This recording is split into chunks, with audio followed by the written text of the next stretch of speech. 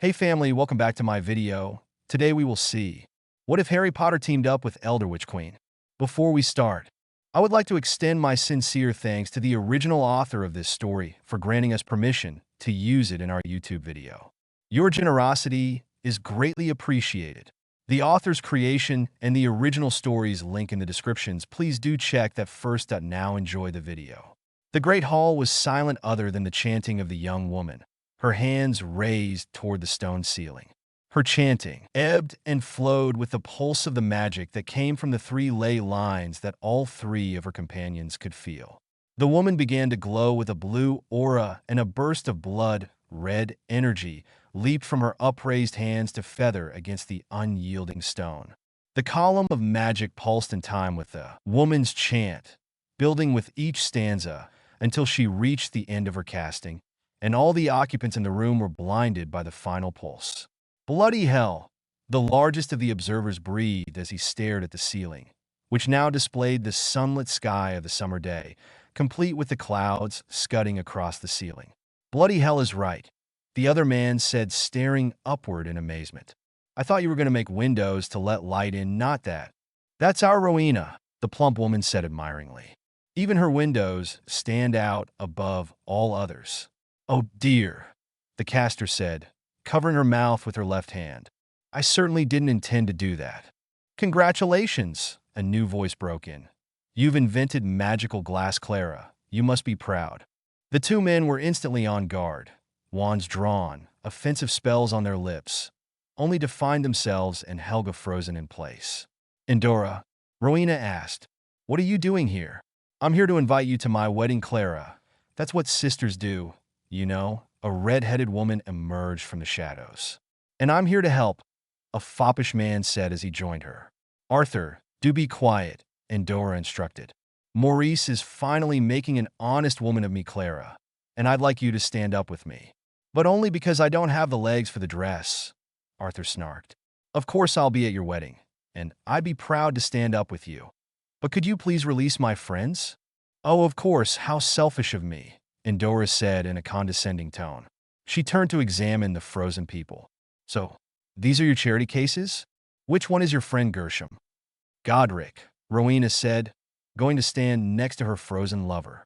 Godric Gryffindor. Release them, Endora? Please.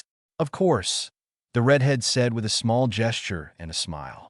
Godric, Salazar, and Helga crowded around Rowena. Are you all right, Rowena? Helga asked. Why are they calling you Rowena? Arthur asked. The woman blushed. I've never cared for the name Clara. When I left to find my adventure, I took on a new name, Rowena Ravenclaw. She seemed to steel herself. Endora, Arthur, these are my friends, Salazar Slytherin, Helga Hufflepuff, and Godric Gryffindor. Everyone, this is Endora, my younger sister, and Arthur, our brother. I always get introduced last, Arthur quipped. That's because I'm the youngest and prettiest. Such power, Salazar said as if mesmerized. How is it possible for them to be so powerful? Good, Godric breathed. I was wondering if I was imagining it. I need to speak with my sister, Rowena said. Will you excuse us? Taking her sister by the arm, the woman led Endora into the seemingly endless hallways of the castle. Such a quaint little place you've built here, Clara, Endora said, breaking the silence between them. What do you and Gilbert intend to do here with your other friends? This is going to be a school, if we ever get it finished, Rowena said. And his name is Godric. A school? To teach young magicals to use their powers, she explained. To prevent them from becoming dangers to themselves and others. Clara, you know you're only building up their hopes. The so-called magicals you get for this school will be the stunted weaklings you've taken to surrounding yourself with. Endora, Rowena said with a sigh. You know I've never been the most powerful witch. Half the time I ruin the things I try to enchant. The ceiling in the Great Hall, the magical glass that amused you so much, is one of my happier accidents. You should see what I did to Godric's hat. You have problems because you don't pay attention to what you are doing, Clara, Endora said quietly. You are as powerful as anyone else in the family. Thank you for that, little sister, Rowena said with a blush. But we both know the truth. At home, I was the pathetic, almost a witch with erratic powers. Here I'm an amazing witch who can do more than almost anyone. and I stand out for being powerful instead of for being weak." Endora nodded. "So, does Gladwin know what he's getting into? Does he know how old you are?" "Godric and I have discussed it, yes. He has a refreshingly different attitude about our situation. He once told me that everyone lives the same amount of time. You are born, and then you die, hopefully well. In between those events are a series of nows. Each person gets a different number of nows, but they can only use one at a time." Endora blinked. "That is an uncommonly wise thing to say. Perhaps this Gervis will turn out to be good enough for you. The question I have is, am I good enough for him?" Rowena took her sister's hand. "When is your wedding? I'll be there." She was too late. The very ground underneath her feet was scorched and smoking.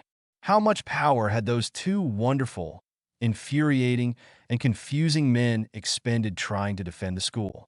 Why hadn't they waited for her? To her left, Rowena heard Helga gasp in horror.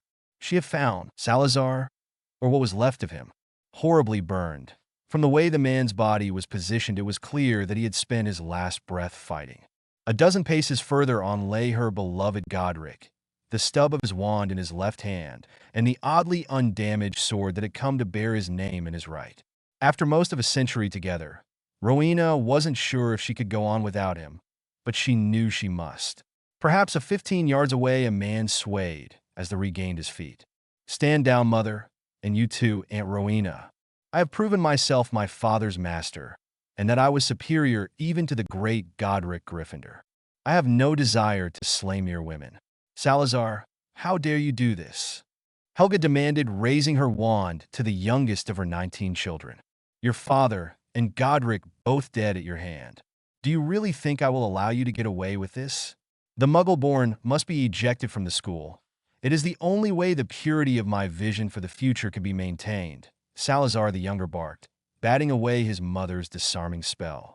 "Father would have supported me if Godric and you two hadn't poisoned him against me." Rowena looked up from her dead husband for the first time. "You killed my husband," she said as her hair began to move as if wind blown. "Of course I did, Annie Rowe."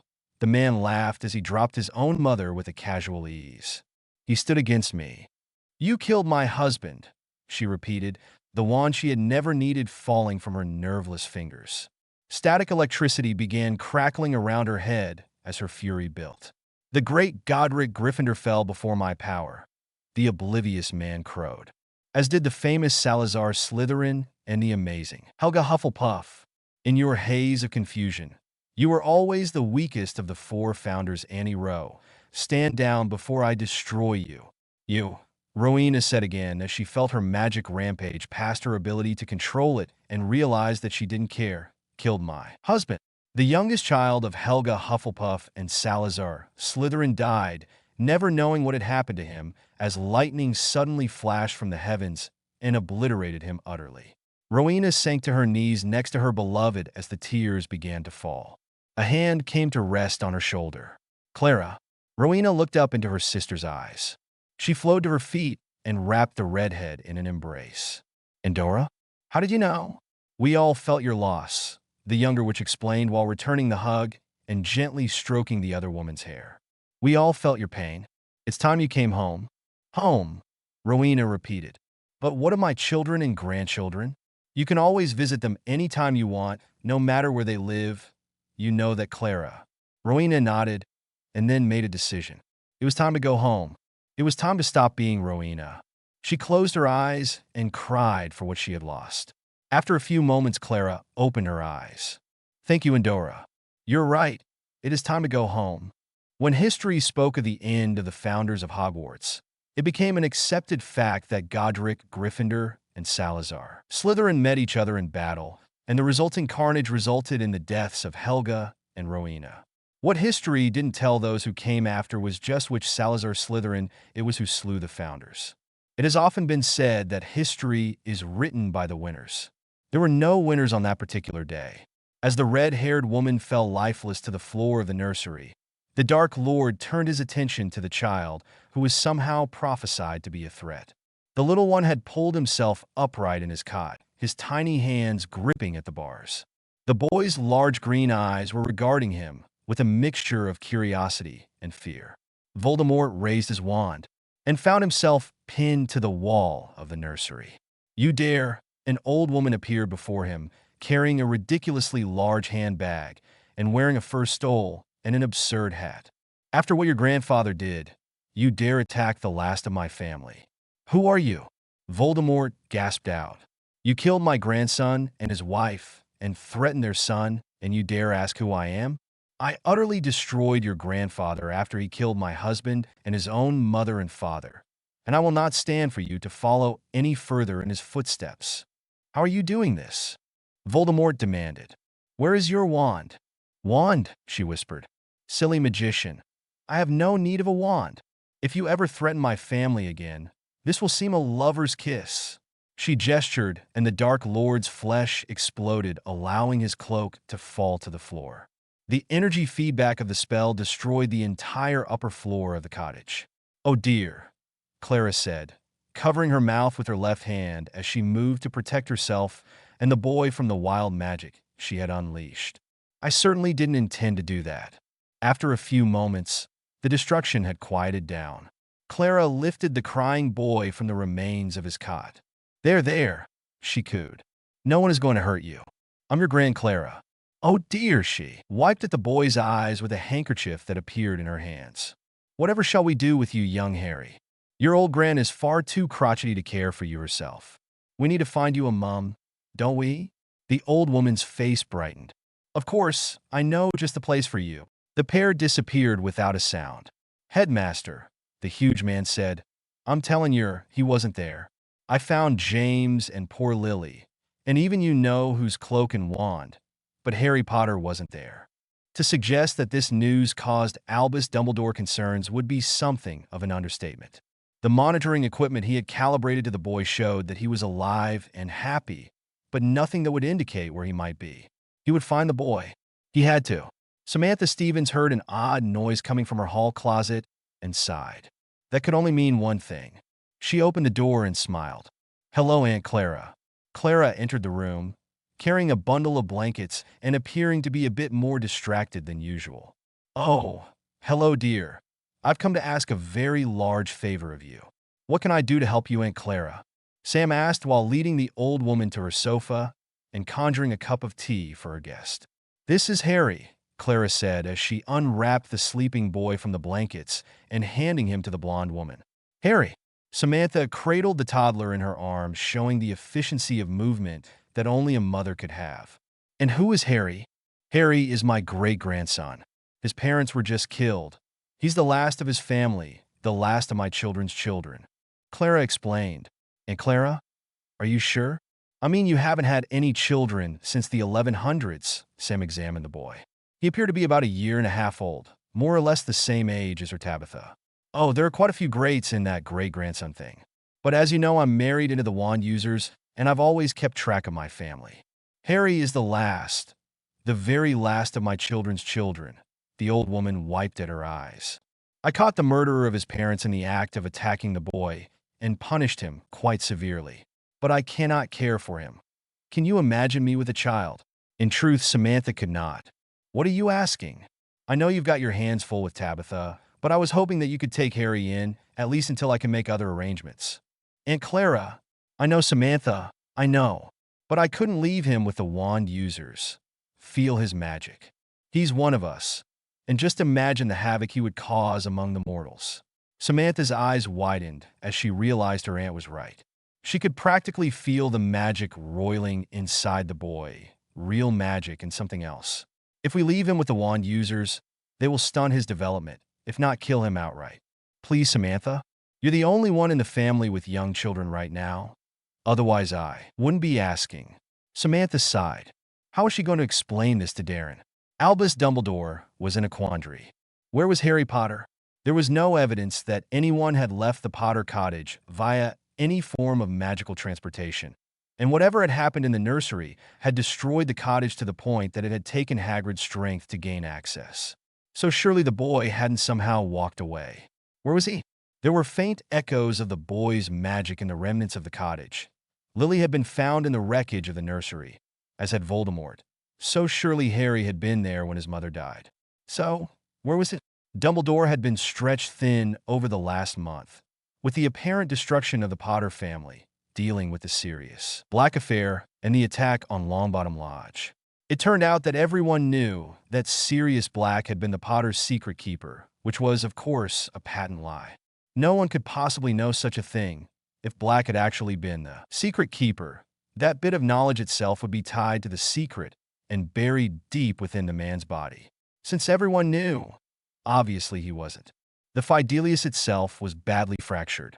The remains of the cottage were clearly visible to anyone who looked, but the knowledge of to whom the cottage had belonged to and who had been living there was still hidden. This showed that the secret keeper still lived. There were those among law enforcement who wanted to lock Black up in Azkaban and throw away the keys after witnesses reported him brawling with Peter Pettigrew in the middle of a London street in an event that left more than a dozen muggles dead. Barty Crouch in particular had been vocal in eschewing due process. At least he had been until the debacle at Longbottom Lodge. Once the Potter's hiding place had been pierced, Frank and Alice Longbottom had bundled young Neville up and fled to family properties in Norway. Frank's mother Augusta had refused, saying that she would never abandon her home. That very night, Longbottom Lodge was attacked by a band of desperate Death Eaters looking to either avenge or find their master. Augusta Longbottom had been murdered, but not before the formidable which had crippled Bellatrix Lestrange by burning her wand arm off and killed a masked Death Eater before the others took her down. After it was revealed that the dead Death Eater was Barty Crouch Jr., Barty the Elder lost his position in short order. Normally, Dumbledore would have recused himself from having any dealings with how magical law enforcement did its job and would have allowed them to deal with Black as they saw fit. But the obvious child of prophecy was missing. If Black actually was innocent, then he could provide some much-needed resources to be used to find the boy. There were protests in the Wisengamot that a sufficiently disciplined mind could fight off the effects of Veritaserum, so the unspeakables were called in. Prior to his dosing with the Potion of Truth, Black was first given a heavy dose of a Muggle muscle relaxant to put him into a euphoric state. Enough of the Fidelius remained that Black couldn't tell them the name of the secret keeper, but he could confirm that he himself was not the keeper. He could also tell the court that Remus Lupin also wasn't the secret keeper. Black was utterly unable to speak of Peter Pettigrew in any way. That was evidence enough. While Black was under the influence, Albus was able to finally confirm something else about Sirius Black. Black most certainly was the one who put the easily traced monitoring charms on the mirrors in the Hufflepuff 7th-year girl showers and hid the receiving mirror in the headmaster's office during the boys' 6th year. For that, Black would pay, but later in a humorous manner of Albus choosing. For now, they needed to find Harry Potter. Black was marshaling what resources he could, which were currently limited, but with the recent death of his younger brother Regulus, Black was being reinstated as his father's heir, and soon there would be more.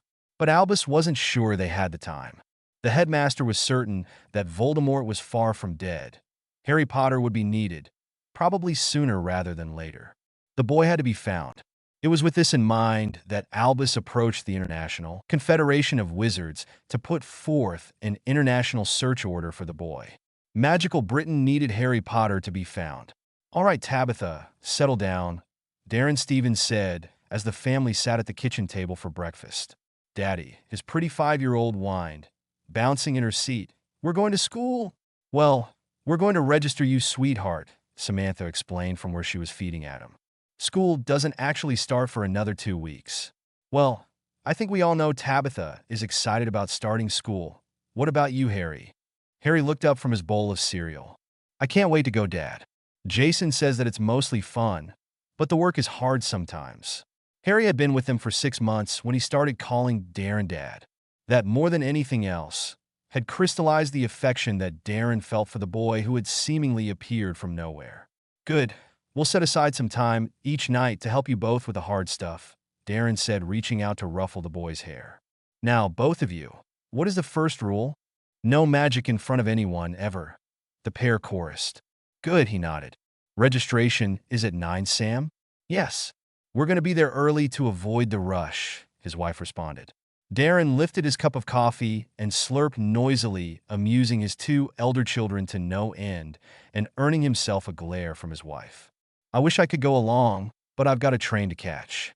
Work, work, work. Oh, yes, Samantha said after she received her goodbye kiss. Off to the salt mines with you. Now then, she continued after Darren had left the room. I need to get Adam cleaned up from his breakfast. Do you two think you can stay presentable until I'm finished? Yes, Mom, the pair said in unison. Samantha's lips twitched into a small smile. She was positive that they practiced doing that. Karina Jefferson had never really thought that being an agent for the U.S. Department of Magic would end up being such a boring job. For some reason, the young woman, who had been third in her class at Salem, had thought that she might be out, wand in hand, defending her nation from magical threats. That belief had lasted until the second hour of her first day on the job, when she had been disabused of that idea. Fighting darks and invaders was the purview of investigators who worked for the Magic Division of the FBI and for special combat units assigned to each of the armed forces. No, excitement was for someone else. Her job was to keep the bureaucracy running. Every day, she would wade through reams of paper and research, sometimes isolating an obscure fact that aided in some unknown function. But most days it seemed that her efforts were pointless. She arrived at her desk and turned on the new computer she had been given to assist in her research.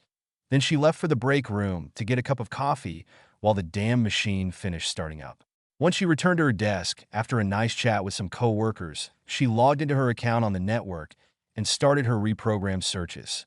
It wasn't until the machine beeped at her, startling Karina to the point where she almost spilled her coffee, that she realized she had gotten her very first hit from the machine. It had identified a designated name in a listing from somewhere. Karina fought against her excitement. It was probably a false positive. They usually were, but maybe. Harry James Stevens had enrolled at Abigail Adams Elementary in Westport, Connecticut as a new kindergartner. Stevens? Karina's search her records. No one named Stevens was on any of the search lists. She dug deeper in the computer's report. Birth, name Potter. That rang a bell somewhere in the back of her mind. Harry James Potter. Yes, a positive hit. Possible kidnap victim. Immediate verification investigation authorized. Expedited reporting to the International was required. Albus Dumbledore himself was to be immediately notified when Harry James Potter was found. Karina blinked. Albus Dumbledore? This one was big. She quickly generated her report and personally walked it up 2 floors to her supervisor, whose eyes bugged out when he read it. The man thanked her for her diligence and rolled the report up, placing it in one of the carriers for the lamps and tubes, and sent Karina's report off to be dealt with. Karina returned to her desk feeling a bit more pleased with her lot in life. Her job might not be adventurous, but she might have just saved a kidnapped victim. Jason Thomas Kincaid sat back in his government dodge, waiting for his partner to return, and tried his best to look inconspicuous. Not an easy task for someone who was 6 foot 6 inches tall and weighed in at 280 pounds. Kincaid had been recruited as an agent by the Magical Division of the FBI when he had been attending Caltech after finishing first in his class at the Seattle Academy of Magic. The training at Quantico had been the most challenging of his life, and he had loved it. Now, 20 years later and the senior field agent in the state, he still loved his job, and more importantly, this case could quite possibly be one of the more important of his career. He shared the FBI's institutional hatred for kidnapping and kidnappers.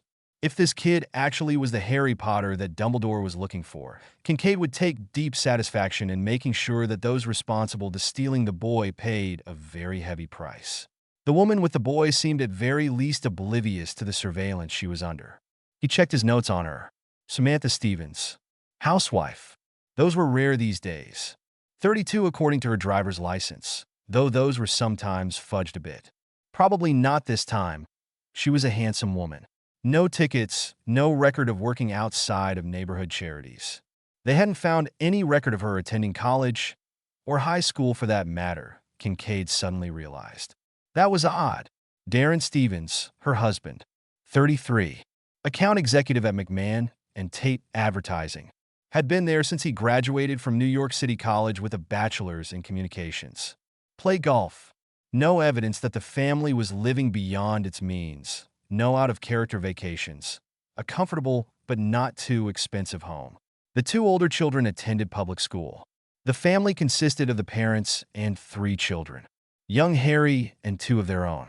Tabitha, 5 years old, and Adam, 16 months. He had verified the hospital records for both of the Stevens children's births. Harry James Stevens, born Potter. Adopted by the Stevens family according to state records on January 23, 1982. The paperwork filed with the state was impeccable. Each page appeared to be brand new and oddly filled out by hand in an odd calligraphy style rather than typed. The newness of the paperwork had raised some red flags for Kincaid until he remembered that the file cabinet he had retrieved it from hadn't been touched in quite a while, if the layer of dust was any reference. Maybe it was the quality of the paper. The boy's parents were listed as deceased, which they were if he was the Harry Potter they were looking for, and evidently Samantha Stevens was a distant cousin to the boy. The passenger door opened, and Leslie Lewis slid into the car. "Well?" Kincaid asked. "The boy's magical all right." "Amazingly so." He pegged the meter of scope, she said while she pulled out her own notes and began making notations. "Weird readings, though. You have to be careful on the lower settings, rookie. If you break that damn thing, the supply weenies will have it taken out of your pay." It was on the adult settings. "I always start high and shift lower." "He indexed higher than I do," she huffed. "At 5? Kincaid asked incredulously, sure that she had somehow fouled up the reading. From a manila envelope on the seat between them, he pulled a wizarding photo of a couple at their wedding. "Well, he looks like James Potter to me." "You were closer. What do you think?" "He has Potter's hair," Lewis agreed. "But up close you can see that under the baby fat. He has Lily Potter's eyes and cheekbones." "Did you get a reading off the woman?" "Yeah," Lewis nodded. "Complete flat line. No detection of anything at all. I've never seen anyone with so little magic." "Well, I'm satisfied," Kincaid said as he watched Samantha Stevens leaving the park, crossing the street while pushing the stroller containing her youngest with a happy 5-year-old on either side. "The boy is Harry Potter. Time to call the boss for instructions." Samantha opened the door to find a man and a woman, both dressed in suits on her doorstep. She offered them her best smile. "Can I help you, Samantha Stevens?" the taller of the two asked. "Yes," she answered, wondering just what was going on, but she maintained the smile. "This is Special Agent Lewis, and I'm Special Agent Kincaid," he said, offering her his ID. "We're from the FBI. We would like to speak with you and your husband." Samantha regarded the offered ID. "I had no idea that the FBI even had a magical division. Would you like to come in?" The agents exchanged a look. Their IDs were charmed, so that only a magic user could see what department within the FBI they worked for. But this woman had tested out as being a magically null. That was very odd. They followed the young woman into her home and took the offered seats in the home's living room. "Darren," the blonde called. "Could you come in here, please?" Darren Stevens entered the room, wiping his hands on a dishcloth. "Who was at the door, Sam?" he asked before spotting their visitors. "A pair of special agents from the FBI," Samantha said. "If they weren't magical, I would be asking what you and Larry have been up to." "So," she asked after Darren was seated, "what can we do for the FBI?" "We're here about Harry Potter," Kincaid answered. Tabitha led Harry, who was carrying Adam, into the living room from the kitchen. Adam finished his carrots, Harry called as he entered. Upon spotting the visitors, the children smiled and made their way quietly to a small table set up for them in the corner of the room. "Harry Stevens," Samantha corrected. "My husband and I adopted Harry through the Witches' Council 3 years ago." Kincaid paled. "The Witches' Council?" he asked weakly. "Yes. What could you possibly want with Harry? He's only 5. "Mrs. Stevens," Lewis said once she noticed that her partner was suddenly speechless, though not really understanding why.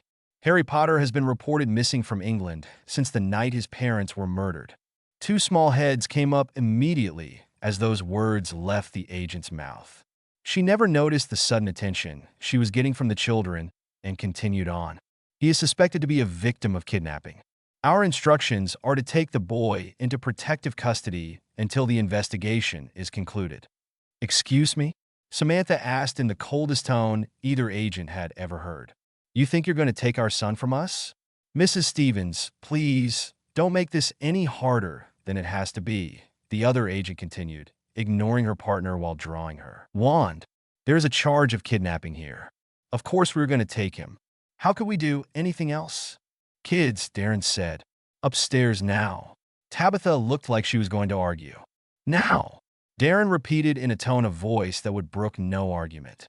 Harry reached out and put his hand on his younger brother, and the pair vanished without a sound. Tabitha looked angry at being dismissed. "Nobody is taking Harry from us," she said before she vanished as well. Leslie Lewis goggled at the now empty table. "Silent apparition? By children? But that's Lewis," Kincaid hissed, finally regaining his voice. "Shut up." A puff of billowing smoke appeared behind Samantha. Lewis tried to raise her wand and was utterly shocked when she found she couldn't move. "Samantha, is there something wrong?" Endora asked as she materialized. "I felt your anger all the way in Paris. These FBI agents are of the impression that they are going to take Harry away from us, Mother," Samantha said, while attempting to rein in her anger. Her mother's presence seemed to calm her. "Oh," Endora smiled. "Do you have plans for the bodies afterwards?" Dr. Bombay is always on the lookout for potions ingredients. "There won't be any bodies, Mother."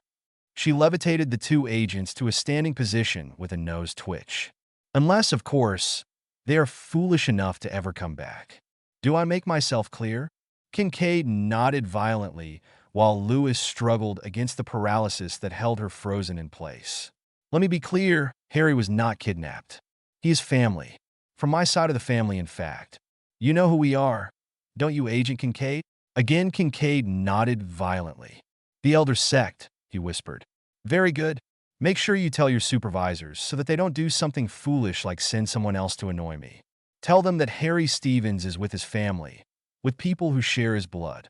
There may be people more closely related, but those people aren't capable of teaching him to deal with the magic he had access to without doing major damage.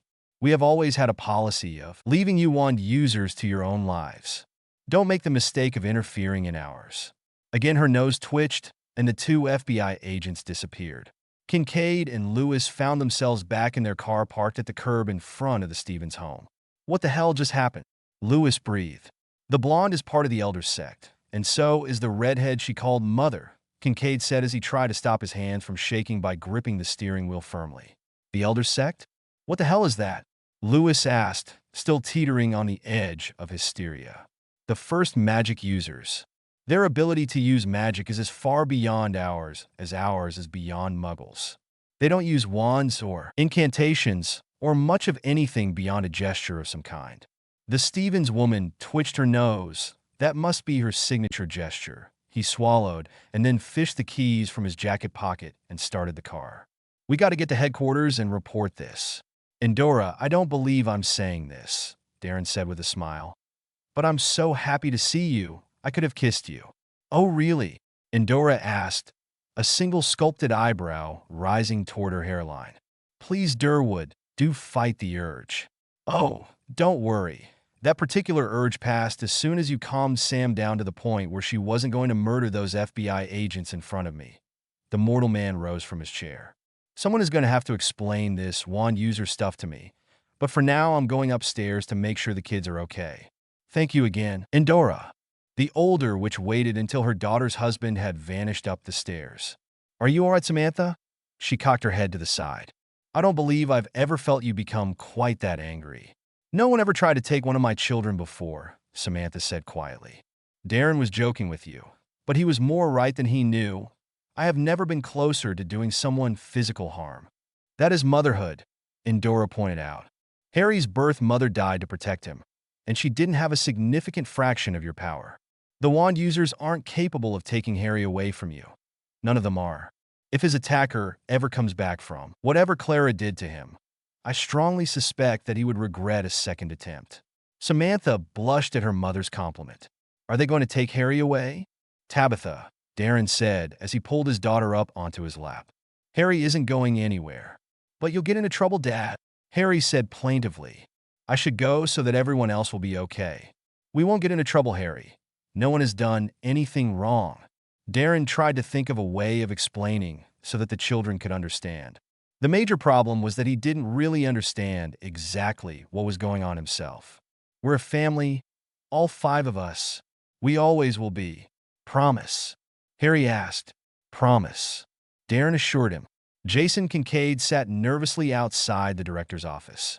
His supervisor had listened to the story that Kincaid and Lewis had told, and then kicked the report upstairs.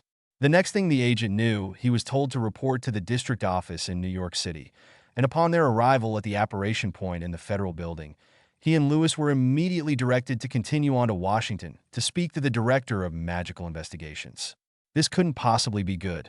Leslie Lewis was in the middle of convincing herself that nothing had happened and that everything she had experienced at the Stevens home was some sort of hallucination.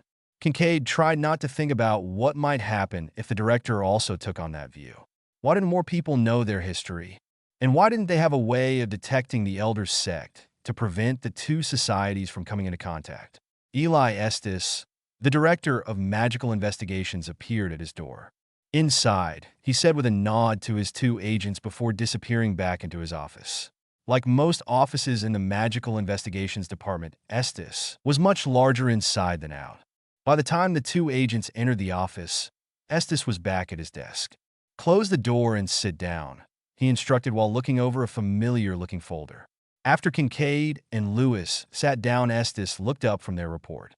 "I'm having trouble wrapping my mind around the idea of a member of the Elder Sect living in the suburbs of Westport, Connecticut, and raising a family, with the Brits' missing magical savior as an adopted son, no less." "I know, sir," Kincaid agreed. But the woman scanned as a magical null, but was still capable of seeing that our IDs were shrouded in magic. She paralyzed Lewis with a gesture and then levitated both of us before forcing something like apparition on us to send us away. "With no wand?" Estes asked. Before the senior agent could answer, both his and Lewis' chairs were shoved away from each other as a larger, more opulent chair suddenly appeared in the space they had just cleared. Sitting in this new chair was the red-haired woman from the Stevens home. "Of course there was no wand," she said dismissively. "My daughter quite clearly identified herself as a member of the Elder Sect." Estes sat back in his chair in shock that this woman had somehow pierced all of the protective wards designed to keep unwanted visitors out. The briefing he had gotten on the Elder Sect had been superficial at best, so he decided to carry on as best he could. "We apologize for the intrusion into your daughter's home, but we are investigating a reported kidnapping. I am Eli Estes, the Director of Magical Investigations for the FBI, and you are?" "I am Endora of the Elder Sect, and there was no kidnapping," the woman said in the manner of someone used to being questioned. "Young Harry's birth parents were killed by a minor magician seeking immortality, and this Voldemort was punished for his presumption by my sister, Clara, who is the boy's grandmother. Clara then brought the boy to my daughter, her niece and Harry's cousin, to care for him. Samantha and her mortal husband adopted the boy and are raising him as their own." "I see," Estes said, while not really believing any of this was happening. "Grandmother, you said?" "The British say that all of his grandparents are dead. I may have left out a few greats in calling Clara his grandmother. 1,000 years worth or so," Endora said with a small smile. The three wand users in the room blinked at the admission of such a lifespan. "We will of course inform the International of your family's desire to be left alone," Estes said warily. "However, the Brits have a history of ignoring the rest of the world, and they have a fair amount of political capital tied up in finding the Potter boy. The British were the source of the last conflict between our two societies," Endora sighed. "Hopefully that doesn't happen again." "Dumbledore!" Albus looked up from the briefing papers he was reviewing prior to the meeting he was chairing for the International Confederation of Wizards to find the Yanks' Secretary of Magic striding toward him with a look of fury on the man's face. While angry voices were far from unusual at these meetings, it was fairly unusual to have anyone direct their anger at the Supreme Mugwump. "What the hell are you playing at, Dumbledore?" "I'm sure I don't know to what you are referring, Donald," Albus said pleasantly. "Your international warrant for Harry Potter," the American said, slapping a file folder in front of the Supreme Mugwump. "We found him. You might have mentioned that he was with members of the Elder Sect." "What? The Elder fucking Sect," Donald Murphy said, emphasizing each word so as to make his point. "When the Potter boy showed up on our searches when he enrolled in school, we sent a pair of agents to investigate. We found your boy, absurdly powerful for a 5-year-old, just as you said he would be. Then my agents approached the family with your kidnapping charge, which wasn't taken well." Murphy gave the chief mugwump a disbelieving look. The agent in charge has been in the field for 20 years, Dumbledore, and has seen things that would probably curl even your hair. He came from the meeting with that family terrified at the power they casually throw around. They made one thing crystal clear. They want no contact with us, and Harry Potter is not to be approached. Murphy reached out and tapped the file folder he had placed in front of Dumbledore earlier. All the information we have on the boy is right here. I'm informing all of my counterparts worldwide of the situation. Don't ask for any more help on this topic unless you really want to be laughed at. Murphy stepped back from the table and fixed Dumbledore with an appraising look. When you ignore this family's demand that we leave them alone, and we both know that you will, please, for the sake of international cooperation, try and get them to kill you in a manner that doesn't leave a body that I will have to investigate. I'd really appreciate that. Dumbledore sat and watched Murphy stride away before he opened the file folder. Now that Potter had been found, what was he going to do about it? Harry concentrated on keeping the ball suspended in the air in front of his eyes. That's very good, Harry, Samantha said, a smile curling her lips. I believe you've broken your old record. Thanks, Mom, he said, breaking her heart just a little bit. Harry had returned from his first week in kindergarten and announced that only babies call their mothers mommy.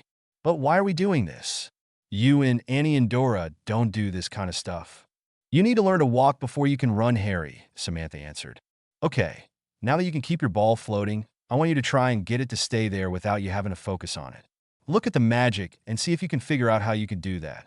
Harry looked past the physical world as he had been taught to be able to see the magic holding the ball. There had to be some way of getting the ball to hang in the air without his needing to stay focused on it. As he usually did when trying to do things with magic, he visualized normal items and used their images in his mind to make his magic do what he wanted it to do. In this case, he imagined a push pin like they used at school to attach papers to the corkboard. The boy's concentration was rewarded with an ethereal push pin that hung in the air before his eyes.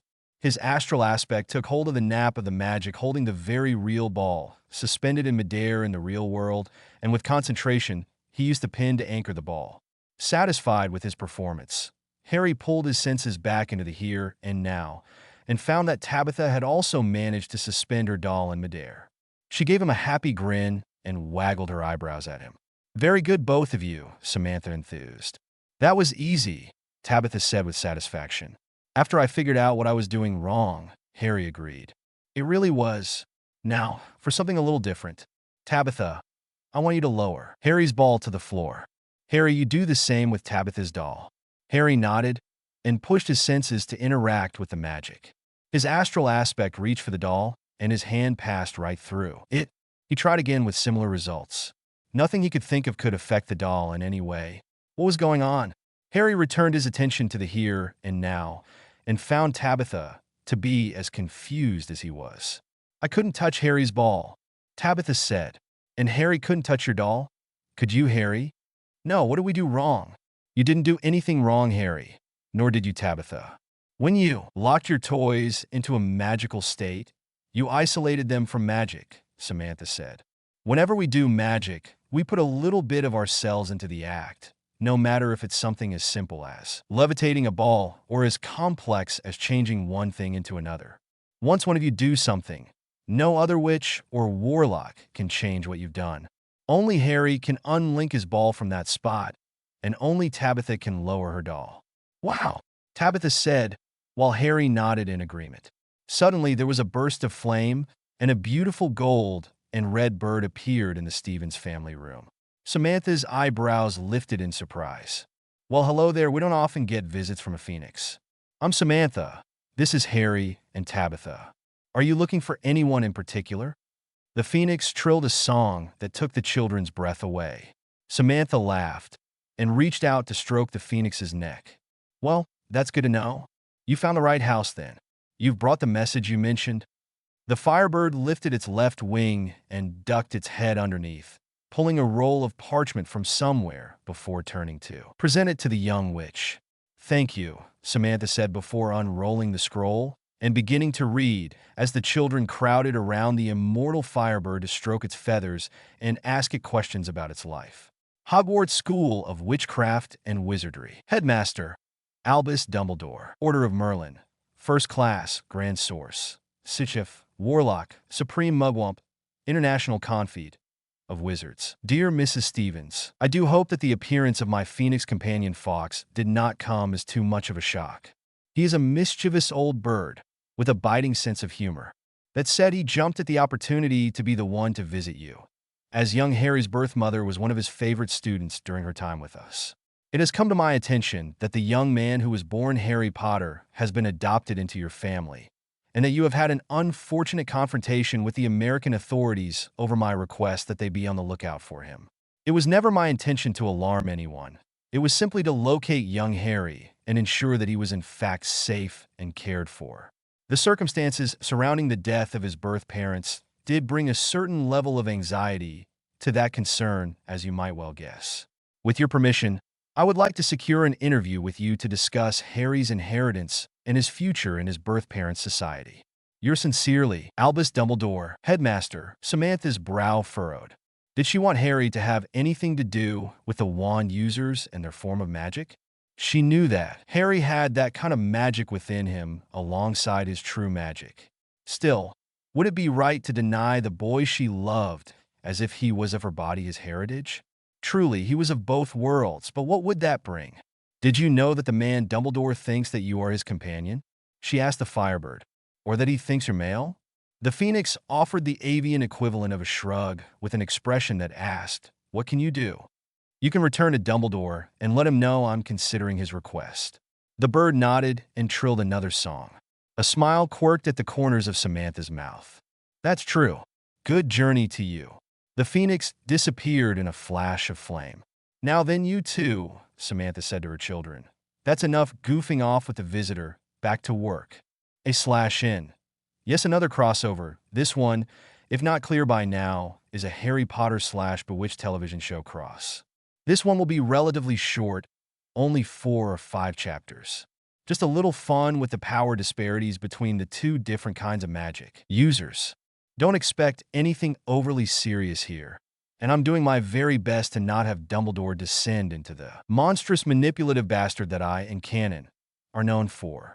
To be clear, the Potters are descendants of Rowena, Clara, and Godric. Rowena raised her children to be wand users like their father and thought that wand-based magic was all they were capable of.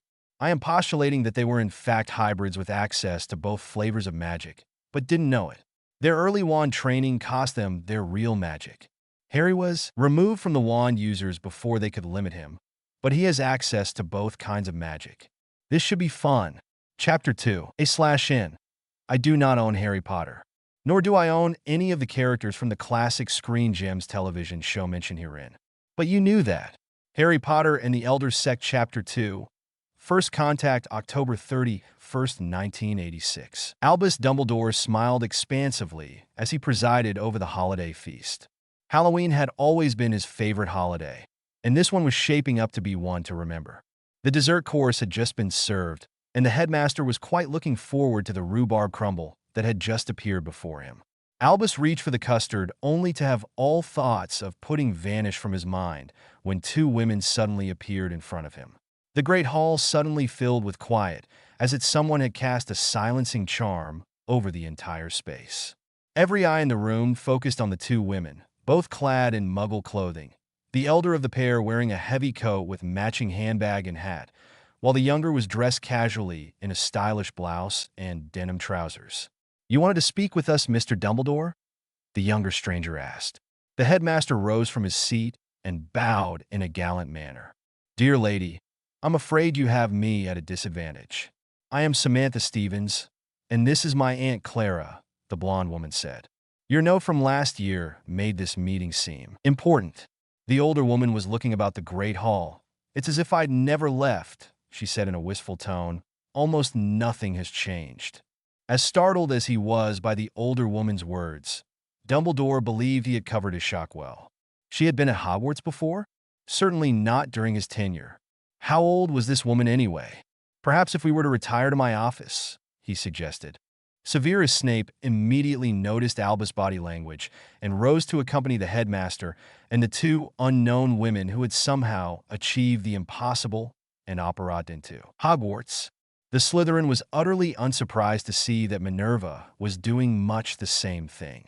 She was, after all, Alba's handpicked successor. Still, there was something about these two women. It was more than just the way they arrived at the castle. There was something about them that brought to mind, no, surely not. He was imagining things. How dangerous could these two women really be? They could not be, could they? Sirius ran his hand through his unruly curls and his mouth went dry as he watched the tall blonde in her disgusting muggle clothing walking along with the older woman on her arm. She was dangerous. There was no longer any doubt in his mind. This woman was Sevi, such a whinging bitch. A much-hated voice broke into his contemplation of the two strangers. So full of himself, he makes me itch. Peeves, Dumbledore thundered, seemingly enraged that the poltergeist would intrude on a meeting of such importance. You will, Peeves, the older woman gasped. The effect of the woman's words on the incarnate spirit of distraction was as immediate as it was amazing to Sirius. The poltergeist froze in midair before slowly rotating in place to face the old woman. Lady, the specter asked incredulously before moving to the woman's side and taking her hand in both of its. Our lady has returned? I'm only here to visit, the woman said. This is my niece Samantha. Samantha, this is Peeves, one of my happier accidents. How do you do, Peeves? The tall blonde asked, as if speaking with poltergeists was an everyday occurrence. I'm always happy to meet one of Aunt Clara's friends. Sirius blinked and again attempted to gain control of his hair. The insufferable geist was somehow the responsibility of this strange old woman Clara. How have you been, Peeves? The old woman asked. Peeves is doing well in everything he tries, the geist answered in rhyme, as it so often did. Defending Hogwarts, Peevesy is, and fighting all the lies. What lies? The blonde asked. The lies they tell of Master Salazar, Peeves answered. Lies that have been told so long and spread so far. They tell that Slytherin struggled with the others of the four, and that he and Godric fought a war. What? How could anyone believe anything so incredibly foolish? Salazar and Godric were like brothers. They died side by side, each defending the other. The woman named Clara asked incredulously. The living only believe what they have read, the guy said sadly, and never listen to the dead. Then Peeves perked up. Our lady has returned. I must tell the others. I'm off now to find my brothers. The poltergeist vanished into the stone wall, leaving behind the goo that it was renowned for. You know Peeves? Minerva asked, using her famous Gryffindor trait of stating the obvious as a question while the quintet resumed their journey to the headmaster's office. I'm afraid that I'm responsible for Peeves, Clara admitted. Salazar wanted an imp for one of his defense classes but couldn't find one, so I sort of summoned him for a short time, I thought. I never imagined he would last so long. Madam, Sirius said, once again sweeping his hand through his hair, attempting to get control of his blonde curls. You keep using the name Salazar. Surely you are not claiming to have known Salazar Slytherin, the greatest of the founders of Hogwarts. The greatest of the founders? Clara smiled. That title has survived all these years? Salazar proclaimed himself the greatest of us on my wedding night when he managed to drink Godric into a stupor. Helga and I let the pair of them suffer through their hangovers the next day as punishment. Neither of them could brew worth a damn, so they were totally dependent on Helga for their potions. And we have arrived, Dumbledore announced as he stopped before the gargoyle that guarded the entrance to his office, cutting off the conversation. It was obvious that Dumbledore was a bit surprised when the gargoyle did not move aside for him automatically. It was only then that Sirius noted that the statue seemed to be staring wide-eyed at the woman who claimed to have known the founders. Oh, Beeldred, the woman said, as she stroked the gargoyle's head with her left hand. Look at you. You're looking so well. She then seemed to notice that the Hogwarts staff was staring at her. Oh dear, could you move aside, please, Beeldred? I think there is a meeting I'm holding up. At her request, the gargoyle all but leaped to one side to allow access to the moving staircase. Dumbledore gestured for the two visitors to precede him up the stairs before following himself. A quite flustered Minerva followed the headmaster, and Sirius brought up the rear. Who were these women? Why were they here? The older woman, She spoke of Salazar and Gryffindor and Hufflepuff as if and she claimed to have created the Geist, and that damned gargoyle obeyed her as if. No, just no. It just was not possible. By the time Minerva entered the headmaster's office, she found the two visitors seated in front of Albus' desk. Who were these two? And how did the older one know so much about Hogwarts? That thing with Peeves had so flustered the witch, Minerva could hardly concentrate. Then, yet another surprise piled on when the Sorting Hat chimed in. It's about time you came back. Minerva could see that Dumbledore's shock at the Hat's unsolicited comment. She knew that the Hat was not always silent between sortings. However, it rarely spoke unless it was first addressed. Whatever it is you want to speak about, it will have to wait, Hat, Albus said quietly. The Hat contorted its shape to offer the impression of a face. I wasn't speaking to you, Albus. I thank you for coming, Mrs. Stevens, Albus said as he settled into his own chair, clearly perplexed by the Hat's comments. I appreciate the chance to discuss Harry's inheritance and his future in his birth parents' society. The name Harry pulled Minerva from her daze. There was only one Harry Albus ever spoke about. These people had Harry Potter? Potter. Snape sputtered, while pushing his hair from his face. The head of Slytherin House had obviously made the same connection. This is about Potter? You are actually negotiating to get that pampered princeling to attend Hogwarts. I don't care for your attitude, sir, the blonde woman said in an ice, cold tone. My son is neither pampered or a princeling. She turned to Dumbledore and continued. Who is this ill-mannered oaf, Mr. Dumbledore, and why is he here? I apologize for my associate's lack of manners, Mrs. Stevens, Albus said with a hopeful smile. Allow me to introduce Professor Minerva McGonagall, my deputy and Hogwarts Transfiguration Mistress, and Professor Severus Snape, Hogwarts Potions Master and head of Slytherin House. Minerva found herself nodding to the young woman, while Severus simply glared as Albus continued. I assure you that Severus does not represent Hogwarts in this discussion. Yet he is still here, Stevens noted. Head of Slytherin House? The older of the visitors asked. Truly? Salazar would be crushed to learn that the guiding aspects of his life have come to be so ignored by those who claim to honor his name. How dare you, madam? Severus demanded, standing from his chair. Sit down, Snape, the Sorting Hat interjected. You have no idea whom you are speaking with. Again, the Hat inserting itself into the conversation shocked Minerva. Something very odd was happening, but she was not sure what. I do apologize for my colleague's reaction. I must say, Mr. Dumbledore, none of this is doing anything to convince me that this culture has anything to offer my son. The blonde said simply. You present to me a grown man who is driven to unthinking insults by the mere mention of a child's name. And then you tell me that not only is he a teacher at what purports to be Britain's finest school of wand magic, but he holds a position of some higher authority? He then screams at a guest in your office, and it falls to an enchanted hat to chastise him, and to your deputy to offer a rather limp apology while you do nothing. And still the belligerent oaf remains.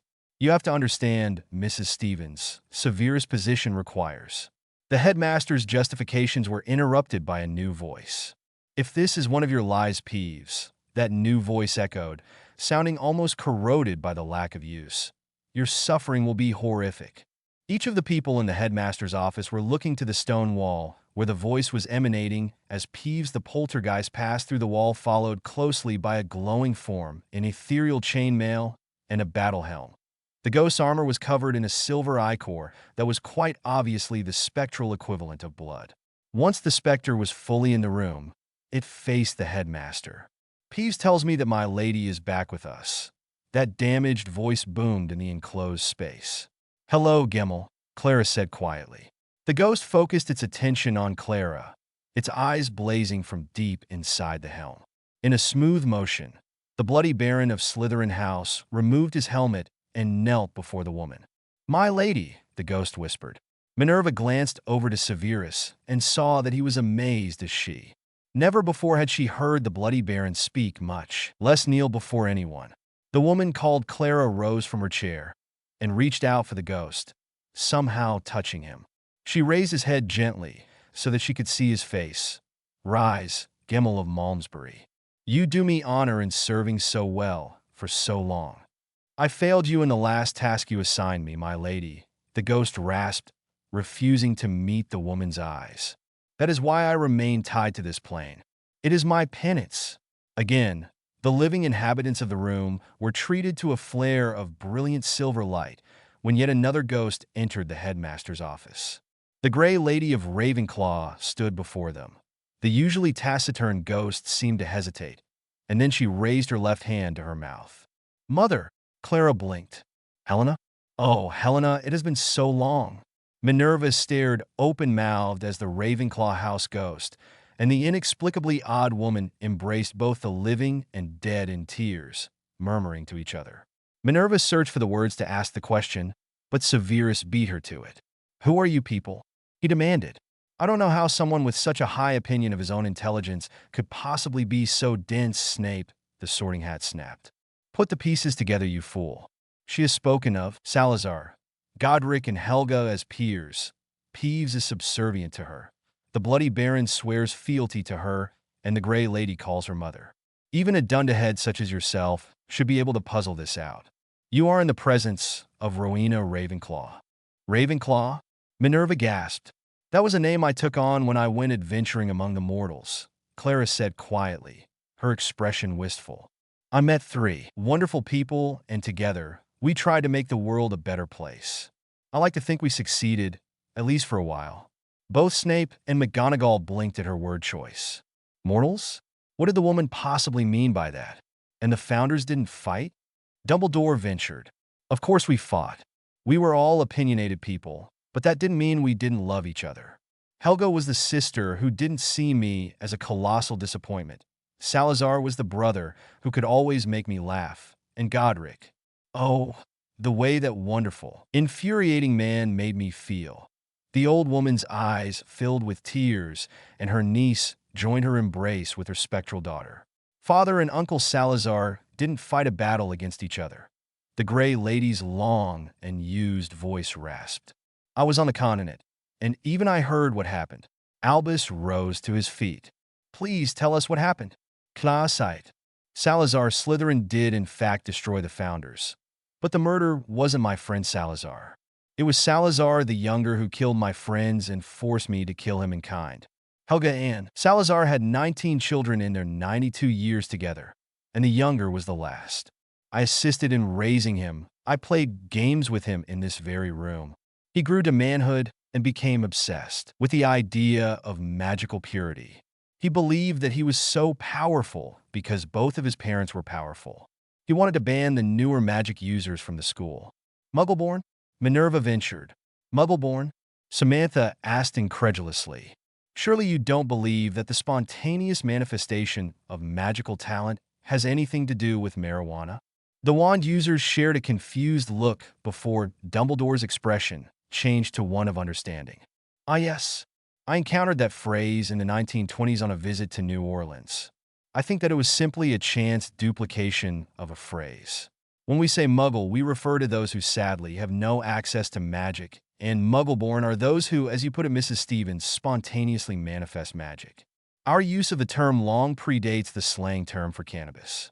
"That's where I encountered the term as well," Samantha smiled. "I wonder if we might have crossed paths back then?" His eyes twinkling, Albus shook his head. "I like to believe I would recall a young woman as attractive as yourself, Mrs. Stevens." Snape snorted at that. Dumbledore ignored his potion's master and continued. "You were saying Lady Ravenclaw? I blame myself for what Salazar the younger became," the old woman said with her eyes downcast. "He was so very powerful as a child, I came to believe that he might be a newly emerging elder, so I took him aside and taught him separately from the other children in the castle. I was wrong. His skills plateaued rather early, but he was still quite powerful for a wand user, his parents' son after all. As he grew older, he decided to believe that the newer magic users taking his magic caused his limits. He wanted them banished, if not destroyed outright. And the founders disagreed?" Minerva asked. "All of the founders?" "Yes, of course. The whole point of the school was to train young magicals so that they weren't a danger to themselves or others. Most of the major witch hunts of the time were sparked by a young child suddenly manifesting their power." The old woman's eyes focused in the distance, as if she was straining to see the events she was describing. The arguments between father and son escalated until Godric joined in on his oldest friend's side. The younger became infuriated at that, and one day, when both Helga and I were away, he attacked the castle. When Helga and I returned, we found that he had killed both his father and my beloved Godric. "Oh my," Minerva murmured. Helga moved to avenge our men, while I tried to understand what had happened. I was never all that quick to deal with emotional distress, you see, and while I was shocked into an action, Helga was slain by her son. "So, what happened?" Dumbledore asked. "I'm ashamed to say that I allowed my anger at the loss of my husband to overwhelm me. I destroyed Salazar the Younger utterly," the old woman said quietly. "I destroyed the son so thoroughly as to not even leave a body. So I am likely to blame for the destruction of the father's reputation over the years." Silence reigned in the headmaster's office for several moments before Clara once again spoke. "I never expected this old castle to affect me so. If you will excuse me, I believe I would like to explore my old home for a while and speak with my daughter and her betrothed. There is still the reason for our visit to deal with after all, and Samantha is Harry's mother now." Samantha waited until her aunt had left the office before speaking. "Your note asked for an opportunity to discuss Harry's inheritance and his future in his birth parents' society. But your staff here both seem to think that your goal is to convince me to have Harry attend your school. Harry's inheritance is my primary reason for my asking for this meeting, I assure you, Mrs. Stevens," the old man said, his eyes twinkling. "And I believe that his association with his birth parents' society could best be served by his attending Hogwarts, as his inheritance provides for." "And why would he need to attend this school?" Samantha asked. "Why, for the education, of course," Minerva responded. "Harry will need to know how to discipline his magic before it can do harm to himself or others. Our school system back home is wonderfully well-rounded, far more so than what you offer here," Samantha pointed out. "And I have arranged for my children's magical education with some of the finest tutors available today. Given what I have seen here," she paused to glare at Snape, "where you inexplicably employ a man who is prone to raging insults at the mention of my son's name, this is not something you can offer." "Hogwarts," Minerva said stiffly, "is without peer. We are the finest institution of magical education in the world." Samantha locked eyes with the other witch. "You don't understand, do you? You've accepted that Aunt Clara was your Ravenclaw, but you haven't made the connection to what we are." "Amazing. Fine, I suppose I will have to show you." The blonde woman checked her watch and then raised both her hands to shoulder level. "You will notice I'm not holding a wand," and she twitched her nose. The foursome found themselves in another place. All three of the wand users tried to go for their wands, only to discover that other than their heads, they could not move. "This is my family room, at my home in Westport, Connecticut," Samantha said quietly. "In our current states, we are quite invisible and intangible. My mother is about to start a lesson for my two eldest children, Harry and his sister Tabitha. The children are unable to see or hear us, though my mother is quite capable of both, though she will likely ignore us and carry on with her lesson. Watch and listen, then you can tell me if your Hogwarts can match the education Harry will get with us." "Today," Endora announced, taking her cue from Samantha's explanation and paying no attention to the invisible visitors in the room, "we will looking at self-transformation." "Self-transformation?" Tabitha asked. "What's that?" "Transformation," Harry corrected her. "It means to change from one thing to another." "I rather suspect that both of you have already done this once or twice," Endora noted. "At your age, it's important that you have a good grounding in the technique before you change yourself into some inanimate thing, and then the rest of the family will spend a few weeks looking for you. That happened to your Uncle Arthur. When he was about your age, he decided it would be fun to transform himself into a sword, and the next thing we knew, my boyfriend Alaric had picked Arthur up, and my younger brother was being used to sack Rome." "Cool," Harry said. "Annie and Dora could be scary sometimes, but she always had the best stories." "Alaric?" Tabitha asked with a single raised eyebrow. "I was going through a bit of a rebellious phase," Endora said with a shrug, "and there was nothing like a Visigoth to annoy father. You will find out about things like that in a few years, Tabitha. For now, however, let us see what you can do. Something simple to start with. Let me see what kind of puppies you two would make." "Thank you, Mother," Samantha said as she ended her spell, causing the Hogwarts staff to find themselves in the headmaster's office and once again capable of movement. Animagus transformation by children? Minerva asked incredulously, the image of two golden Labrador puppies frolicking in that well-appointed room still foremost in her mind. How is that possible? That wasn't an animagus transformation, Samantha corrected, remembering the term from lessons from her own childhood, and understanding for the first time the spectral cat at the feet of the other woman. That was basic self-transformation, something, as my mother suggested, they had both most likely already done on their own once or twice. "I had no idea," Dumbledore admitted. "How powerful is the boy?"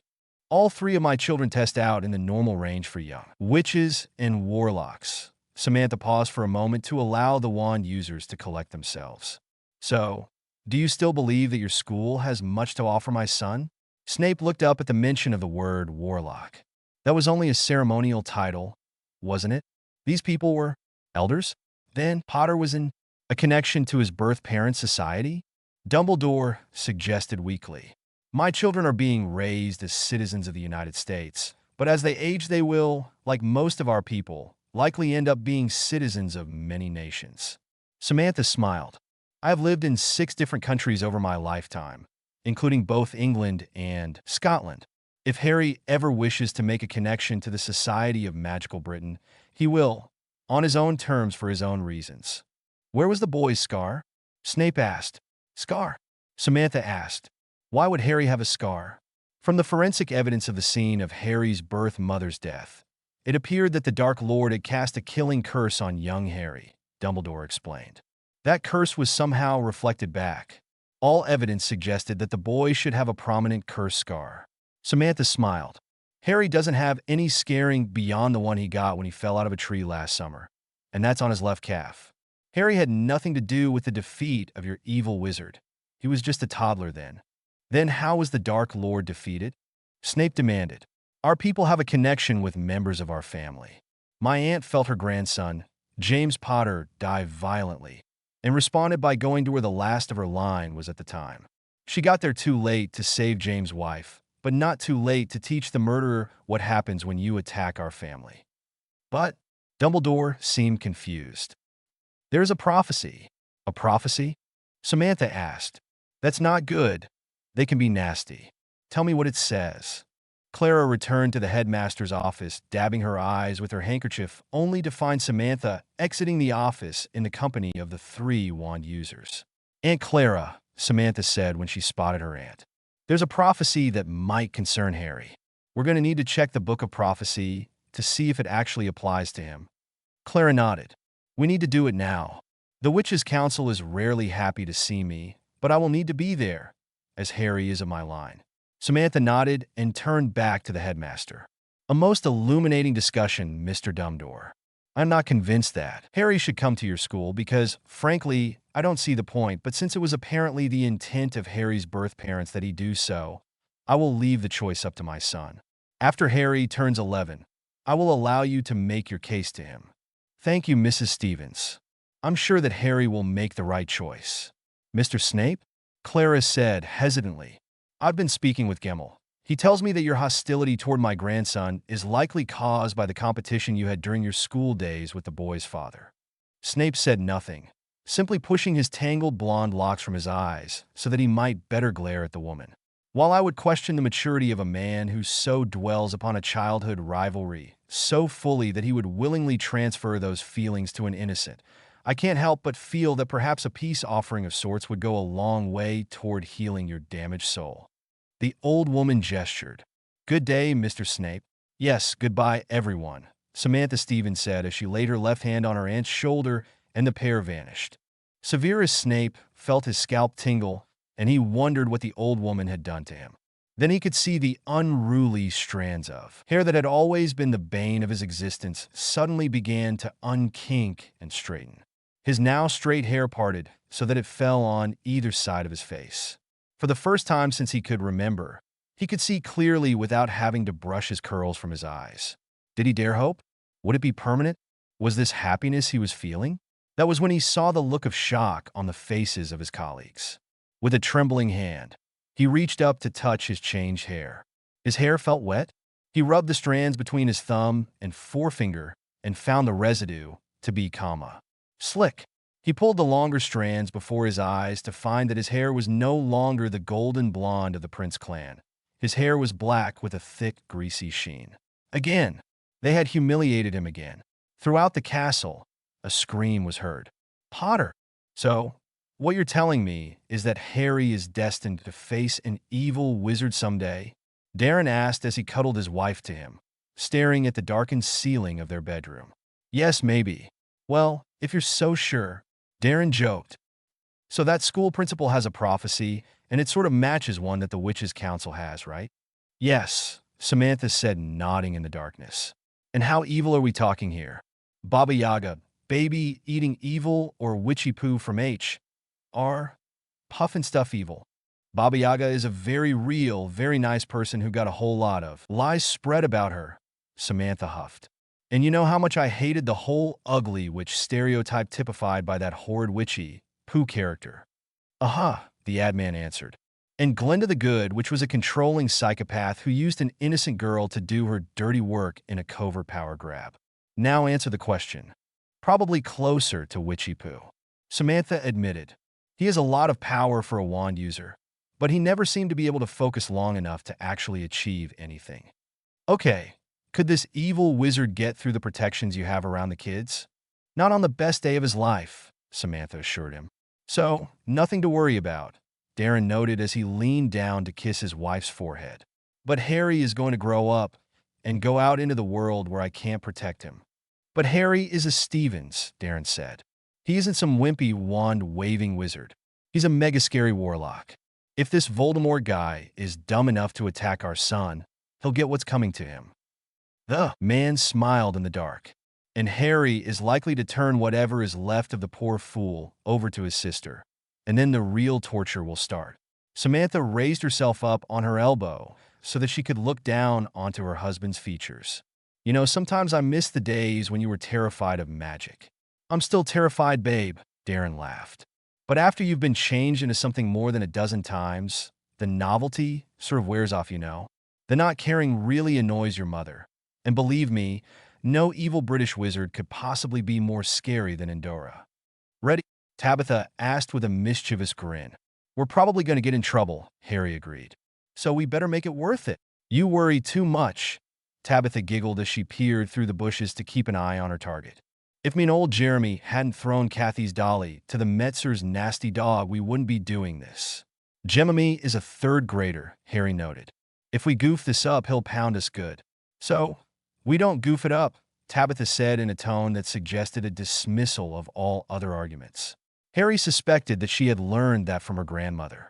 Annie and Dora could be really scary when she wanted to be. Okay, fine, Harry decided. Jeremy was a big jerk, and he needed to be taught a lesson about messing with people smaller than he was. Harry concentrated for a moment, picturing the scariest thing he could imagine. Cool, Tabitha breathed when she saw what he had done. Where did you come up with that from? Dunno, the transformed Harry rumbled. A scary monster I sort of remember from an old story. Tabitha's brow furrowed. What old story, she asked. I don't remember one with a monster like that. You know, Harry explained, trying to remember where he had heard of trolls for the first time. The story with the big deer, the dog, the wolf, and the rat. They fed the spotty get to the troll, and the troll got sick. I don't remember that story, Tabitha said, shaking her head, while wondering what a get was and how one got spotty. But you look really scary and cool. I'll try that too. Gladys Kravitz stared in horror. She had just noticed the two oldest Stevens kids hiding behind their mother's viburnums and had been about to open the window for a better view of what the pair might be up to, when the boy, Harry, was suddenly replaced by a huge beast with a club. A scream died in her throat as the girl, Tabitha, looked up at the troll-like thing, spoke to it for a few moments, and then transformed into a similar beast herself. Then the pair of horrific creatures leaped snarling out onto the sidewalk, where Jeremy Jacobs was walking with a pair of his friends. Gladys felt like an icy fist had closed around her heart. Was she witnessing the murder of 3 young boys? Abner! Gladys screamed as she raced through the house searching for her husband. Abner! What is it, Gladys? Abner Kravitz asked as he entered the kitchen from the attached garage, wiping his hands on a shop towel. Monsters, Gladys gasped as she wrapped him in a hug that threatened his ability to breathe. The Stevens kids, they changed to monsters and attacked Jeremy Jacobs. Gladys, Abner said, softly stroking his wife's hair in an attempt to calm her. Those kids are a bit rambunctious, but they're hardly monsters. No, she insisted. They changed. I saw them. One minute they were children, and then they were huge, hairy beasts. That sounds more like teenagers than monsters, Abner quipped. Look, Gladys, I was out in the garage. There weren't any monsters. On the street, I heard the kids screaming and yelling and kicking up a fuss, but that is just what kids do. Abner, I swear. Gladys, look, Abner said as he guided his wife back to the window that looked out into the street.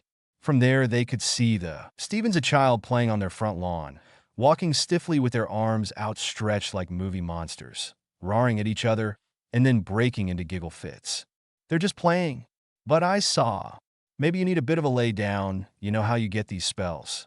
Ever since the Stevens moved in, Gladys complained as she allowed herself to be led away. Welcome back to Hogwarts, Sirius. Thank you, Albus, the new head of House Black said as he took his seat. It had not been easy to get this meeting. It had taken almost Malfoy-level throwing his weight and bank account around. The more Dumbledore had not wanted to talk to him, the more Sirius was convinced this conversation needed to take place. So, what can I do for one of our more illustrious graduates? Black's eyes narrowed. Albus was really laying it on thick. You know, Albus, the funny thing about being a Hogwarts graduate is that everyone thinks they know you, and people you have almost no association with will tell you things. Things, the headmaster asked. Interesting things, Black confirmed. For example, I am told that you're going to end up with a budget surplus this year. We were lucky in a few bequests, Dumbledore nodded. And I hear that you're going to need a new defense against the dark arts instructor in the fall. Sadly, that is also true. Auror Blankley has passed his physical and is looking forward to returning to active duty with the Force. The old man's eyes took on a sly look. Would you be hinting at an interest in the position? Oh, Albus, no. That wouldn't be a good idea, Sirius smiled. The issue, of course, would be seventh-year girls.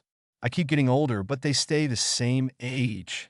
Albus blinked and seemed almost to choke. Sirius silently congratulated himself for shocking the old man. The most interesting thing I've heard recently is that just over 6 months ago, you met with the people who have Harry Potter.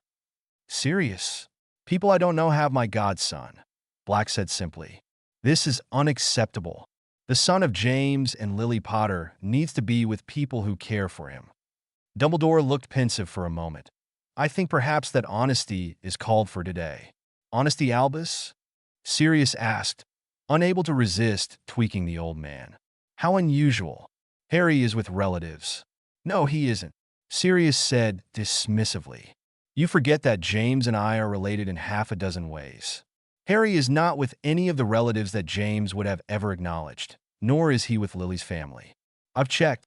Sirius. The old man sighed. It was obvious that Dumbledore was trying to decide what he could tell Sirius.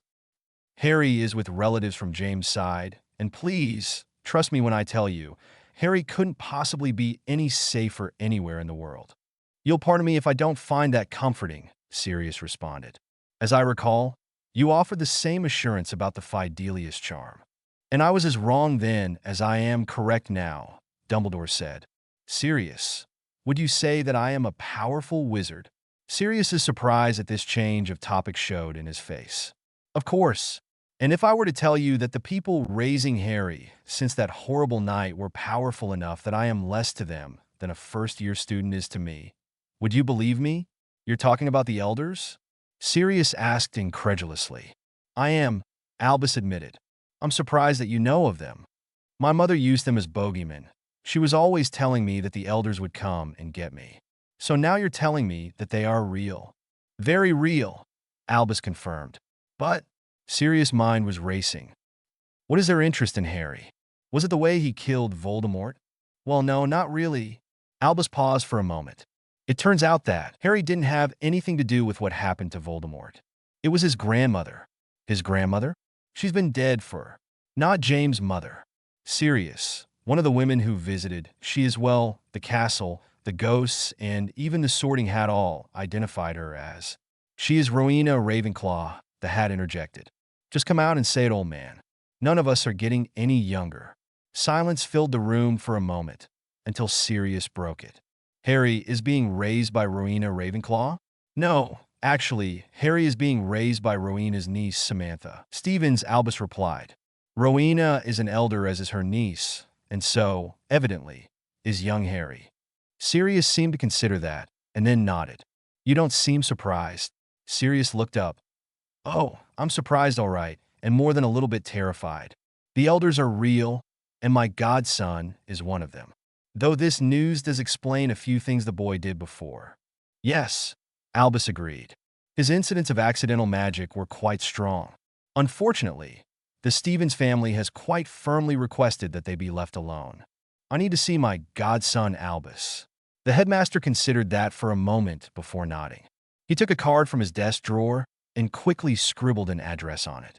I hope you don't regret this, Sirius. So do I, the head of House Black said as he pocketed the card. There was a short pause before he continued. So, Sirius asked, an evil grin appearing on his face. What the hell happened to Snape? Samantha lifted Adam from his car seat and turned to head into the house. Tabitha and Harry were at school, and she had had a pleasant morning shopping with her youngest. Doggy man? Adam exclaimed, pointing at the large black dog that had taken to hanging around the neighborhood over the last few weeks. Yes, Samantha agreed. Doggy man. This had gone on long enough. It was time to do something about this particular stray. Hungry fella? She asked of the dog. Why don't you come on into the garage, and we'll see if we can't get you something to eat. The dog cocked its head to one side, seeming to consider the offer before following the attractive woman into her garage. As the woman passed through the doorway leading inside the house, she slapped the control that caused the garage door to start to close.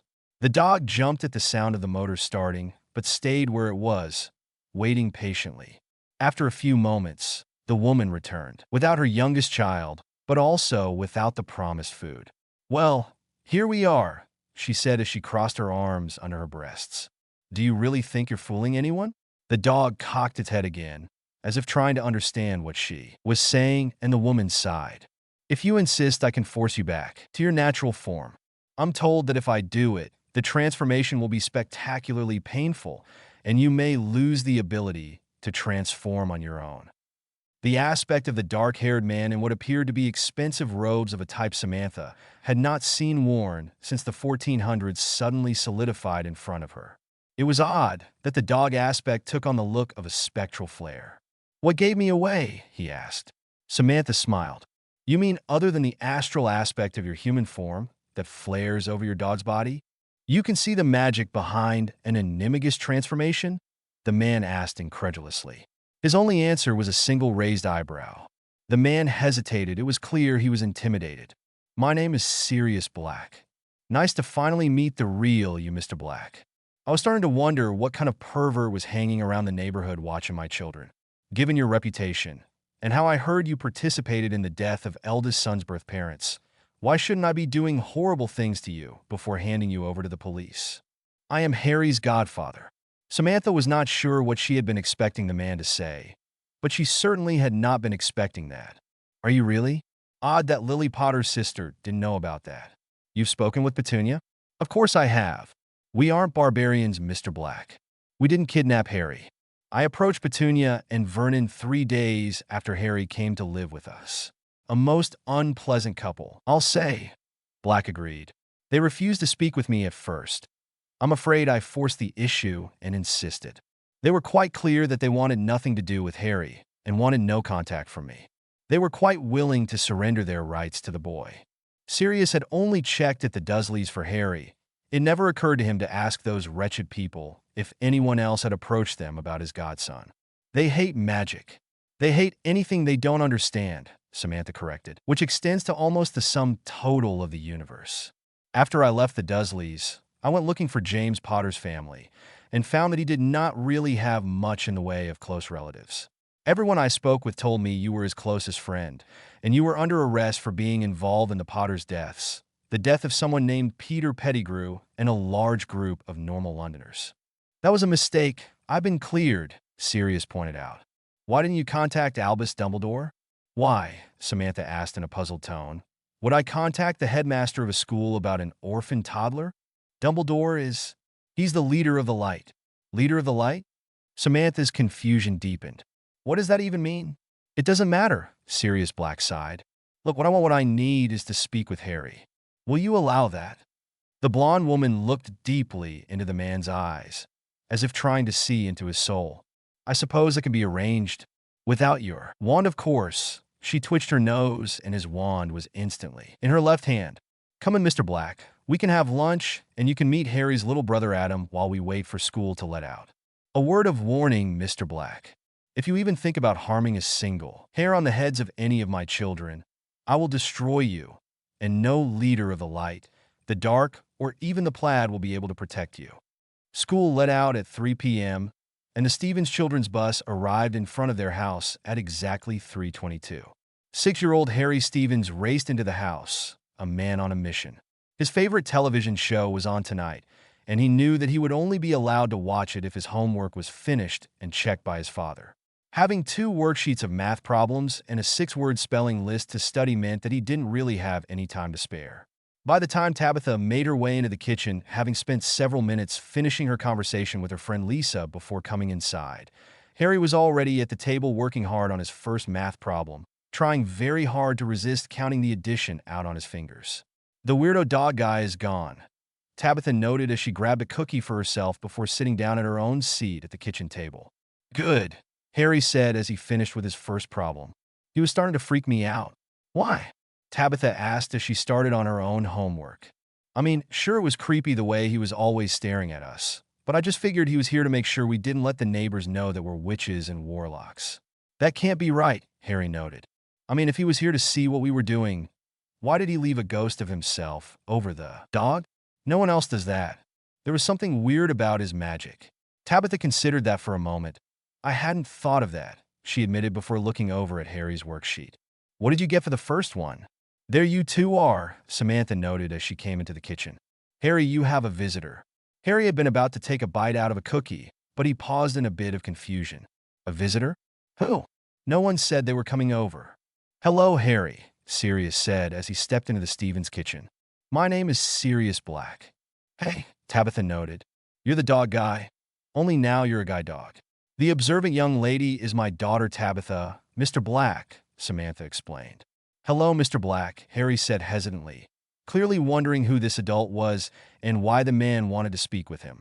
Have we done something wrong? Is that why you've been watching us? No, you've done nothing wrong, Sirius said, shaking his head.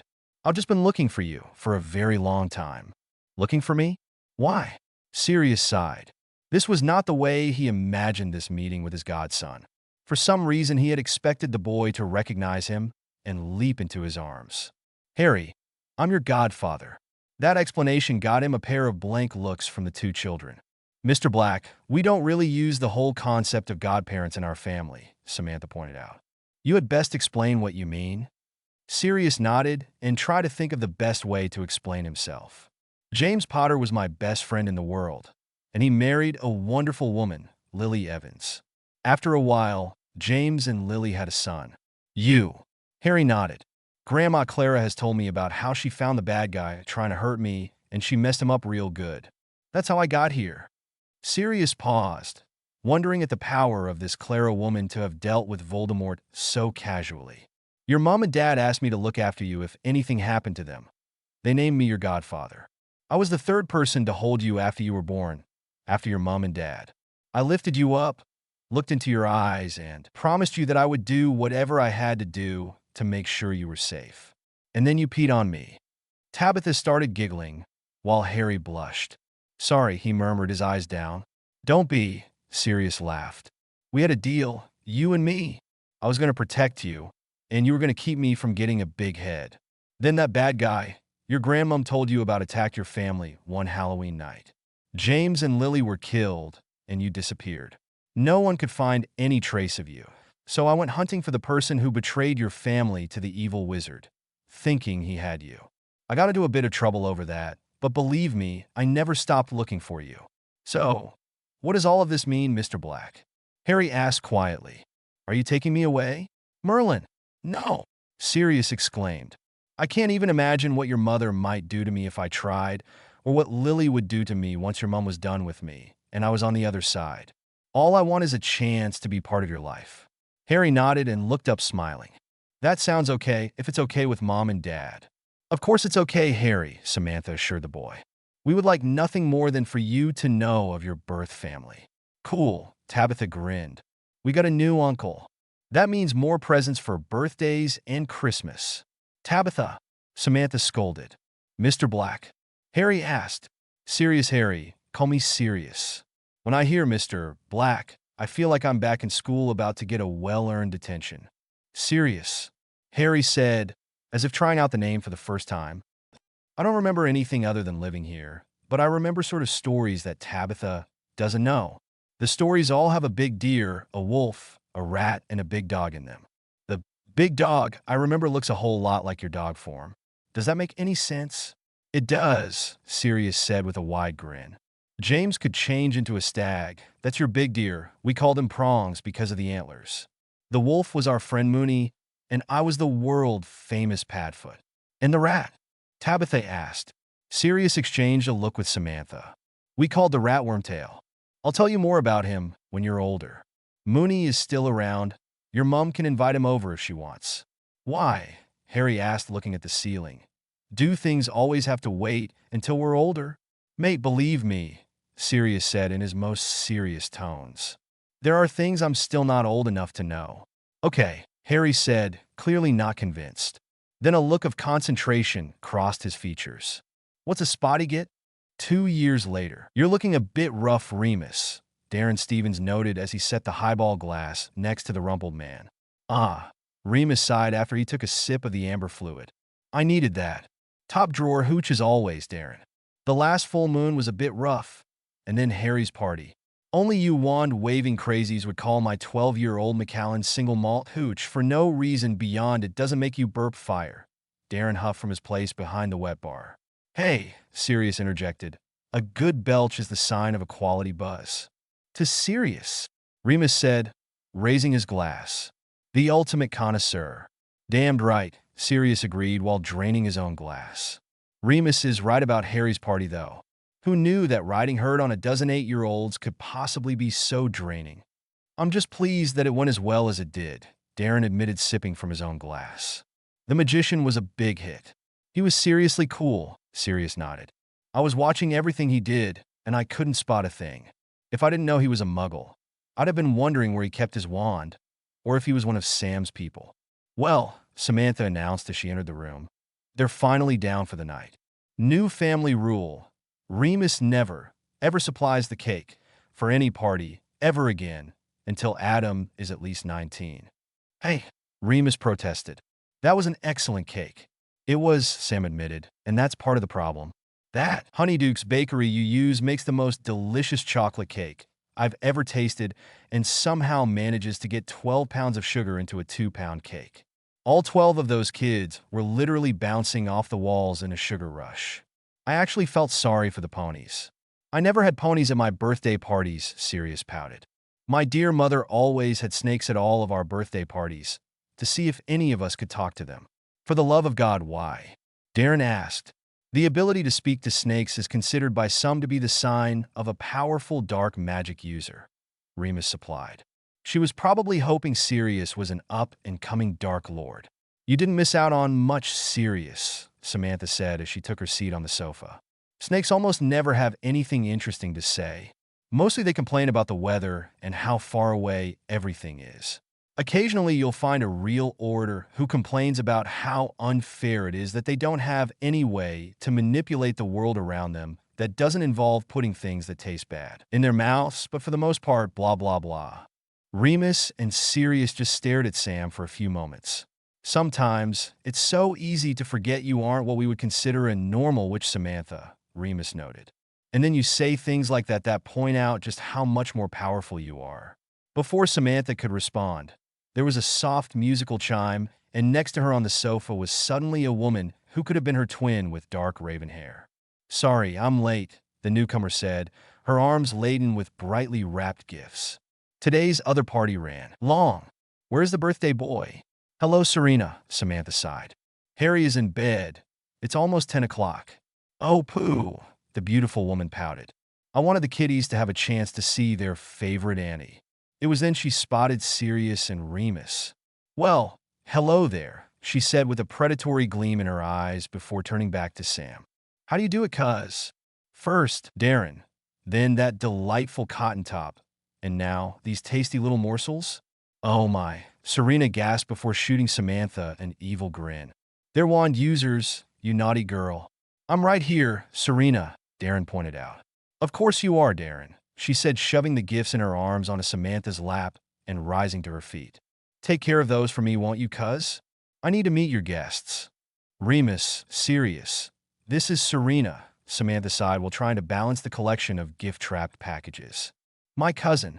Oh, don't get up, the raven-haired woman said as she slid on a Sirius' lap and combed the fingers of her left hand through his hair, while her right stroked his chin.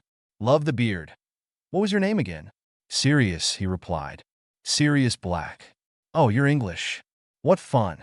Samantha and I spent part of our childhood in England. It was wonderful. Oh, Remus asked, enjoying the look on Sirius's face as he found himself being the one being pursued for a change. When was this? Serena's face took on an expression of concentration. You know, I'm not sure. What year was it London had that big fire? A/N for Bob, who just wouldn't stop nagging about this one. Chapter 3. A/N. I do not own Harry Potter, nor do I own any of the characters from the classic Screen Gems television show mentioned herein. But you knew that. Harry Potter and the Elder Sect Chapter 3. Negotiations March 1st, 1991. Damn it, Mooney, Sirius whined, his wand in a constant blur of motion as he cast every healing charm he knew. You can't do this to me. If it's my time, the werewolf whispered. It's my time. No regrets, Padfoot. I've had a good run. Bullshit, the dog Animagus opined. You owe me 2 galleons from when I paid for dinner last week. You aren't stiffing me. Sirius' heart broke when his oldest friend slipped into unconsciousness. Serena popped into being next to Sirius. You were supposed to meet me for breakfast, lover, she said, wrapping herself around him. Isn't it a bit late to be playing hard to what happened? Remus is hurt, badly, Sirius answered distractedly as he tried again to close Remus' wounds. Well, get him to one of your healers, Serena suggested, moving to the other side of the bed to take Remus' hand. He's too weak to move, Sirius said, tears in his eyes. It wouldn't matter anyway. His wounds are cursed, and they won't close. Oh, hell, you wand users, Serena said before standing upright and looking toward the ceiling. Calling Dr. Bombay. Calling Dr. Bombay. Emergency. Come right away. Sirius paused from what he was doing to stare at his girlfriend as if she'd gone mad, until 2 people suddenly appeared in the center of the room. The man was dressed in a muggle-top hat and tails, while the woman was in a shimmering blue gown that hugged every curve of her extraordinarily female body. Atop her auburn hair was a nurse's cap. We have tickets to the opera, so let's get to this, shall we? The man asked as he doffed his hat, depositing a pair of white gloves into it before handing the hat to his nurse and producing a black doctor's bag from nowhere. Where is my patient? Serena gestured toward the stricken man on the bed, before moving out of the way to stand next to the nurse. Cursed wounds? I haven't seen those since medical school, Bombay said after he waved a small silver instrument over Remus and somehow read its output. Can you help him? Sirius asked hopefully. Can I help him? Can I help him? Bombay asked incredulously. I'll have you know, sir, I am Hubert Bombay, physician, healer, cum laude graduate of the University of Wagadu, back when that still meant something. And you ask, can I help him? Can you? Sirius asked again. Of course I can, old boy, the doctor answered, digging into his black bag for a moment and producing a small orange pill. This will have him right as rain in a jiff. Bombay leaned down and placed the pill between unconscious Remus Lupin's lips, and then he stepped back from the bed and pulled a pocket watch from his waistcoat. Wait for it. 3, 2, 1. As if on cue, Remus arched his back, and light issued from every orifice and from each of his bloody wounds. Serena, the nurse said as she watched the doctor work from across the room. Which one is your new mortal bow? Or is it both of them? Pull in your claws, Candace, Serena sniffed. I hardly ever do that anymore. The cutie with the beard has been mine for the last few years. Tasty, Candy opined. What about the other one? Once you get past the blood and scars, he's awfully cute in a rumpled sort of way. Is he seeing anyone? Remus? Free and single, Serena nodded. He's something of a man of mystery, too. He has some big secret that neither he nor Sirius will talk about. But this isn't the first time he's been hurt, just the worst. Am I detecting trouble in paradise? Serena asked, getting her own catty dig in as the room flooded with the light of Lupin's healing. I thought you and Hubert were together? I caught him interviewing a new nurse last month, Candy explained. He's never been one to settle down for long. And of course, neither am I. She paused as the light died, and she got a good look at the stricken man for the first time. Ooh, cleaned up, he's even cuter. Yum, yum, give me some. Remus woke to find Sirius hovering over him. He had felt himself dying, then oblivion, and then he felt great. What the hell had happened? Why, he began. Lay still, young man, a stranger in Muggle evening wear said, while examining a silver implement of some kind. Odd. Your wounds seem to have been self-inflicted, as was the curse laid into them, and you have a reaction to silver. The stranger's eyes went wide for a moment as he turned to a large black leather bag and dug around for a moment before emerging with a large brass tuning fork. One moment, please. He struck the fork on the headboard of Remus' bed, then grasping the newly healed man's left foot. He raised the leg to almost vertical and placed the shaft of the vibrating fork into the back of Remus' knee. Turn your head and stick out your tongue, please, the doctor commanded. After a moment of indecision, Remus complied. Good God, man, the doctor said as he released Remus's leg and put the fork back into his bag. Are you aware that you have partially realized lycanthropy? I haven't seen a case like this for 83 years. Fully realized, Remus corrected. Since I was 6. Preposterous. You are no more a fully realized lycanthrope than I am. If you were, you would not have done yourself such damage. Sit up. Remus complied with the instructions.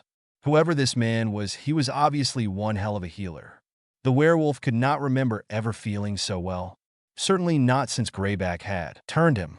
He watched as the healer removed his jacket and hung it on. Nothing. It just hung suspended in midair. That was when the realization hit him. This fellow must be one of Sam's people. Now the healer was behind him, with both arms under Remus, his hands locked behind the werewolf's neck in a full Nelson hold. Both feet flat on the floor, if you will, the healer said as he twisted Remus' torso to the left, and then pushed forward until his left shoulder touched his right knee. Very good. My other patients could take lessons from you in following directions. Let us see if you can keep it up. Grab each earlobe with the opposite hand. That did not make much sense, but he was still feeling good, so Remus complied. Very good, the healer said by his right ear. Now, take a deep breath and hold it. As soon as Remus had taken that deep breath, the healer twisted Lupin's torso to the right violently. Remus screamed. Serena tried to ignore the man's screams by telling herself that Dr. Bombay was the best in the world, which was why the family used him exclusively. Still, in the almost 3 years she had been dating Sirius, she had come to quite like the quiet, studious Remus Lupin. Hearing his pain was heart-wrenching to say the least. Finally, the screaming stopped and Remus was on his hands and knees on the floor. What the hell was that for? He rasped. Your magical core was slightly twisted by the early stages of your condition, old boy. I had to straighten it so that you could access the fullness of your gift. Bombay said in his normal jovial tone. My gift. Indeed, Bombay agreed, pulling yet another tool from his bag. Time for you to change. And this time, do try and do it right, would you? Change? Remus thundered, his mild-mannered personality submerged by the pain he had so recently endured. I can't change, not without the moon, and I wouldn't change around people. The moon has nothing to do with it, old boy, the doctor said dismissively. That is pure superstition. You need to change to keep your core from twisting again. Concentrate on the wolf and do it. I can't, Remus declared. I was hoping it wouldn't come to this, Bombay sighed, as he jabbed the golden object into Remus' shoulder. Again the man screamed. The pain stops when you change, Bombay said. What the hell are you doing? Sirius moved to stop this newest attack on his friend, only to find himself unable to move and standing next to his girlfriend. "Let the doctor do his job, lover," Serena whispered. "He knows what he's doing." Before their eyes, Remus changed, not to the wolf form that Sirius was familiar with, but to something else. Easily 7 foot tall, broad-shouldered, and covered with a deep auburn fur. His head changed, but still more human than the wolf. He raised his eyes to the ceiling, and his screams became a howl. Bombay withdrew his device, while showing no concern about his patient's new form. Feeling better? Serena saw Candace suddenly become weak in the legs, having to grab hold of a chair to keep from falling to the floor. The young witch's eyes were dilated and her stare unblinking as she licked her lips as if she was a starving woman who had just spotted her next meal. Serena had to smile. Candy was a bit of a furry? Who knew? Remus stared at his hands. He had changed, but it was not the same. Then he realized he was thinking.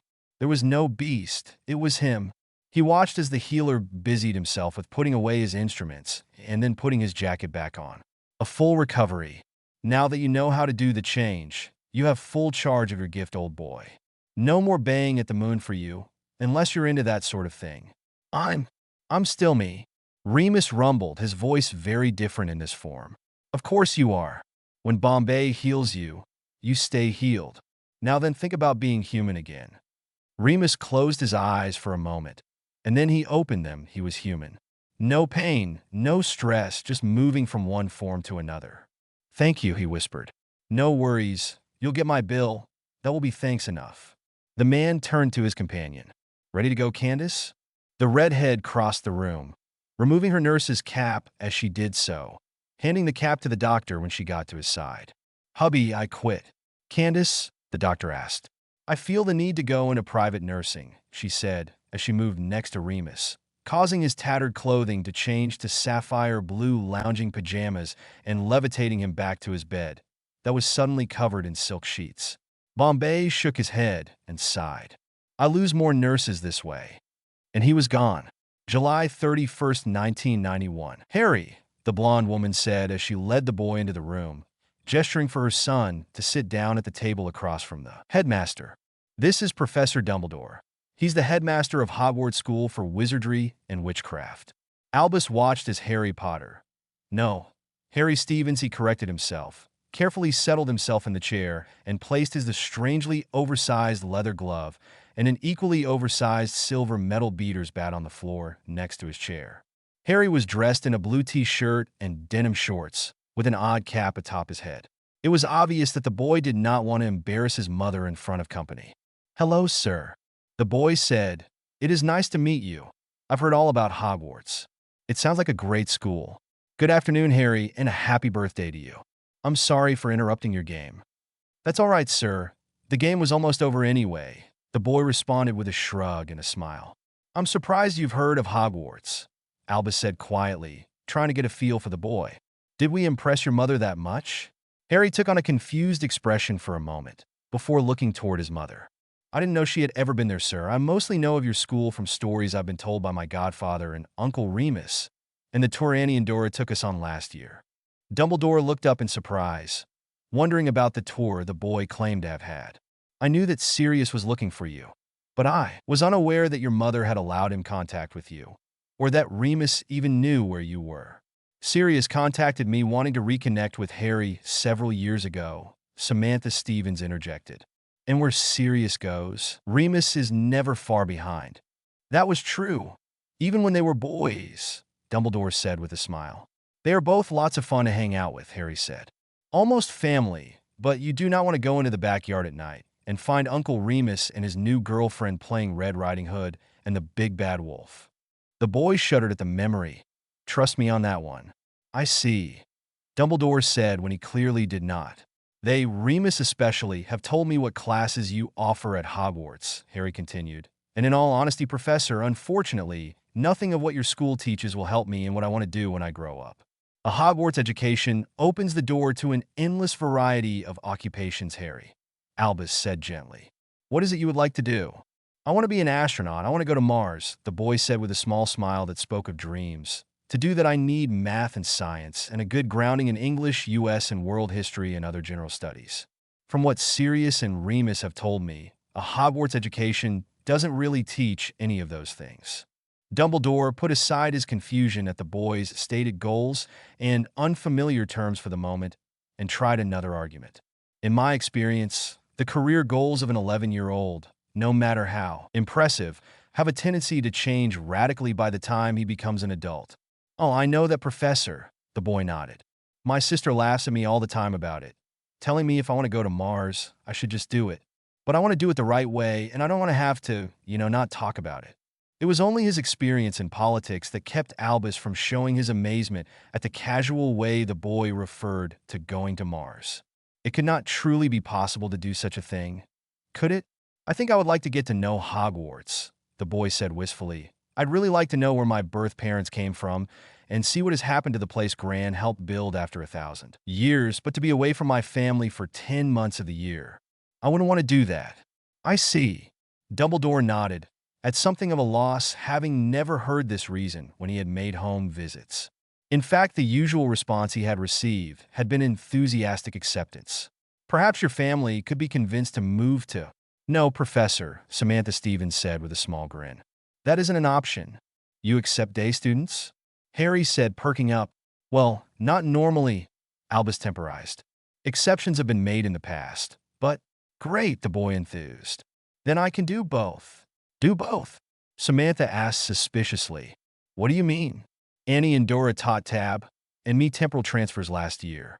I can go to Hogwarts and then loop the day so that I can go to real school. Dumbledore found himself distracted momentarily from deciphering what a temporal transfer might be by the suggestion that Hogwarts might not be a real school, and then started putting the words together. Time travel? He gasped. Time travel in the hands of an 11-year-old? Well, that would make for long weeks, but it could work, I suppose. Samantha nodded. As long as you keep up with your chores and your grades don't start to slip. Your father and I will need to discuss it, of course. Time travel? You can't Sirius be contemplating putting a time turner in the hands of a child. Samantha and Harry turned to look at the headmaster. Time turner? Harry asked. Is that some sort of time travel device? Samantha asked. No, Harry would do it normally. My mother made sure he knew the mechanics of the act. It isn't hard, and as long as he doesn't go outside his lifespan, there shouldn't be any significant issues, and attending your school shouldn't require that. But what about isolation? What protections would there be to prevent him from coming into contact with himself? Albus asked desperately. What if his time-displaced self is seen? Why shouldn't I come into contact with myself? Harry asked. You can't change what has happened. You must not cause a paradox. Professor, Samantha said gently. The act of time travel inherently causes changes. On a quantum level, blocking a single sunbeam is as important an event as killing your grandfather. Why would I want to kill my grandfather? Harry asked. I've had myself over for sleepovers a couple of times already. Sometimes we plan an ambush on Tabitha, and the later me knows if it's going to work. Again, Dumbledore found himself astounded at the power levels these people were so casual about using. Still, if it would get the boy to Hogwarts so that Tom would not have a chance to win when he came back, there was nothing to do but accept what had fallen into his lap. So, Albus said, trying very hard to not think about the power level he was inviting into his school, we can expect you at Hogwarts on September 1st? Harry, Tabitha, and Adam entered the family room to find their parents waiting for them. Gran was there as well, along with Annie and Dora, Harry noted. Then both Uncle Maurice and Uncle Arthur popped into the room. Oh, Harry thought. Uncle Maurice really did not like Uncle Arthur. It would take something really serious to get the pair of them into the same room. Okay, Harry told himself as he took in the expressions the adults' faces. Not a surprise party then. Had his decision about Hogwarts made everyone angry? Then it struck him that he hadn't yet mentioned his plans to Tab. How was she going to take it? Sit down, kids, Darren instructed. The three children took their seats. Tabitha, openly curious as to what was going on. 7-year-old Adam, not sure what was going on, but happy to be included. And Harry, just wondering if he had made a mistake. 12 years ago, Uncle Maurice set his voice quiet, yet somehow still filling the room. A young woman was looking for a job teaching at the wand user school in Britain. To get that job, she made a false prophecy. That manufactured prophecy ended up focusing the attention of a criminal on our Harry. Tabitha and Adam looked to Harry in concern. Is that how Gran found me? It is Harry, Gran Clara said with a nod. I felt my grandson pass in violence. I went to where he had died to investigate, and I arrived to find you about to be attacked. You came to us, and we were thrilled to have yet another member of our family among us, Uncle Maurice continued. We learned of the false prophecy when Clara and your mother went to speak to the head of the wand user school. The wand users believed the prophecy to be valid, both the man you met today and the villain who attacked your birth family. Harry nodded. Dumbledore's interest in him as a student suddenly made a little more sense. The villain? Tabitha interrupted. I thought Great Aunt Clara took care of him. I did, Clara admitted. But I didn't kill him. I separated his soul from his body. The evil So has been living ever since, possessing random animals and the occasional mortal silly enough to believe his promises of power and treasure, Uncle Arthur explained. If you want to call that living. Once Clara and your mother heard of the wand user's prophecy, they went to the Witches' Council to consult with our book of prophecies. Annie and Dora continued the story. There they learned that the wand users had invested so much time and effort into was false, but their belief in that lie brought about a pair of true prophecies that the council holds. Harry felt a chill at that news while Tabitha and Adam both took his hand, one on each side. What do they say? He asked. The first says that you and the villain will end up facing each other in glorious battle. Whatever that is, Uncle Maurice explained. And the other is a bit more obscure, but the gist of it is that you will defeat him no matter what he tries. Harry paused for a moment, considering what he had been told. I don't want to kill anyone. Harry, Uncle Maurice said quietly. None of us want you to kill anyone. Prophecies are not written in stone. You know that. I've covered it in tutoring sessions in the past. The magic of the world will try to bring the prophesied events about, but we at least are not slaves to the magic.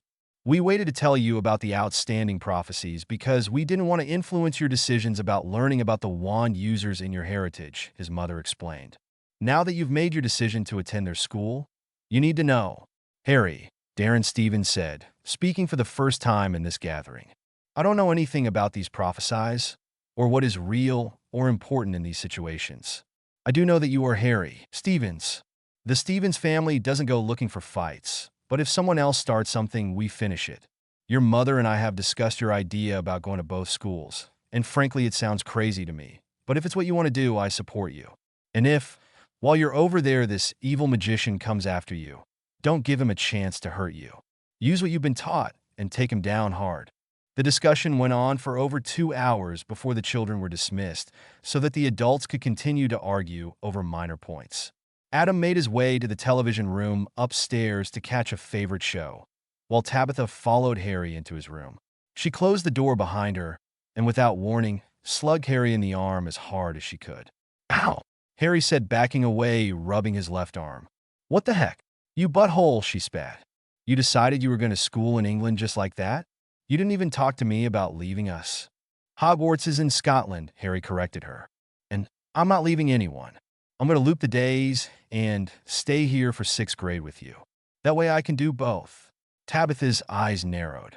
You're going to get older than me. No, I'm not. That's not the way it works, and you know it, Harry pointed out.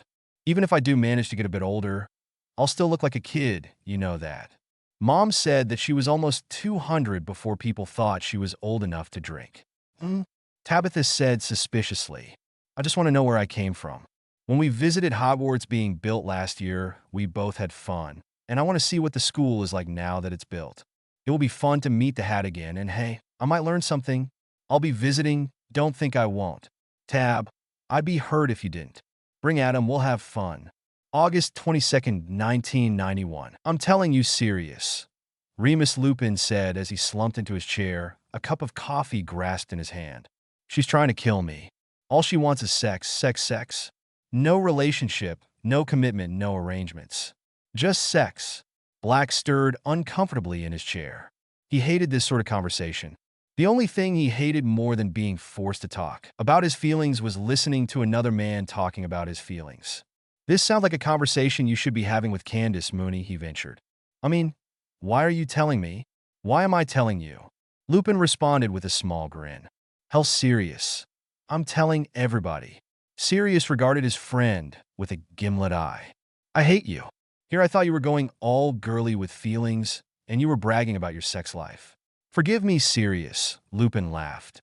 This is just the longest relationship I've ever had. I never even guessed that there were people out there with a werewolf kink. There are people with a kink for everything, Sirius said with a dismissive wave of his hand. I guess so, Remus laughed. When is Harry supposed to be here?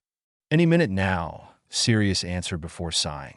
We're taking our boy out to buy his school supplies. I wish James and Lily could have seen this. Yeah, Remus agreed, feeling the mood of the room start to sink into grief. Still sex. Do you have to keep going on about your sex life? If I'd had your luck with the ladies, probably not, Remus grinned.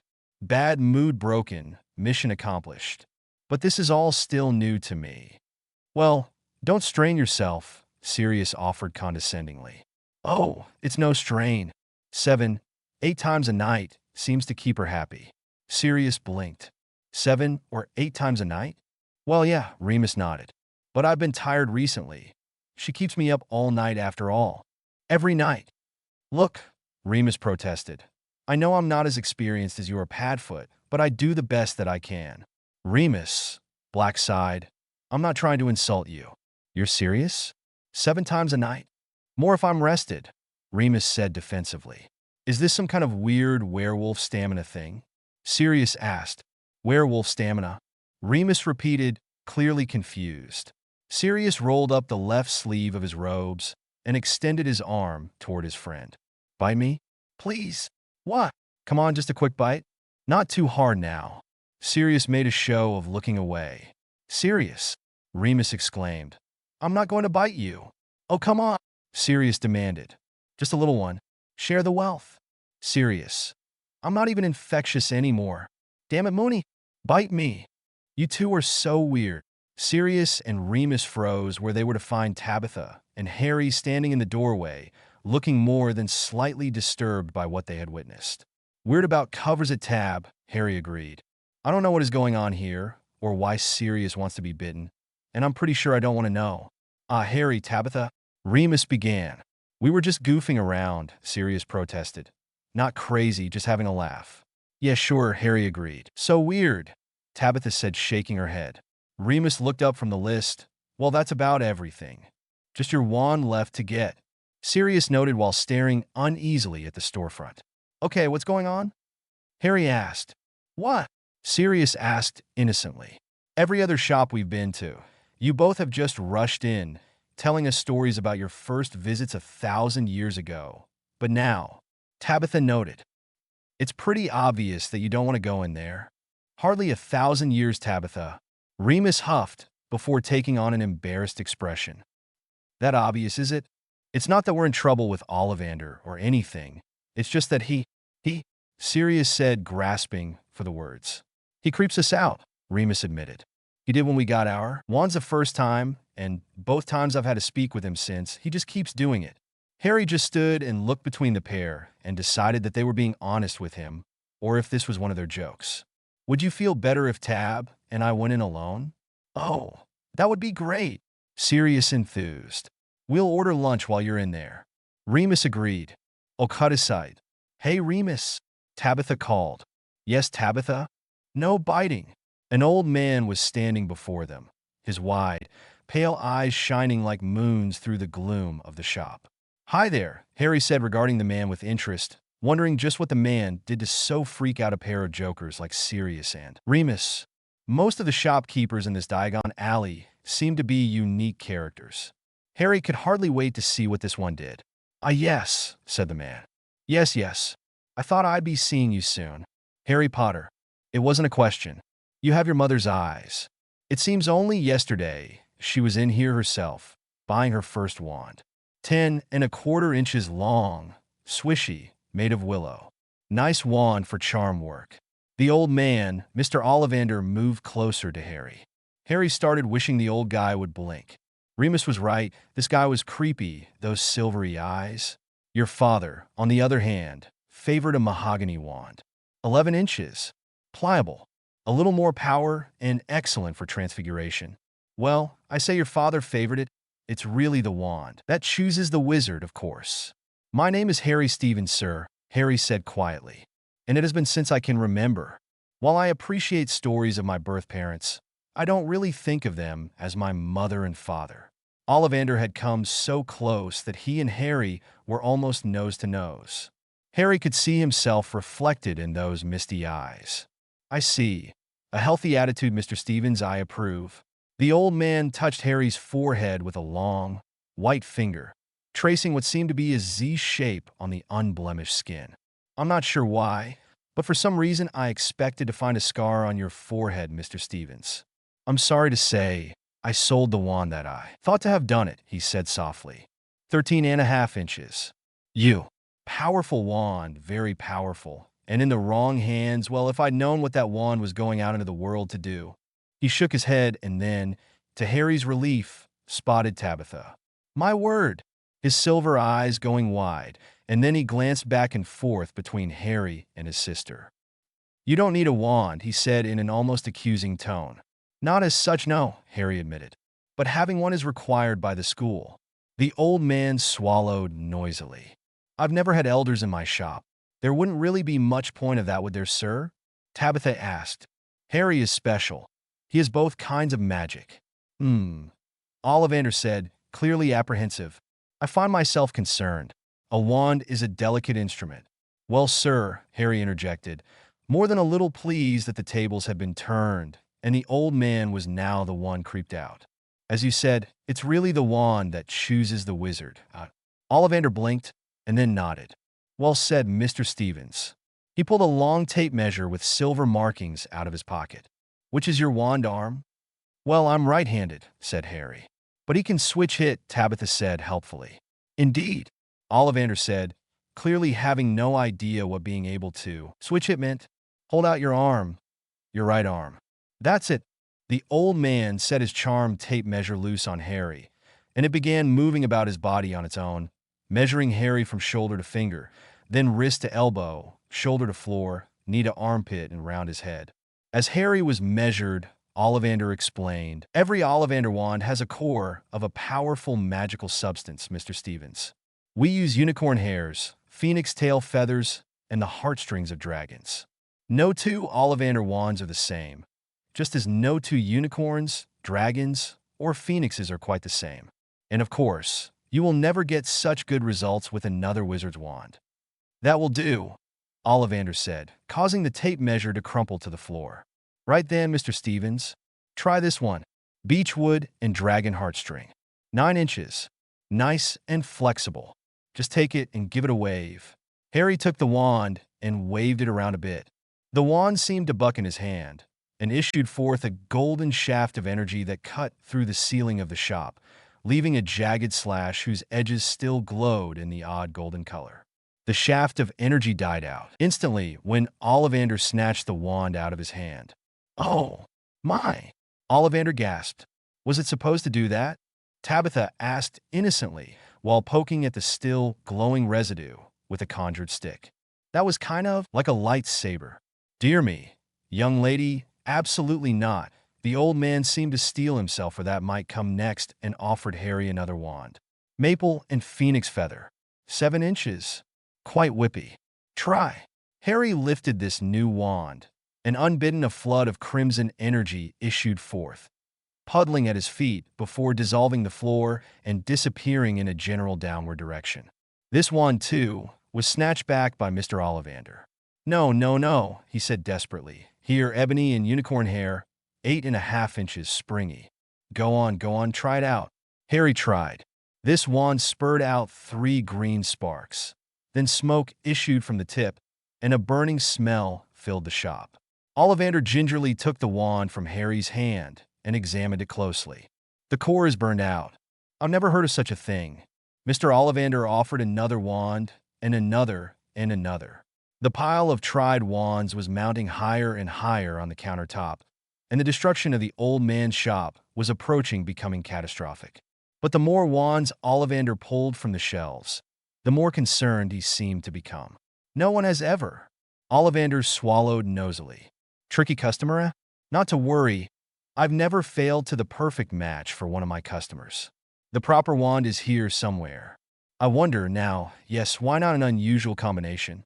Holly and phoenix feather, 11 inches, nice and supple. Harry took the wand, and he felt a sudden warmth in his fingers. He raised the wand above his head, brought it swishing down through the dusty air, and a stream of blinding, white energy shot from the wand and sliced through the shop's ceiling and walls, causing the severed section of the building to slide into the street. Smooth move. Xlax, Tabitha teased her brother. Maybe the wand chooses the wizard, but none of them seem to particularly like the warlock. Ollivander cried, "Oh, bloody hell," as he snatched the wand back from Harry and carefully returned it to its box. "Mr. Stevens, this is your best match. You felt it, did you not?" "Yes, sir," Harry said truthfully. "It felt like it was part of me. Your power level is far too high to actually use this wand. You would wreak untold destruction before you learn to use it. You need to own a wand to attend Hogwarts, but—" "Sorry," Harry said as he put the shop back together with a gesture. Ollivander's eyes widened as he yet again witnessed the boy's power, this time in a controlled manner. The man went behind his counter and rummaged around for a moment before returning with yet another wand. "This is a pine dowel I use to teach the basics of wand construction to my apprentices," the old man explained.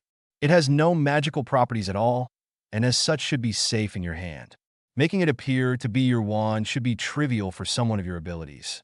I will sell you both the wand that matched you and this dowel for 7 galleons. This will allow you to have the wand that Hogwarts requires and one that you can use without bringing about Armageddon." Harry grinned and nodded. "Sounds fair to me, I guess." September 1st, 1991. "Now that is one beautiful train," Darren said with awe in his voice. "I didn't know any of these beauties were still in service." Tabitha shook her head at the cluelessness of adults in general. "It's just a train, Dad. You ride them every day." "Give your father a break, Tabitha," Samantha admonished. "Harry, you're looking very nice in your robes." "Looks like a dress," Adam suggested, repeating the jab that Tabitha had been using on Harry for the last 2 weeks. "Why did I ever think this was a good idea?" Harry asked, looking to the sky. "The price of family, Harry," Darren laughed. "They're always embarrassing. So, you got your things?" "Despite people stealing my stuff, yes." Harry frowned as he felt his pockets for his dowel wand. Tabitha knew that she had been particularly vicious about the wands and had taken to following Harry around with a conjured stick topped with a sparkling 5-pointed star. "Bibbidi-bobbidi-boo" became the term used to bug Harry from both his brother and sister. As much as Adam idolized his big brother, she was fairly proud of that she had been able to corrupt him like that. "Good. I guess we'll see you tonight." "Bye, Dad," Harry said. "Good luck, sweetheart," Samantha said as she fused with Harry's hair. "Remember, I know the temptation will be huge, but try not to show off. You're going to be around young, impressionable children, you demonstrating just how limited there would not earn you any friends." "I know, Mom." "See you tonight for dinner." "Bye, Harry," Adam chirped. "See if you can get me some wandy toys, okay?" "I'll see what I can do, Squirt." Tabitha stepped up in front of her brother. "Don't forget who you are, dum-dum. I won't be there to keep people from walking all over you." "Tab, you're a pain. We'll see each other tonight. You won't even have time to miss me." She said. "If I have to come rescue you, I'll never let you live it down." "Love you too, Tab." The hat settled down over his eyes, and Harry waited. "Welcome back to Hogwarts, young Master Harry." "Hi, Hat," Harry responded. "How have you been?" "Quite well, thank you," the hat responded. "So it's only been a year since your visit from your point of view?" "Yeah. We wanted to come back, but Annie and Dora said that she didn't like looping in a time she had multiple visits to. Something about being embarrassed by some of the outfits she wore." "So, you intend to attend Hogwarts and your Muggle school at the same time?" the hat asked. "Yeah," Harry admitted. "I got in the advanced math class. We're going to learn algebra this year. A subject I know nothing about, so no coming to me for help with your homework, young master," the hat laughed. "Time to sort you. Do you have a preference between the houses of your grandparents?" "No," Harry said with a shake of his head. "I don't want any special treatment. Sort me like you would anyone else." "And so I shall, young master," the hat said. "An excellent mind driven to learn. Ravenclaw would suit you. And so ambitious. Salazar's house would be a good home for you. You might even reintroduce the concept of honest ambition to the House of Snakes. The hat paused before continuing. Helga's house would be like home, and Godric's would learn to follow your example. Again, the hat paused before continuing. Despite your power, you are driven in your desire to prove yourself beyond your magic. I see your Muggle father in that. He is a good man. You would do well to emulate his example. It is your ambition that will make you what you will be, young Master Harry. Then, speaking aloud for the first time since being placed upon Harry's head, the hat shouted, "It had better be Slytherin." Severus Snape settled into his chair with 3 fingers of fire whiskey. A Potter in Slytherin? How did this happen? And what was he going to do about it? With a wave of his wand, he activated the mirror in his quarters that allowed him to observe the going-ons in his house's common room. The upper forms had already assembled for the traditional hazing of new students, while the fifth-year prefects were busy ensuring the first years would be horribly lost once they set foot outside their dormitories by leading them there by a most circuitous route. Tradition. He smiled to himself. Then he remembered what happened to half-bloods like the Potter boy. What was he going to do? What would the Potter boy do if provoked? The first years, looking small, confused, and frightened, were finally led into the common room. 10 of them, for witches, 5 wizards, and Potter. The common room was dark, far more so than normal. The 7th-year prefects stood on either side of the hearth waiting, cloaked, their features hidden in the darkness of their hoods. They waited until the first ties were herded into the room and began. More than 1,000 years ago, the 4 most powerful witches and wizards in the world came together, each with their own view of the future. Hufflepuff the Weak came seeking to cultivate others of her ilk, to offer them a semblance of structure. Ravenclaw the Pretentious came to claim that everything could be learned from books. Gryffindor the Arrogant came simply because it was in front of him. And the greatest of them all, Slytherin the Bold, came to lead us all into the future, the female prefect said. The others were jealous of Slytherin and his vision, and together they did everything they could to marginalize him and his destiny. Ultimately, they drove him out and stated telling the lies that he left after being defeated. The male prefect concluded, "We live with that lie every day." The female prefect took up the spiel. "The others in this school fear and suspect us at every turn, both students and staff. Simply because you were sorted into Slytherin House, you are now considered to be evil by the short-sighted fools we share this castle with. Our allegiance to one another is the only protection we have against the prejudices and ignorance of the lesser houses. So now, for the first time, look upon our founder," the young woman said, pulling open the drapes over the hearth to reveal an animated portrait of Salazar Slytherin. The man in the portrait was ancient, dressed in green and silver robes, his bald head reflecting some out-of-frame light source, sitting in some sort of ornate chair, his long, thin fingers steepled before his mouth, unmoving, but the portrait's eyes reflected intelligence and, indeed, life. Prepare to present yourself to the greatest of the founders. But before you do, you will be sorted by your blood status. Pure bloods to the left side of the room, full and half-bloods to the right. The cloaked woman said while waiting expectantly. There was a short pause while students separated themselves along the lines defined by the prefects, with 2 of the young girls forlornly making their way to the side of the room, noticeably more sparsely furnished, their heads hanging in shame, while the rest of the youngsters made their way to the opulent side.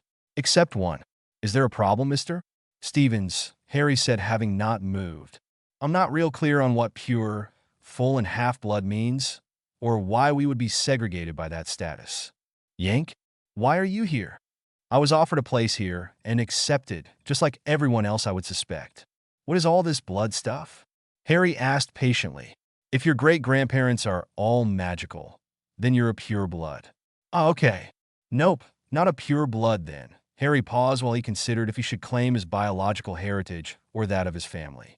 Family, he decided. What are you if your mother is a witch and your father is a normal mortal?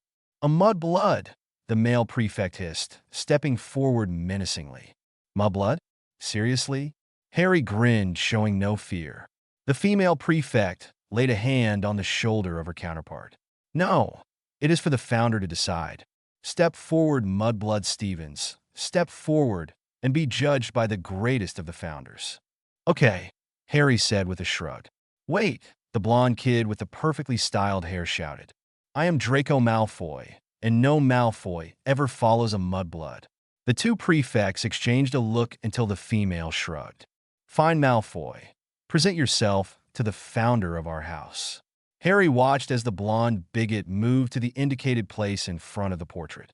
Obviously prepared, the boy bowed at the waist. Greetings, great Slytherin. I am Draco, son of Lucius and Narcissa, grandson of Abraxas and Evelyn on my father's side, and Cygnus and Druella on my mother's. I present myself, pure blood and proud for your evaluation. The portrait made no indication that it had heard the blonde's presentation. I present myself, pure blood and proud for your evaluation. Calm down, Malfoy, the male prefect said quietly. The founder speaks perhaps once a generation. He can't ignore me, the blonde shrieked. I am the heir to House Malfoy. Sit down, you idiot, the prefect hissed. Now, Mudblood, you've been shown the proper forms. Do you think you can emulate the example offered by House Malfoy? I should have taken notes, Harry said with a grin, as he went to the portrait. Greetings, great Slytherin. I am Harry, son of Darren and Samantha, grandson of Adam and Phyllis on my father's side, and Maurice and Endora on my mother's. I present myself, evidently with muddy blood and great shame for your evaluation. Hello, Harry, the old man in the painting said with a smile. Hi, Uncle Sal, it's good to see you again. How is your grandmother? Still among the living? She is. I saw her just yesterday, Harry grinned. You've learned modern English? I may not speak to the current crop of students, mostly because they quit listening to me centuries ago, but I still listen to them. I spend more time in this frame than any of my others. There is something about the conversations of the young that keep me interested. Did I ever visit the castle again? Sadly, no. So you've been sorted into my house?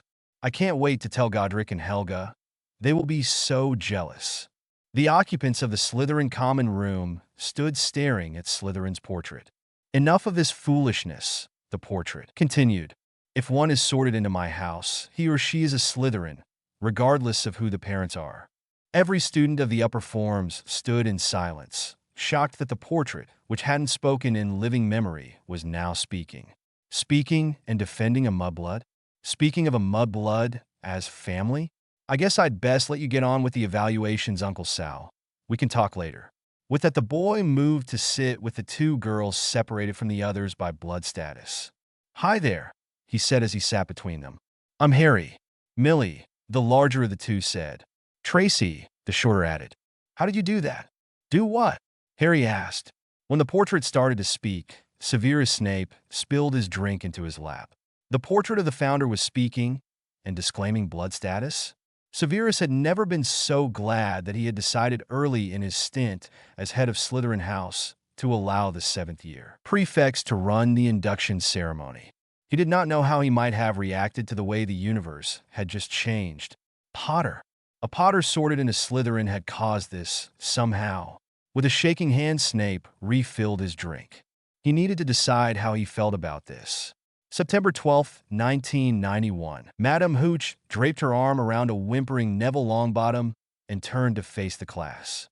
None of you is to move while I take this boy to the hospital wing, she said, her eyes flashing. You leave those brooms where they are, or you'll be out of Hogwarts before you can say Quidditch. Come on, dear. Longbottom, his face tear-streaked, clutching his wrist, limped off with Madame Hooch. As soon as Hooch and Longbottom entered the castle, Malfoy burst into laughter. Did you see his face, the great lump? Harry frowned when several of his fellow Slytherins started laughing. Shut up, Malfoy, snapped the Gryffindor Patil. Harry tried to remember her name. Parvati? Something like that. Ooh, sticking up for Longbottom? Pansy teased. Never thought. You'd like fat little crybabies, Parvati. Look, said Malfoy, darting forward and snatching something out of the grass. It's that stupid thing Longbottom's Gran sent him. A glass sphere glittered in the sun as he held it up. I think I'll leave it somewhere for Longbottom to find. How about up a tree? Do you have to be such a dick all the time, Draco? Harry asked with a sigh. I mean, seriously, why mess with the kid? He's hurt. There was a pause while most of his housemates suddenly seemed to be a bit embarrassed. Since the first night in the common room, you've all been complaining about how Slytherins are abused and blamed for everything that happens. And now, what happens the first time we end up with kids from another house and no teachers are around? Draco pulls a dick move, and you're all giggling like 6-year-olds. What the hell? You aren't in charge here, Stevens. A muggle-loving nothing like you shouldn't even be in Slytherin. Malfoy thundered, his eyes narrowing. Maybe after today, you won't be. Harry smiled. Threatening me, Draco? Ah, I am stung and oh so frightened. You have wounded me with your caustic wit and repartee. He held out his hand. Quit being such a jerk and give me Longbottom's thin G. Malfoy pivoted to throw the sphere against the wall of the castle, no doubt wanting to damage or destroy it. Harry speeded his perception of time and plucked the glass ball from his housemate's hand before he could complete the throw. God, you're a dick, Draco. Worse than that, you're an ineffectual dick, Harry said as the blonde stumbled when he found himself suddenly throwing nothing. Harry crossed the gap between the groups of students. Hey, Parvati, right? The girl nodded suspiciously, and behind her a redhead suddenly had his wand out and was pointing it into Harry's face. Calm down, Red. I'm trying to be nice, Harry sighed. Here's Longbottom's whatever it is. Remember all. The bushy-haired brunette at Parvati's left said. Thanks, Longbottom's remember all. Could you get it to him? Harry reached out and lifted the pretty girl's arm and placed the glass ball into her palm. Okay, Parvati whispered, starting to blush. Thanks, Harry said, turning away to return to his housemates, then paused and smiled. Remember, Slytherins are just kids like everyone else here. We hardly ever have human sacrifices down in the dungeons anymore. Absolute silence was his only answer. In fact, several of the Griffs paled. That was a joke, Harry pointed out. The students from his grandfather's house stayed silent. Oh, come on, Harry said, shaking his head and returning to the Slytherin side of the brooms. Great googly moogly. What's wrong with you people? October 31st, 1991. Quirrell came sprinting into the hall, his turban askew and terror on his face. Everyone stared as he reached Professor Dumbledore's chair, slumped against the table, and gasped, Troll, in the dungeons, thought you ought to know. He then sank to the floor in a dead faint. There was an uproar. It took several purple firecrackers exploding from the end of Professor Dumbledore's wand to bring silence. Excerpted from Harry Potter and the Philosopher's Stone, Minerva stood from her chair and, wand in hand, incanted a head count charm. Her eyes widened as she read the number that formed from the smoke issued from her wand. 9 unaccounted for students. She felt her blood chill. She almost missed Albus making an announcement. All students will proceed immediately to your dormitories, the headmaster intoned authoritatively. Prefects take charge of your houses. Excuse me, headmaster, a single voice called out from the Slytherin table. Suddenly, every eye in the great hall was on Harry Stevens. Since Professor Quirrell said quite clearly that the troll was in the dungeons, wouldn't your last instruction put both Slytherin and Hufflepuff houses at risk for running into the big guy? Several of the staff all suddenly seemed to make that same connection. Minerva shook her head. Why had not she seen that? For that matter, shouldn't someone be checking on Professor Quirrell? The boy continued, while gesturing toward the fallen man. I mean, we can't just leave him lying there. He's liable to end up trampled if people had to go anywhere. Just because we're getting a little excitement tonight, that doesn't mean we need to panic, does it? I'm glad you said something. Pansy whispered to Harry from across the table as they watched the staff start to scurry about. I don't think anyone else made the connection. Harry shrugged. It just seemed logical to me. Besides, who really wants to see a troll? They smell terrible. You're scared, Draco mocked from the other side of Pansy. Who in their right mind wouldn't be frightened by a troll, Malfoy?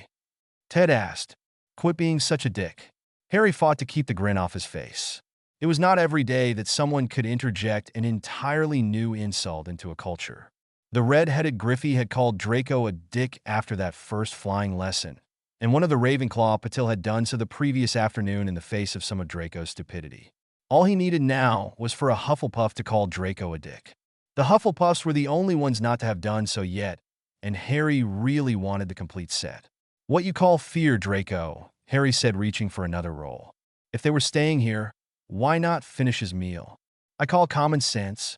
A troll is large enough to give Hagrid a run for his money, and they've been known to kill and eat people. I know I wouldn't want to run into one, Millie said with a shudder. You're probably just afraid that you'll run into a relative Bulstrode, the Malfoy scion said thoughtlessly. Silence filled the first-year section of the Slytherin table for several seconds. You know, Millie, Harry said, breaking the silence. If you want, I'll hold him down while you pound on him for a while. Sometimes a good beating is the only cure for someone with an alligator mouth connected to a Tweety bird ass. Tweety bird ass? Millie asked, Harry's offhand comment burning through her fury toward the Malfoy twit. That's a good description for him. Thanks, Harry. Smacking him around wouldn't do any good. He'd just go whinging to his father. Malfoy started sputtering, but Harry interrupted him before he regained the power of speech. Seriously? You'd run to Daddy to tell on us? My father would. I take it back, Harry said quietly, trying with all his might not to laugh. You're not a dick at all. A dick would at least have balls. You're just a puss. A ripple of laughter passed across the first-year section of the Slytherin table, while Draco went nearly incoherent with rage. Whatever response he was working on was interrupted when the Gryffindor ghost approached the table. Mr. Stevens? Harry looked up to the ghost while most of his classmates cringed away. They always did, which struck Harry as odd, considering as witches and wizards they had grown up being able to see and speak with wandering spirits. Wand users were just weird. Hello, Mr. Demimsa Porpington. What's up? One of mine is in trouble with that damn troll, and while I have dispatched some of my departed brethren to inform the staff, they are unlikely to make it to the upper floors in time. Harry frowned. Upper floors? I thought the troll was supposed to be in the dungeons. Indeed. The almost beheaded ghost agreed. However, it appears the beast is not. The Baron suggested that I inform you. The young Gryffindor is far too young to join us here in this old castle. A Gryffindor? Draco sputtered, having finally regained his voice. Why would we lift a finger to help a— Shut up, puss, Harry said offhandedly. Where's your Griffy at? Fourth floor girls' toilet. The ghost replied, appearing to be as relieved as any dead person could be. Crap, Harry said, shaking his head. I knew I should have just gone home for dinner. Before any of his classmates could ask what he meant by that, Harry vanished from his seat. The first years exchanged confused looks. Did he just apparate? Vinny asked. You can't apparate inside Hogwarts, Tracy pointed out. Then what did we just see? Millie asked. Hermione Granger was shrinking against the wall, feeling as if she was about to faint. The troll was advancing on her, knocking the sinks off the walls as it went. This was it. She was going to die, and she was going to die at the hands of a huge monstrosity that no sane person would believe even existed. She was going to die alone and friendless, and no one would care. Would they even tell her parents? The troll raised its club. Hermione found herself drawing a breath, needing to scream about the unfairness of it all, when a small boy suddenly appeared between herself and the troll. All right, he said loudly. That's enough. Just stop it. The troll froze at the command. That was it? All she had to have done was to tell the huge creature to stop? That made no sense. Some unintelligible noises came from the troll's huge maw. The boy between them cocked his head to one side. I don't care who told you to do what. You're going to stop before you really hurt someone, or I'm going to stop you. I think we both know you don't want that. The troll lowered its club and hung its head, offering the appearance of shame. More noises came from the creature. Hey, the boy said, turning around to face her. She says she's sorry for scaring you. Hermione blinked. It was that Yank Slytherin who had returned, Neville's Remberall, and he had sat with her in a few times potions before Snape had instituted assigned seating. Harry something. You can speak to trolls? She asked rhetorically. Yeah, he admitted. It's a family thing. You okay? I think so. She looked around for a moment, trying very hard not to look at the troll. What a mess. Yeah, the Yank agreed. Could you close your eyes for a second? That was an odd request, but he had just saved her life. Was he going to kiss her? Okay, she said. Heroes did that sort of thing. Her books had said that many times. Okay, you can open your eyes now, the boy said after one or two of the longest seconds of her life. Hermione opened her eyes to find the room completely repaired, and the troll no longer stank like one of the filthy privies from her father's favorite camping grounds. He had her close her eyes to clean the room. Somehow, she felt somewhat disappointed. The troll made more noises. "Oh, hush, you're just clean," Harry admonished the creature. "How?" Hermione goggled as she looked about the pristine toilet. "What? It's cleaner than it was before that troll got here." "Thanks," Harry said. "I'd appreciate it if you didn't tell anyone. I'm not supposed to show off. That would be bad for morale or something." He shrugged. "Okay." The dazed Gryffindor agreed, before looking up at the troll again, and then suddenly looking away. "What's wrong?" Hermione leaned closer to the Slytherin and whispered, "She's naked." The Stevens boy looked up, his eyes going wide. "Wow, you're right. Without all that gunk on her, it's really obvious, isn't it?" He gestured, and the troll was suddenly wearing a bright yellow sundress with matching shoes. "What do you think?" he asked the troll. "That's the kind of outfit my sister likes." The troll looked down and ran its hands along the fabric, then made the sounds that Hermione was coming to associate with troll speech. "What do you mean it's not your color?" Stevens asked incredulously. The troll spoke again, its lower lip quivering in a manner Hermione found to be somewhat disturbing. "Fine," the boy muttered as he gestured again, and the troll's outfit changed to a mottled green. "Better." The troll sounded her acceptance of the change. Harry shook his head. "Girls, they're all crazy. Getting your outfit to suit your natural colorings isn't crazy." Hermione protested before looking up at the troll. "You look very nice. A woman has the right to know what she wants. A few minutes ago, she wanted to eat you," the Slytherin pointed out before sighing. "We had best get you to the teachers." "Nearly." Headless Nick said that he had informed the staff that you were in trouble, so they'll be looking for you. The boy started for the door and made 2 steps before he noticed the girl wasn't with him. "What's wrong?" I was so frightened. Could you?" She extended her hand. It took a second, but the Slytherin realized what she was asking. He sighed again and took her hand. "Okay now, let's go." Then the troll spoke again and extended its hand. Life had prepared Severus Snape for many things. His training as a potions master made him immune to the feelings of squeamishness that most people experienced when confronted with the more visceral aspects of life. His time as a servant of the Dark Lord had given him a tolerance of pain that few could equal. His time as an agent of Albus Dumbledore had given him utter emotional control and the clear thinking that control came with. When a ghost had appeared and informed Minerva that the troll was not in the dungeons, rather it was on the 4th floor and was threatening a Gryffindor first year, Severus felt the tiniest bit of disappointment. The Granger girl had had potential, even if she had been sorted into Gryffindor. The loss of potential was always a bad thing. In unspoken agreement, the 4 heads of house abandoned the search and made their way to the 4th floor. The girl was undoubtedly dead by now and would need to be avenged. It was when they were on the moving staircase between the 3rd floor and the 4th when they saw the girl and the troll. Between the two, hold the girl's hand, and with his other hand, wrapped around one of the troll's massive index fingers, stood a quite clearly embarrassed Harry Stevens. "Is that troll wearing a dress?" Phileas squeaked. She is," a dumbstruck Pomona Sprout agreed. "That color really looks good on her." "It does," Minerva agreed. "Earth tones suit her." Severus and Phyllis exchanged bewildered looks at that exchange. No, Severus told himself. Nothing in his life had prepared him for this. A clearly upset Harry appeared in the Stevens kitchen. "Hello, sweetie," Samantha said as she handed the last dish to Darren, who was filling the dishwasher. Then she spotted her eldest son's face. "What's wrong?" "Girls," Harry said simply. "They're crazy. All of them.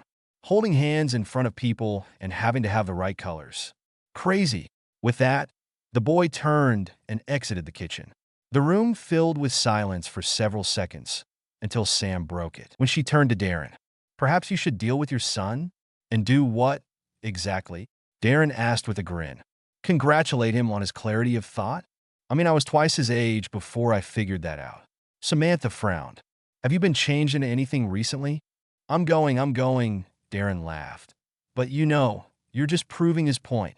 November 1st, 1991. Quirrell rushed into his classroom after yet another abortive attempt to get past that damned 3-headed dog.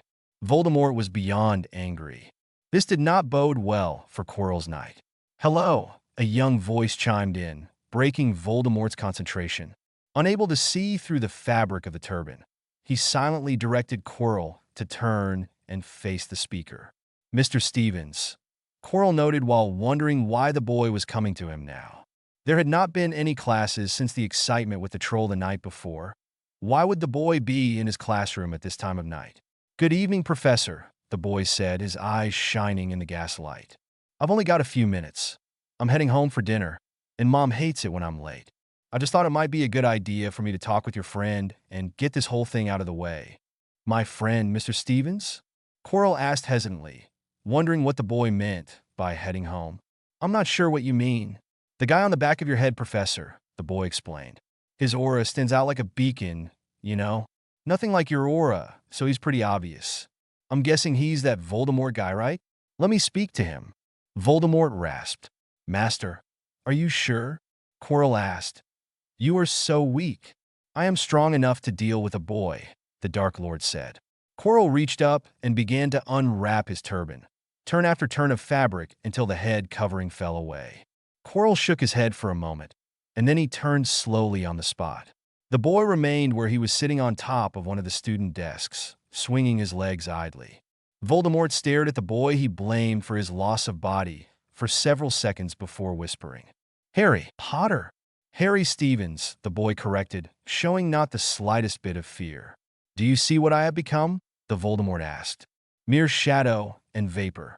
I have form only when I can share another's body, but there have always been those willing to let me into their hearts and minds. Unicorn blood has strengthened me these past weeks.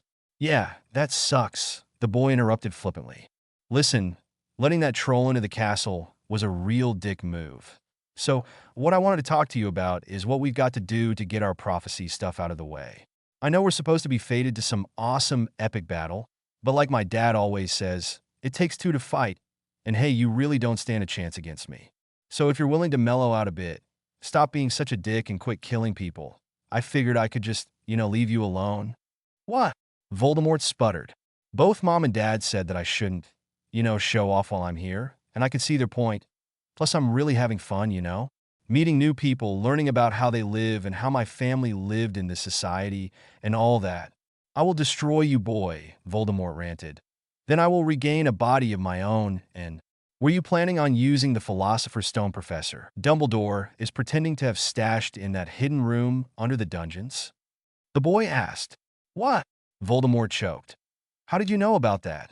Dumbledore said that no one should go to the third floor thing unless they wanted to die. The boy shrugged. I just had to look after he said that. There's this door that's only barely locked, a three-headed dog who acts all vicious but is really just a big puppy, a real creepy vine plant that tries to grab you, some flying keys, a giant chessboard with an attitude problem, another troll, and a logic problem with some fire. After you go through all that, you end up in an empty room with a kind of raised platform in the middle of the room, like something is going to be put there eventually, but it isn't there yet. So, I had to go looking for whatever the headmaster was hiding. It turned out to be a Philosopher's Stone. Professor, Dumbledore has it stashed in his desk drawer in his bedroom wrapped in a purple sock. Are you claiming to have done all this in only 2 months? Quirrell asked from where he stood facing away from the boy. I did it that first night before I went home, Professor. The boy said, looking around Voldemort's face to catch his defense professor's eye. It wasn't like it was hard or anything. Once I have the stone, Voldemort said, plans rushing through his mind. Once you have the stone, you would experience extreme disappointment, the Potter child said. It's a fake. What? Voldemort thundered. Well, calling it a fake isn't fair. It's a real Philosopher's Stone. It's just that real Philosopher's Stones don't actually do anything. When I first found it, I was wondering if someone had managed to actually make one that works. Then I found the note from Nicholas Flamel, so I knew it was a joke. What do you mean? Nick is an elder. He's been running this scam for about 600 years, Potter explained. He hangs out with my great-uncle Arthur, and they're always laughing about the stupid wand wizards believing that some rock could do everything that a Philosopher's Stone is supposed to do. His wife Perenelle thinks that it's a cruel joke, but she goes along with it. The boy leaned forward and continued in a manner that suggested he was sharing a confidence. Personally, I think he's a kind of a jerk. Voldemort blinked. Elders are real? Oh, sure, the boy nodded. There aren't a lot of us, but we're real. Shaking his head, Voldemort consciously ignored the fact that the boy had identified himself as a member of the Elder Sect. "It doesn't matter. I will get the stone, and if it doesn't work, I will find some other method to regain a body." "A body is all you want?" the boy asked while gesturing with his left hand. "There you go." Voldemort stumbled as he suddenly found himself staring at the boy from a slightly different perspective. Quirrell collapsed, and Voldemort was stunned to find himself looking down at the body he thought he was sharing, before looking down at the body he was now wearing. A mirror shimmered into existence to hover before him.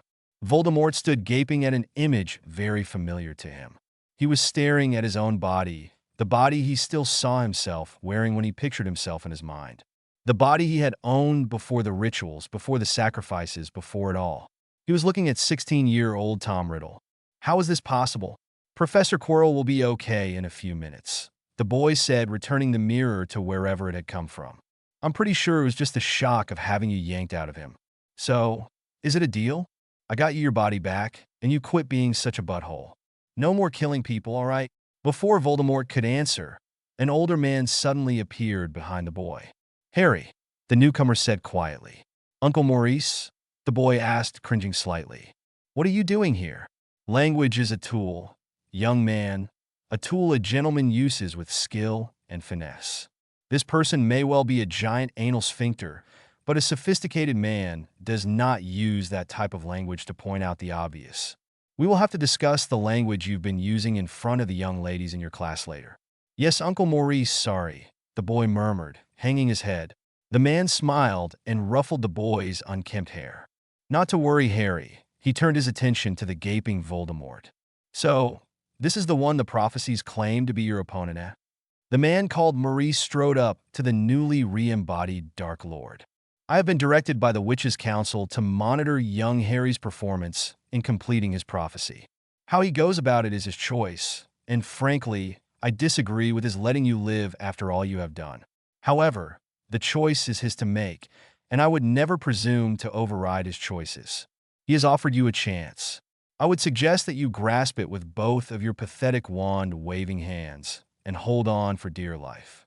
"He destroyed me," Voldemort responded, wondering as he did, so just why he was speaking his mind. "Who told you that?" Harry asked. "I was less than 2. What could I have done?" "It was the boy's grandmother, Clara, who dealt with you when you threatened him," Maurice explained patiently. "Considering what she did to you, it isn't really surprising you don't remember.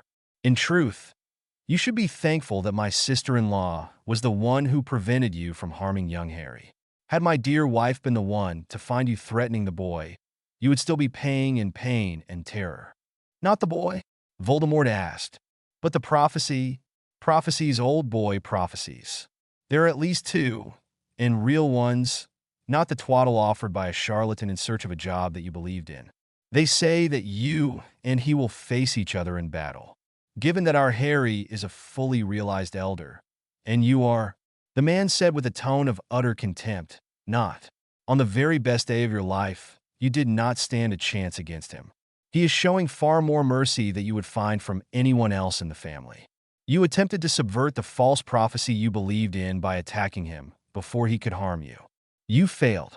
Now young Harry is attempting to subvert the prophecies he knows by offering you a chance to walk away. I would suggest you take it." Voldemort nodded dumbly. The gray-haired man leaned down until he was eye to eye with the Dark Lord. "Knowing what my grandnephew faced, I did a little research on you, Tom Riddle. Historically, your first response to someone you could not control was to go for their family. I would suggest that you do not make that mistake. There is but a single member of young Harry's family who is unable to destroy you with a glance. Should you somehow manage to harm that single vulnerable individual, you would find yourself subject to the tortures of hell. Be a smart little wizard and run away." The man turned to walk away, and then paused. "You have followers, I believe. Harry's injunction against murder extends to them as well. You will pay for their crimes in your name." Voldemort watched as the older man placed his hand on the Potter boy's shoulder. "Come now, Harry. We had best be off. I have not tormented your father in far too long." "Yes, Uncle Maurice," the boy nodded happily. "Goodbye, Mr. Voldemort. I hope we don't see each other again. You'd best take Professor Quirrell with you." The boy gestured, and Voldemort suddenly found himself somewhere else with Quirrell still laid out at his feet. Such power. How could those people have such power? Voldemort needed that power, wanted that power. There had to be a way to take that power for his own use. The Dark Lord kicked at this sole remaining minion. Quirrell, get up. We have plans to make.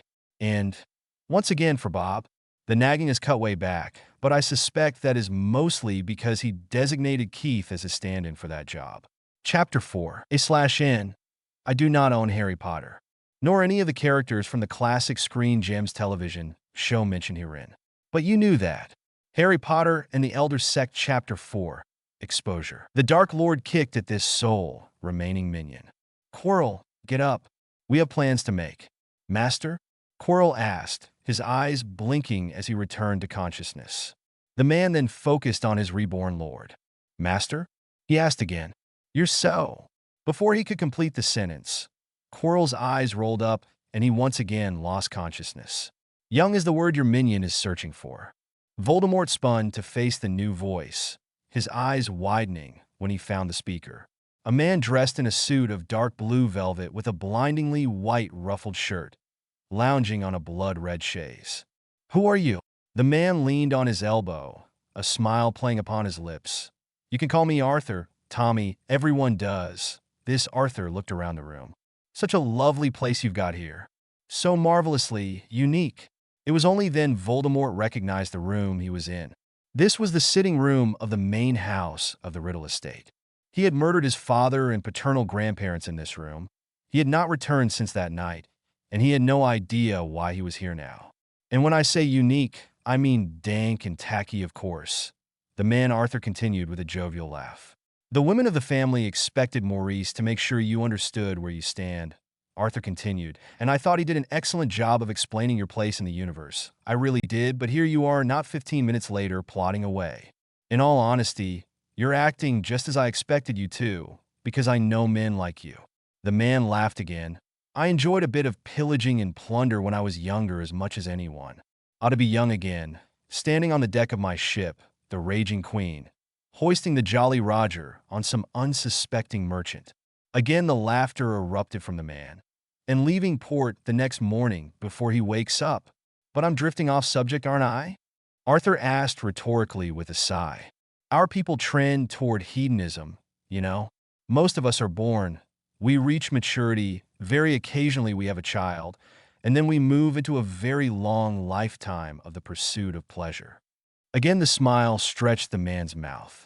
I must admit, I am far further into that pursuit than most. But our children, as rare as they are precious to us. My niece Samantha, well, she's a wonderful girl. She's had 2 of her own and is raising my grandnephew as her own. And you threatened and orphaned the boy when he was less than 2, and now you're plotting against him again. You are plotting against him even now, plotting against one of our children, plotting against a member of my family. The smile darkened, and the man's eyes lit with barely restrained power.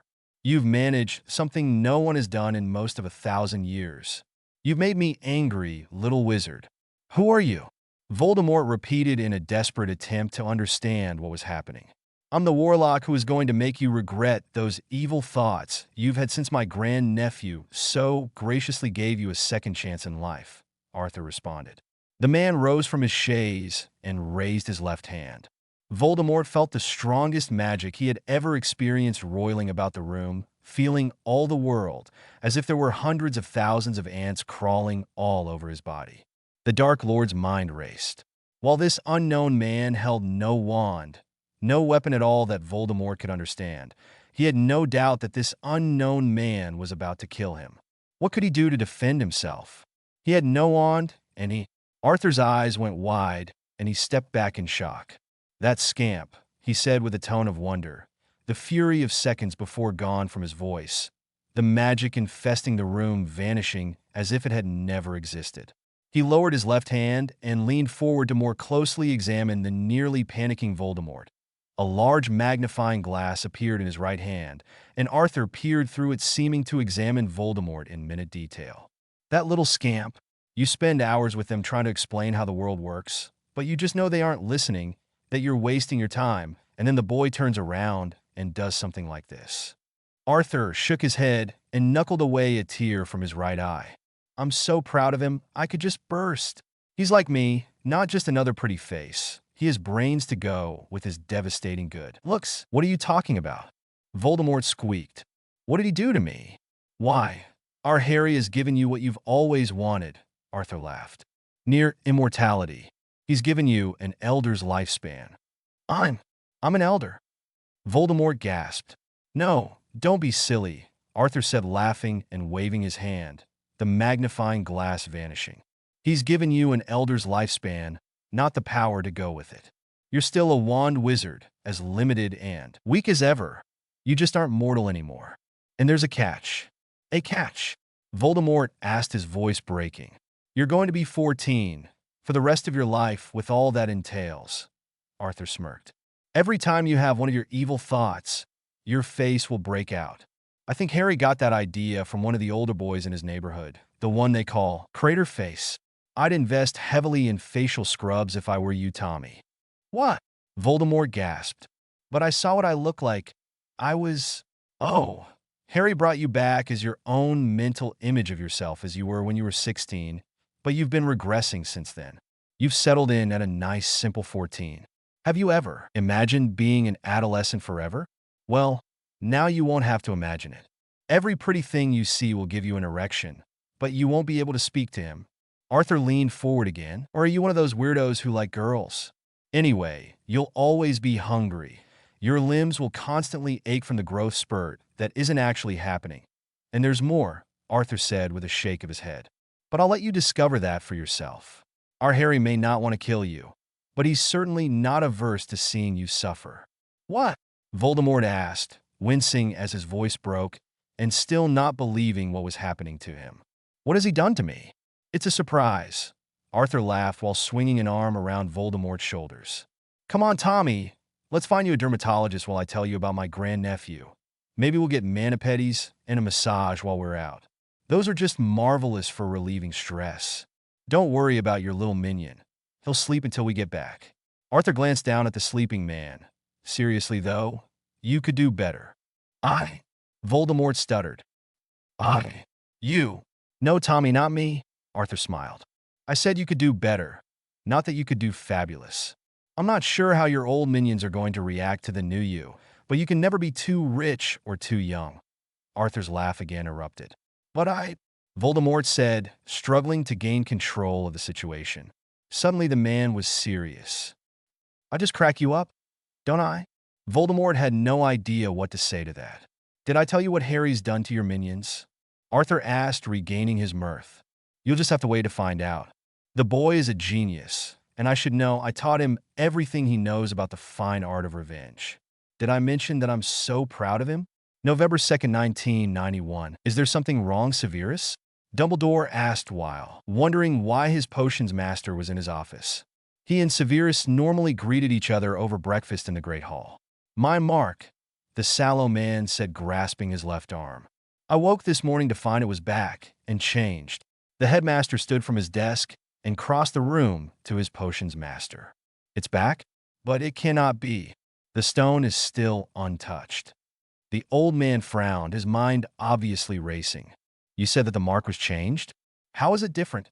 With a grimace, Snape rolled up the sleeve that covered his left forearm before offering the arm to Dumbledore. Albus took hold of the arm and bent to examine the new mark closely. Where before there had been a skull and snake intertwined, now there was a yellow disc with dots for eyes and a half circle for a mouth. Albus tapped his glasses with his wand to activate their magic divining abilities.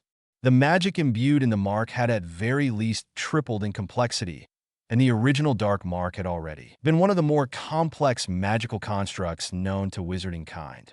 Dumbledore moved to probe this new mark with his wand in hopes of starting to understand the magics involved when the yellow form blinked its dot-like eyes at him, dodged away from the probing wand, and then blew a raspberry with a very three-dimensional tongue and very real saliva that spattered the old man's glasses. Albus backed away from his potions master in shock as music filled the air and the yellow circle began to sing. I love you, you love me. We're a happy family. With a great big hug and a kiss from me to you, won't you say you love me too? It won't stop. Severus moaned piteously. It just won't stop. Oh, come on, Sevi, the yellow mark called out. You know the words, sing along. I love you, you love me. We are friends like friends should be. With a great big hug and a kiss from me to you, won't you say you love me too? Remarkable, Albus said as he watched the mouth form the words which was singing. Snape quickly rolled down his sleeve, and the voice continued, but was somewhat muffled. After a few moments in the dark, it goes quiet, but as anything touches my entire forearm, it starts up again. Second verse. The now hidden mark called out from inside the sleeve. Same as the first, Scottish accent, all the words. Merlin, Snape whimpered. If Minerva hears it doing that horrid accent, she'll kill me. This is an amazing feat of magic, Dumbledore said as he retook his seat. But what does it mean? The Dark Lord has not taken the stone. I am sure of that. What could he have done to regain the power needed to activate your mark, much less make such an inexplicable change to it? Are you the only one so affected? I don't know, and I've no idea how to find out, Severus said, shaking his head. I can't exactly call any of my old associates and ask if their dark mark is singing to them. If it is, they'd likely deny it. If it isn't, they'll think me insane. True, Dumbledore acknowledged before looking up suddenly. Azkaban. Investigating the Death Eaters in Azkaban would be the easiest way to find out. But that won't tell us what it means, Snape pointed out as the enchanted tattoo on his arm began yet another verse. What does it mean? Millicent Bulstrode looked up from her class notes to see Harry Stevens making his way from the doorway that lead to the boys' dorms to the table where she and the rest of the first-year Slytherin girls sat. This boy was very odd, easily the most magically powerful of their cohort, easygoing and friendly to everyone from all four of the houses. Stevens was not what she had expected to find inside Slytherin House. As a half-blood, Millicent had been under no illusions as to what sort of treatment she was to expect when sorted into her father's house. Then, this unknown boy from America showed up claiming a witch for his mother and a muggle for his father, and started talking to the founder's portrait and calling the painting uncle, and the portrait actually responded, as if this Harry was one of his own. That had caused a lot of the house to start examining their positions. As a result, Millie had found herself, for the first time in her life, if not welcomed, then at least accepted by anyone outside of her immediate family. Millie was surprised at how much she enjoyed this simple acceptance. Ladies, Stevens said as he arrived at the table. Morning, Stevens, Tracy Davis said from Millie's left. Davis was the other half-blood among the Slytherin first years, and though she had not said anything, Millie was sure that Tracy was enjoying the unexpected acceptance as well. Look, Stevens said with obvious embarrassment, I need to talk to all of you this morning, and I'd like to do it without the guys around. Is now a good time? All of the first-year girls looked to Pansy Parkinson. Pansy had somehow ended up being the leader of the girls. Of course, Harry, Pansy said with a rare smile. Since Stevens had prevented the Slytherins from wandering into the path of the troll 2 days before, as far as Pansy was concerned, Stevens could do no wrong, Millie knew. For that matter, she quite agreed. The American's common sense, along with his unwillingness to take any of Draco's crap, had endeared the boy to Millie as well. Perhaps it had been the offer to hold the Malfoy boy down, so that she could pound on him a bit that had done it. Okay, thanks. I need to apologize to all of you for my language over the last few days, the boy said, his face reddening a bit more. When I got home last night, my uncle read me the riot act on how I was choosing to speak in front of you. Millie noticed that she was not alone in glancing to the portrait of the great Salazar Slytherin. Harry's uncle had not liked the language he was using in front of them. He had called the founder's portrait Uncle Sal. What other uncle could possibly know how the Stevens boy spoke around his housemates? No, that was impossible. Anyway, my uncle is bound and determined to make me into a gentleman whether I like it or not, but I guess he's right. I'm sorry for how I was speaking in front of all of you, and I promise to try and keep it under control, okay? Harry asked hopefully. The girls simply nodded, which seemed to satisfy the boy. Okay, great. I'm going to head up and see what they have for breakfast. See you when you get there. His uncle? Pansy asked, voicing the question that they were all thinking. Daphne was openly staring at Slytherin's portrait. It couldn't be, could it? Of course not, Tracy said with a shake of her head. When he spoke with the founder, It was clear that they hadn't seen each other in a long time. He hadn't seen the portrait, Millie pointed out. That doesn't mean that he hasn't seen the subject.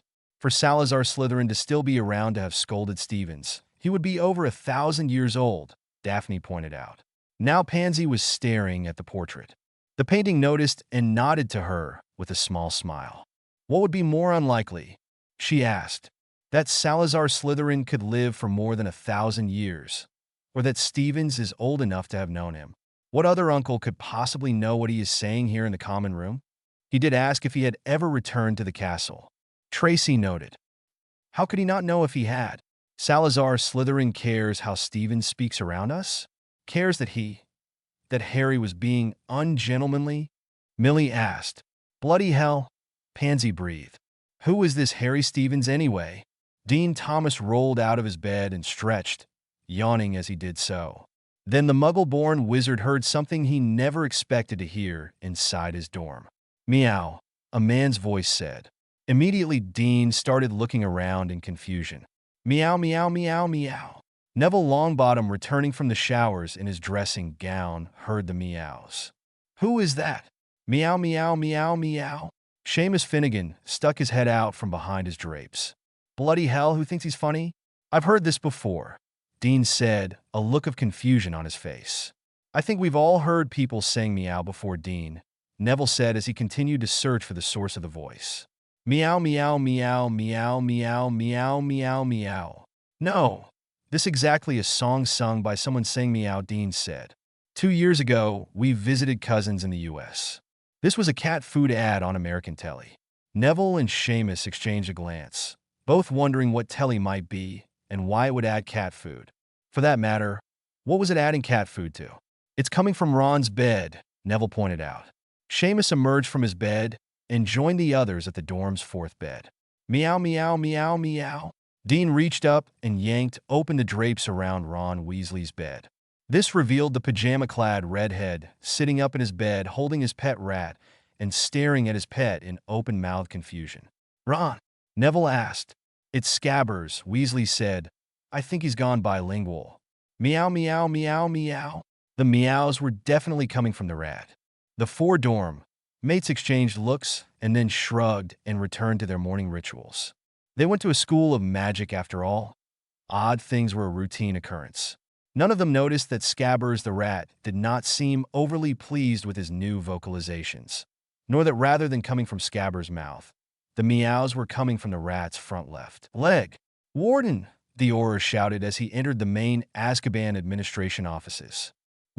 Warden Timothy Jensen looked up from the Wisingamot proclamation he was reading and sighed. Biggers had not been assigned to the Azkaban guard detail long enough to yet understand that there was absolutely nothing urgent enough to get excited about on the island. What is it, Biggers? The older man sighed. It's the special prisoners, sir, Biggers said, using the in-house code for the imprisoned Death Eaters. They're singing. Singing? Jensen asked. That was a new one. The Death Eaters had never done that before. Well, not really, Biggers admitted. More like they're lip-syncing. Jensen raised his eyebrows with an unspoken question. It's a Muggle thing, Biggers explained. It's where you pretend to sing to a pre-recorded song. Before the warden could ask his next question, the Auror continued. We can't find the source of the music, but the Death Eaters are dancing in their cells and pretending to sing. What are they singing? That's the weirdest part, Biggers said. They're singing or pretending to sing Muggle songs. They started with Jailhouse Rock, then Bellatrix did Crazy Train with the rest of them singing backup. And when I left to report to you, all of the Death Eaters are doing Someone to Love. Bella is a bass. Who knew? Jensen sat silently for several seconds waiting for the punch line to this obvious joke. When none came, he rose from his desk and pulled on his cloak. Let's go, Biggers. I swear to Merlin, if this is some kind of joke. At his door, Timothy Jensen stopped dead in his tracks. From the bowels of his prison, he could clearly hear music, and a woman's voice rang out. In the jungle, the mighty jungle, the lion sleeps tonight. In the jungle, the quiet jungle, the lion sleeps tonight. Then a chorus of male voices started up. Whim-away, whim-away, whim-away, whim-away, whim-away, whim-away, whim-away, whim-away, whim-away, whim-away, whim-away, whim-away, whim-away, whim-away, whim-away, whim-away. Bloody hell! the warden exclaimed. "What is going on here?" "Afternoon, Tracy," Harry said as he took a seat at one of the many study tables in the Great Hall, joining his housemate. Tracy Davis looked up from her charms assignment and nodded to the boy. She was trying very hard not to think about the puzzle named Harry Stevens. Trying to understand the reasons he did the things he did usually gave her a headache. Still, what did he meant by no? She told herself she was not going to do that to herself. Later, while nursing a headache, Tracy realized that her mistake was looking at the Stevens boy and being shocked that rather than the heavy text she had, his was slimmer, the cover seemed somehow more flamboyant, and somehow the book seemed new. The pages were a blinding white. The text was uniform across the page, with colorful charts and photographs on the pages she could see. The photos were static and unmoving. A Muggle book? In Hogwarts? Tracy swallowed, her curiosity building until she could no longer stand it. "What are you reading?" she asked. Stevens looked up from his notes, paper. She noted his scribbles, in pencil no less. "Oh, I've finished all my homework for Hogwarts," he said while turning the page of his textbook. "I got distracted last night and forgot to finish my algebra homework, so I'm hoping to get it done during this free period." "Algebra?" she asked. The odd word felt strange in her mouth. "What is that? And what class is it for?" "We're in all the same classes, and I don't remember anything about anything called algebra." "Oh, it's not for Hogwarts," Harry said as he copied some sort of structure from the text to his notes. Whatever he was doing was upside down to Tracy's perspective. But was it a word? There were letters, but there were also numbers. What was he doing? "This is for my mortal school." "No, not mortal, that's not right. What do you call people without magic?" "Muggles," Tracy said, puzzled that he honestly seemed not to know. "Right, Muggle school?" "Yeah, this is due tomorrow, and I've still got a pile of English notes to review tonight for a test tomorrow." "Tomorrow?" she asked. "Well, for me," he grinned. "For you it was due this morning. I'm looping, you see." "Looping?" she asked weakly. "Yeah, looping the day," he said as he made some marks on his notes and rewrote the not word, not maths problem in front of him. "After the last class today, I head home for dinner. After dinner and the cleanup, then I loop back to yesterday after dinner and then hang out with me, my brother and sister for a couple of hours. Finish my homework, go over with my dad, and maybe catch some TV. Then we hit the hay and tomorrow Muggle school." "Or this morning from your perspective." Tracy was feeling a bit dizzy from that explanation despite the fact that she was sitting down. The only thing she had understood from his explanation was that he intended to go home for dinner and hang out with his brother, sister, and himself. A concerned look crossed Stephen's face. "I don't think I was supposed to tell anyone about that," he said in a contrite tone. "Mom and Dad are always on me not to show off." "I didn't offend you or hurt your morale or anything, did I?" he asked hopefully. I don't think so," Tracy answered, wondering what the Stevens boy was talking about. "Good," Stevens said, his easy grin returning to his lips. Then he frowned, looking at his text. "I don't suppose you know anything about the distributive property, do you?" "No," she admitted while wondering what property the boy was concerned might need distributing. "Well, crud," he said, rubbing out his previous work and rewriting it. The rewriting did not seem to satisfy him in the slightest. Try as she might, Tracy just could not return to her own assignment. Stevens and his muttering over whatever he was trying to do seemed to absorb her entire attention. "I need some help," Harry sighed. He glanced around the room looking for anyone who might be able to offer the assistance he sought. Tracy looked about as well. Other than a table of first-year Hufflepuffs, they were alone in the Great Hall. "Crud," he repeated. "Well, I guess I'll need to call someone." Tracy watched as the boy raised his left hand and then hesitated. "Wand," he said. "Can't perform magic without a wand, you know." The boy reached down and pulled his book bag onto his lap. "Ah, potions," he said as he pulled his potions text from the bag, then dug deeper. "My Game Boy. I wondered where I left that," Stephen said as he placed a plastic box on the table next to his books and parchment. "Ink, pencils, pens, stupid feathers. Ah, there it is." His wand was on the bottom of his book bag. How could his wand be at the bottom of his book bag? Hers was stored in its proper place, in the sleeve pocket designed to store and protect the precious focus. Tracy tried to remember the last time she had seen Stevens with his wand, and was a bit shocked that she was unable to picture him with it in his hand. Stevens repacked his book bag and raised his wand. His face took on a look of concentration for a moment, and then he waved his wand and chanted Ridiculum Senex. Suddenly standing beside the table was an old man, clad in heavy trousers, some sort of heavy cloth jacket, and a knit hat. The old man seemed understandably startled by his sudden appearance in the great hall, looking around wildly before his eyes settled on the Stevens boy. "Ah, Harry, of course," the old man said, a smile crossing his lips. "What can I help you with today?" "Hi, Professor," Stevens said happily. "Sorry to bother you, but I'm having some problems with my algebra homework." "Oh, no bother, Harry," the old man said, pulling the knit hat from his head, revealing a mass of white wild hair to match the ebony thatch of the boy. Unbuttoning his jacket, he settled into the chair next to Harry. "Hello, miss." "Oh, sorry, Professor, this is Tracy Davis. She's a classmate of mine, but she isn't taking any math." "Tracy, this is Professor Einstein." Tracy really did not know what to say to a man who had just somehow done the impossible for anyone not named Harry Stevens and appeared in the middle of the great hall. So she nodded and tried not to stare. The old man seemed quite used to people being stunned into silence around him because he smiled. "Miss Davis, it is a pleasure to meet one of Harry's friends." "So, Harry," he said, turning to the boy at his side, "this is your new school? Hogwarts?" "Yes, sir," Harry nodded. "Amazing. A school of witchcraft and wizardry. The manipulation of quanta via force of will and stick waving." The old man shook his head. "I'm certainly glad I didn't know about that possibility when I was working on relativity. I would never have gotten any sleep. So, Harry, show me where you are having problems." "Yes, sir," Harry said, offering the old man his papers.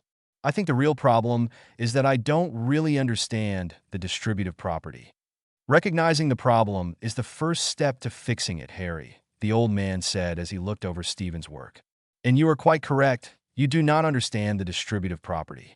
"All my answers are wrong?" Harry asked. "All of them?" "Sadly, yes," the professor concluded. "Not to worry, though. We'll soon have you knowing the basics." The old man placed a fresh sheet of paper in front of the boy. "Let's start at the beginning." "Yes, sir," Harry sighed. "Don't take it so hard, Harry. You'll get it, you always do." "You know," he said as Harry copied the first equation onto his paper, "I heard the most marvelous rumor about myself the other day." "You did?" "Oh, yes. It seems that there are those going around saying that I failed maths class when I was a child." Harry grinned. "I'd heard that, but it didn't seem likely." "Not likely?" The old man laughed. "If I had brought home a failing grade in any subject, my mother would have tanned my backside. All right, let's see how you would go about simplifying the equation." 2 tables away, Susan Bones blinked when she saw the old man suddenly appear in the great hall. "I thought that wasn't supposed to be possible," she said, shaking her head. "What?" Hannah Abbott asked from her left. "That man just apparat to the table those Slytherins are at." The redhead pointed out the newcomer. "That isn't possible." Ernie Macmillan sniffed in that somewhat superior way of his. "You must have been distracted when he approached the table. It's a well-known fact that you can't apparate inside the Hogwarts wards."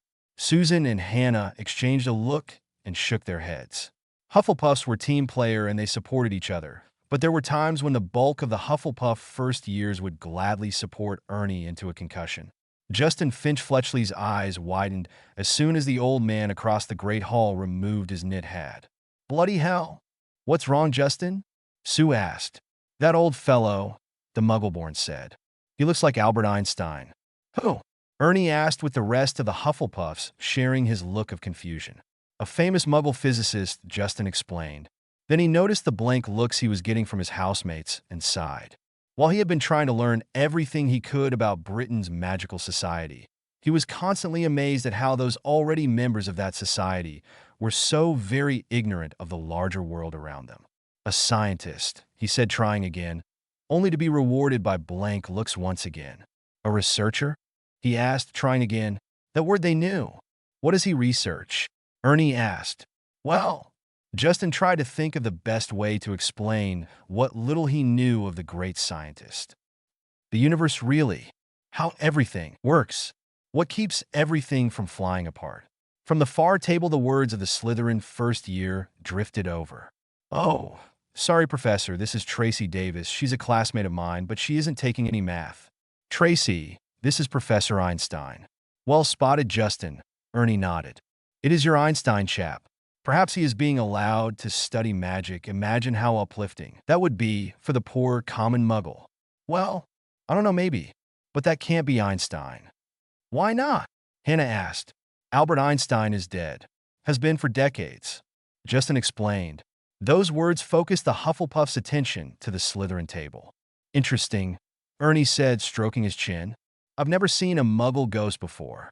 This specter appears to be substantially more solid than the ghosts I've known. Justin shook his head.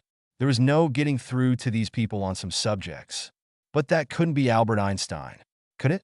The Slytherin common room was awash with noise as the various forms blew off steam after a day of classes. Draco Malfoy sat at the smallest table in the room, isolated in a dark corner. This afforded him the privacy he needed for this task. Nothing about his time at Hogwarts had gone as planned so far, and it was all the fault of that muggle-loving half-blood Stevens. Draco was supposed to have taken his place as a leader of Slytherin House, only to be blocked at every turn. He had not figured out what the Yank had done to the founder's portrait to keep it from speaking to Draco and force it to speak to the half-blood. Father, I apologize for how long it has been since my last letter, but I have been busy with my studies and attempting to deal with what has come to be an insult to the name of Malfoy. Draco paused. There was an art involved in getting his father to react properly. First, you had to make sure he knew you were behaving as you should as a Malfoy, and then make the issue at hand sound like the family name was being insulted. He dipped his quill into his ink pot and continued. As I reported earlier in the year, my cohort in Slytherin House has been sullied by the presence of a half-blood product of an American witch and some muggle. I regret to report that the house has failed to rally to show this poser his place. Seemingly, they are all dazzled by some trick the Yank employed to fool the founder's portrait into speaking with him rather than with someone more suitable, such myself as the current representative of House Malfoy. As a result of this trickery, not even the upper forms are holding to the standards that made Slytherin House great. Half-bloods now stroll about, never even thinking about giving way to their betters. That was a good start, but he would need to do better. Draco wanted his father to ride in like a war mage of old and teach that insufferable mudblood Stevens a lesson. Mistress! Narcissa Malfoy glanced up from her novel. Yes, Sippy. The cowering elf hesitantly extended her arm with a familiar envelope clutched in her hand. A letter from the young master, mistress. Narcissa accepted the envelope with a small nod. Thank you, Sippy. Return to your duties. She waited until the elf had left the room before carefully opening her son's letter. Typical. Not even a hello to his mother. She read through the letter and sighed. Draco was so like his father, and not in the good ways. Narcissa marked her place in her book with a silver bookmark, a gift from Lucius from their days in Slytherin House. She sighed again at the memories of what had been and rose from her chair to deliver Draco's letter to his father. Lucius' library was across the hall from her sitting room, but a knock at the door showed he was not there. How very odd, she reflected. He had not mentioned having an appointment out of the house today. By this time of the morning, Lucius was always in his library. He was not in the dining room either. Lucius was a man who defined himself by his schedule. For him not to be where he was supposed to be suggested something strange was afoot. Concerned, Narcissa returned to the main hallway, where she noticed something out of the ordinary. Music was playing. Lucius hated music. Her husband considered it a frivolous waste of resources, and only allowed it in the house during the social gatherings, balls, and parties expected of those of their station. And even then it was begrudged. Concerned that the music might be a sign of a possible intruder in the manor, Narcissa drew her wand and made her way up the stairs, finally reaching Lucius' bedchambers, where she stood in shocked silence as the scene she found through the open doorway, her wand almost slipping her fingers. Lucius was cavorting in front of his full-length mirror, naked other than the white dress shirt he was pulling on as he danced. I'm too sexy for my love. Too sexy for my love. Love's going to leave me. I'm too sexy for my shirt. Too sexy for my shirt, so sexy it hurts. Narcissa's eyes widened in shock. Lucius was singing? No, there were two voices.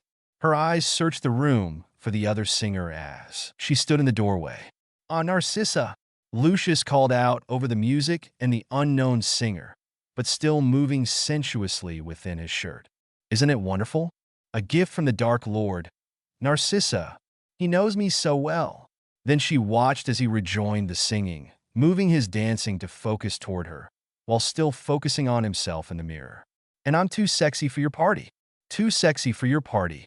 No way I'm disco dancing. I'm a model, you know what I mean, and I do my little turn on the catwalk. Yeah, on the catwalk, yeah. I do my little turn on the catwalk. Lucius, she shouted over the music. Stop this. This isn't you. The music stopped suddenly. And I'm too sexy for my hat. Lucius continued a cappella. Too sexy for my hat. What do you think about that? Noticing that the music had stopped, and raised his left arm and peeled the sleeve of his shirt back to expose his dark mark. What's wrong? He asked the magical tattoo. Why did you stop? Your wife wants to speak with you. The voice that had been singing along said. Hi, sissy. What is this, Lucius? Narcissa asked, finding the idea that the dark mark now spoke to be more than slightly disturbing. The Dark Lord has returned, Lucius said, almost in a state of joyous hysterics. And he has gifted me with this wonderful enhancement of my mark, he enthused, turning his arm so that she could see the dark mark. Narcissa gasped. Rather than the skull and snake that had been on her husband's forearm for most of 2 decades, there was now a yellow disc, which winked at her and smiled, exposing a mouthful of seemingly very real teeth. Before the disc smiled, its appearance had reminded her of a type of decoration she associated with a muggle born of Hogwarts from her school days. With a trembling hand, she extended Draco's letter. A letter from Draco, with information he feels you should know. Lucius snatched the letter away from her, and Narcissa backed out of his chambers. By the time she reached the stairs, the music had started again. Narcissa made her way to her sitting room as quickly as she could. After seeing what she had, she really needed a drink. November 5th, 1991. Lunchtime was in full swing, and the constant buzz of conversation gave Tracy the chance she had been waiting for since Harry had somehow caused a muggle man to appear in the Great Hall and caused him to disappear half an hour later. Harry, Tracy said softly to the boy on her right. Can I ask you a question? You just did, Harry snarked, looking up from his sandwich. Sure, go ahead. I might even answer it. That man the other day, Tracy said hesitantly. You said he was named Albert Einstein? Harry nodded and took another bite. I've looked him up, she continued, trying to stay calm and get her information. In doing so, her voice climbed out of her traditional soft murmur. He's supposed to be dead. The pronouncement of death got the attention of the Slytherins sitting around the pair. Well, sure. Now, Harry said, reaching for his goblet. I picked him up from 1953. He was on a winter vacation near Lake Placid, New York back then, and I think he was kind of bored because he never has a problem taking a few minutes to help me out once I explain what I had done. Good soup today. Tracy had to remind herself to breath at the boy's casual dismissal of the impossibility of what she had seen him do. You, she swallowed, trying to calm herself. You brought a muggle man forward in time 38 years to help you with your homework. I don't do it all the time, Harry said defensively. I've only called him 5 or 6 times, and only when I'm seriously stuck. I wish I could go back and see him instead of bringing him to me. But you know how much trouble that is. Tracy felt the beginnings of what she had taken to calling a hairy headache form behind her eyes. No, I don't. Until I saw you do it. I didn't believe anyone could do what you did. Harry looked up, startled. You can't. No, she confirmed. Can't do what? Millie Bulstrode asked. Tracy said, gesturing toward Harry with her fork, parroted a dead muggle from 1953 into the Great Hall. What? Ted Knott demanded. Why would you do that? How did you do that? Daphne Greengrass asked. Remote apparition is impossible. Remote apparition of a corpse is even more so. It's not what it sounds like, Harry responded defensively. The muggle is dead now. He was living in 1953, Tracy tried to explain. He somehow parroted a living version of a dead man through time and space into the Great Hall, and seems to think we can all do it. Are you sure you can't do it? Harry asked. I mean, it's really simple. I showed you. I used a wand and everything. And don't get me started on the wand that you never use, Tracy said, crossing her arms across her chest. As one, the rest of the Slytherin first years blinked, Then each of them tried to think of any time that they had witnessed Stevens use a wand. "You're a squib," Draco declared loudly, his voice overriding the murmur of the dining students, attracting attention from throughout the Great Hall. "A squib in Slytherin? Oh, when my father hears about this." "Shut it, puss," Ted snapped. "We've all seen some spectacular magic done by Stevens, so stop being such an idiot. My sister told me about a pair of women who appeared in the Great Hall during the Halloween feast her second year. From her description, what they did when they arrived was a whole lot like what you did when you left to help the Griffey on Halloween." Tracy watched as Harry fought against a smile. That was when she realized just how much the boy was enjoyed it when the Malfoy abuse he had started spread through the house. Draco's stupidity aside, Tracy said quietly, "You have some explaining to do, Harry." Harry looked up and sighed. "Look, I'm not supposed to talk about it." "Come on, Harry," Greg said, while Vinny nodded at his side. "Tell us what's going on." "You aren't hurting our morale," Tracy said, recalling what had worried him before. "We aren't stupid, Harry. We've all seen you do things you shouldn't be able to do, and half the time you don't seem to know you aren't supposed to be able to do them. What could possibly be worse? You tell us what's going on, or what we might come up with if we keep imagining what you're up to." "Okay, fine." Harry paused for a moment, as if collecting his thoughts, and then continued.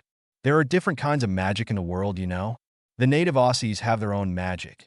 The Mayans have theirs, and most of the magicals in Europe and Asia use wands. In Africa," Greg interjected. "That's mostly in northern Africa and a result of Roman colonization. The same thing that happened here in Britain to the native magical traditions when Rome invaded." "Wands were better," Millie nodded. "Not better, exactly," Harry corrected. "My Uncle Maurice says that the wands were faster and easier. That's why they pushed out the older traditions. My people come from an older tradition still, one that, well, the magic is everything. It's hard to explain." "Try," Daphne demanded. "Our people don't need a focus or a chant or anything like that.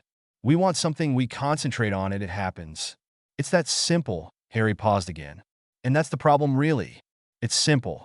We have to be careful, or you can get to the point where you don't appreciate things. My sister keeps me honest. Every time I've gotten a feeling like I'm the king of the world or something, she busts my chops so that I realize what I was doing. And I do the same for her." Tracy digested that for a moment. "Why are you here?" "Not for the schooling, obviously." Well, I'm different. A long time ago, my gran married a wand user, and all her kids were wand users, their kids and their kids. Somehow, the wand user side of the family got winnowed down to just my birth father, and then to me. When my birth parents died, I was less than 2. My gran came for me and discovered that I had more than just the wand magic. I also had her elder magic." "Elders?" Millie gasped. "No way," Ted echoed. "Yeah," Harry sighed. "Anyway, I happily grew up doing magic and hearing stories from my godfather about the things he and my birth father got up to at Hogwarts. Then on my birthday, Professor Dumbledore shows up and tells me I have a place reserved here. I have both kinds of magic. I can use a wand, but I don't need it. I thought it might be fun to learn about where I came from, you know." "You said something about your godfather?" Ted noted before asking. "Who is he?" "Anyone we would know." "Sirius Black," Harry said. "He's a big goof, a lot of fun."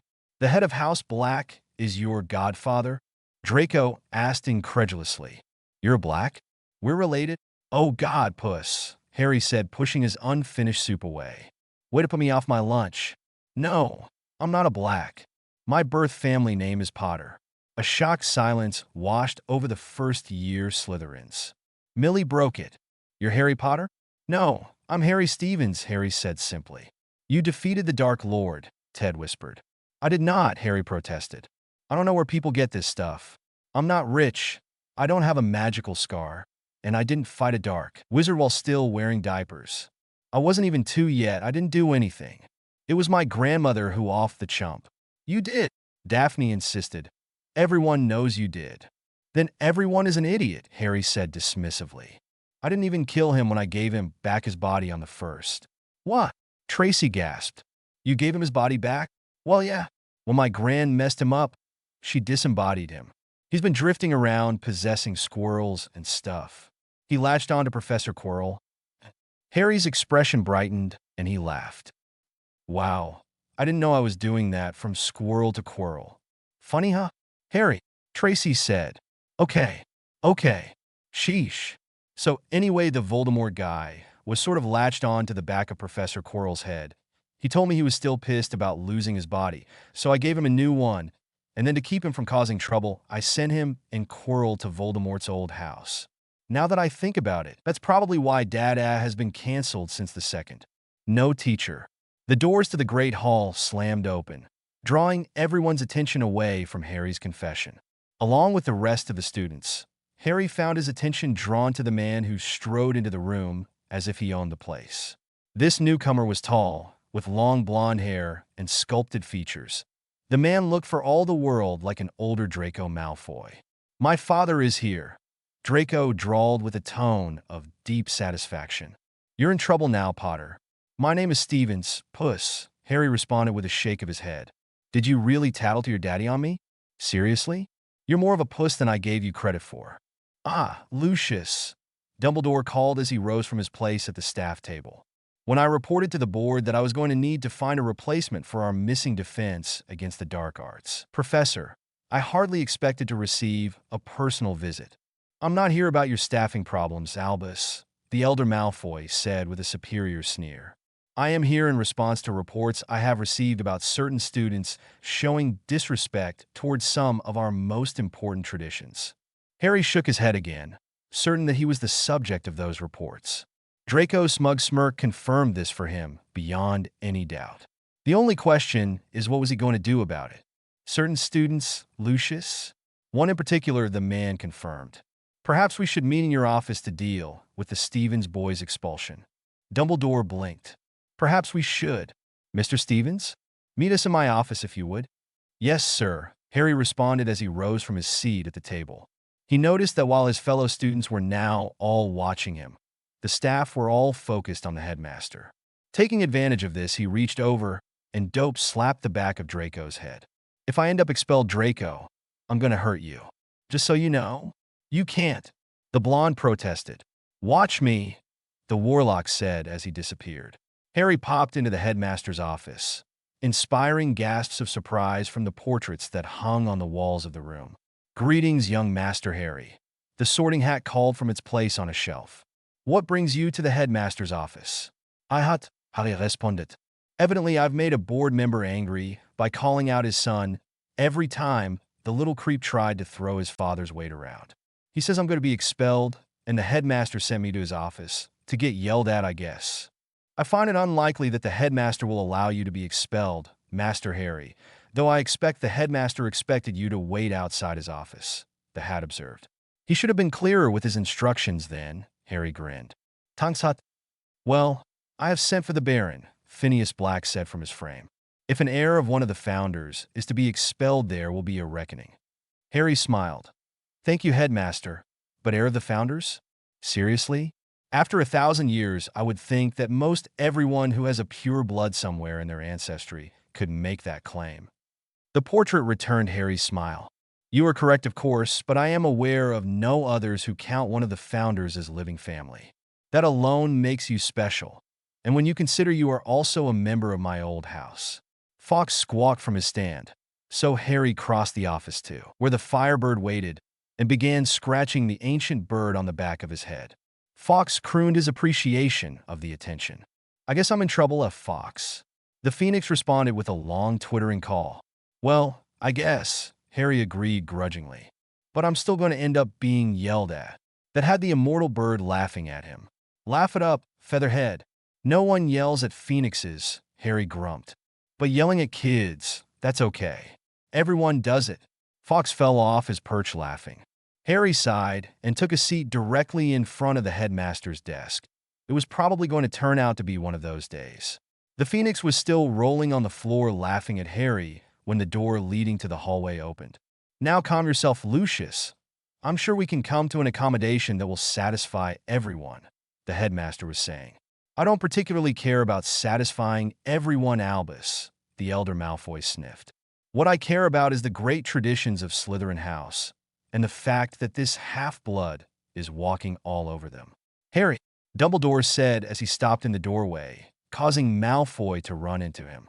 "Hello, headmaster," Harry responded. "You allow the boy free run of your office?" the blonde asked, incredulously.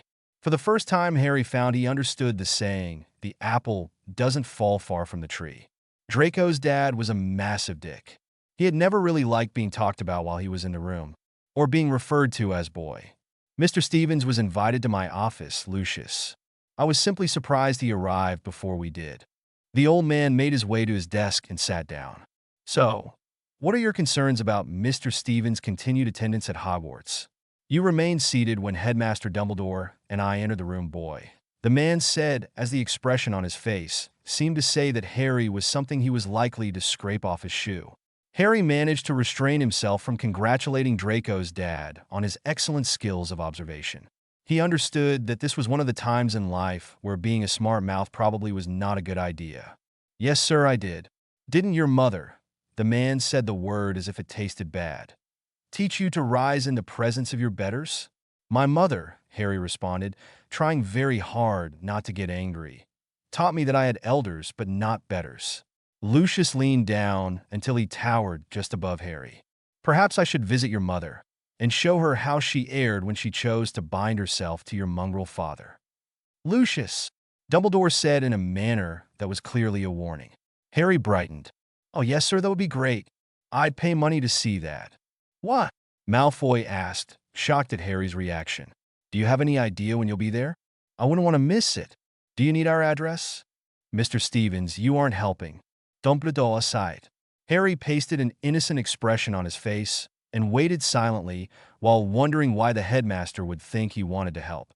"And Lucius, if you dare to threaten one of my students again, you and I will have to see if your skills approach mine." Dumbledore continued, knowing that the man was unaware that his life was being saved. "If you must, Albus," Lucius responded. "All right, boy. Explain the trick you used to make the founder's portrait speak with you." "Trick?" Harry asked, honestly perplexed. "There wasn't a trick. I presented myself to the portrait like the prefects told me to, and Uncle Sal said hi." The gaslights in the headmaster's office flared as the Bloody Baron entered through the wall behind the headmaster's desk.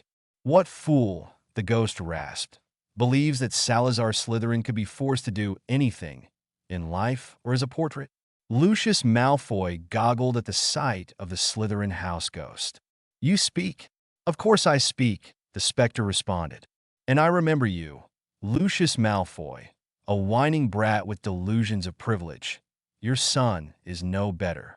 "Indeed," a new voice interjected. The attention of the living people in the room was immediately drawn to Phineas Black's frame. Instead of the infamous former headmaster, the frame now contained the image of Salazar Slytherin. "Who are you to question the right of the heir of two of the best people I ever knew in life to be in my house? How are you doing this, boy?" Lucius demanded, spinning to face Harry. "I'm not doing a thing," Harry said, becoming angry again. He had never liked being called boy, especially by some jerk adult who he didn't know. "Don't lie to me, boy." "Headmaster, do I have to put up with this? Who is this guy anyway?" Harry asked, taking advantage of the fact that the visitor had not been introduced. Lucius grasped Harry's chin with his right hand, forcing Harry to look at him, and raised his snake head cane in his left. "You will answer my questions, boy," he hissed, "or I will beat the answers out of you." Harry broke free of the man's grip and was on his feet when, over the shouts of the headmaster, Bloody Baron, and Salazar Slytherin, a new voice entered the conversation. "What kind of zoo are you running here, Dumbledore? And why are you allowing this dead man to manhandle my grandnephew?" Lucius Malfoy spun in place to face the new speaker, drawing his wand from his cane as he did so, only to drop both the wand and the cane when his hand started to change and feathers sprouted all over his body. A silver-white peacock stood in the middle of the headmaster's office and let loose with a mournful call, "YEA I, onchi endora." Harry protested. "I was doing okay. I didn't need to be saved." "I'm not here to save you, Harry," the redhead seated in the ornate throne that had appeared with her said with a smile. "I'm here to prevent you from leveling this castle and killing that feathered fool. Doing either would certainly be something of a public service, but my sister is quite attached to this old pile of stones." Harry sat back down in his chair and crossed his arms over his chest. The family always seemed to want to treat him like he was still little and wasn't in control of his powers. It was so frustrating sometimes.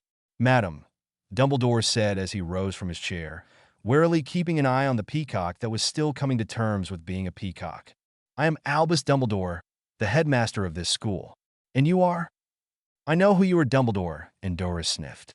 You're the one who allowed this pretentious nothing to lay hand upon my grand nephew. I am Endora of the Elder Sect. Harry's mother, my daughter, would be here herself, but she is currently tied up dealing with the fall out of another presumptuous young man laying hands on Harry's sister. Tabitha? Harry asked, suddenly alert. Is she all right?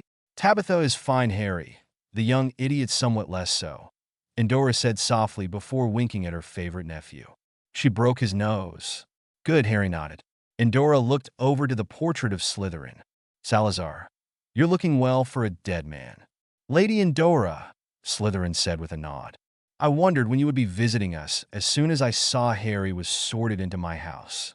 So Dumbledore explained, the Malfoy family has long been accustomed to getting what they want.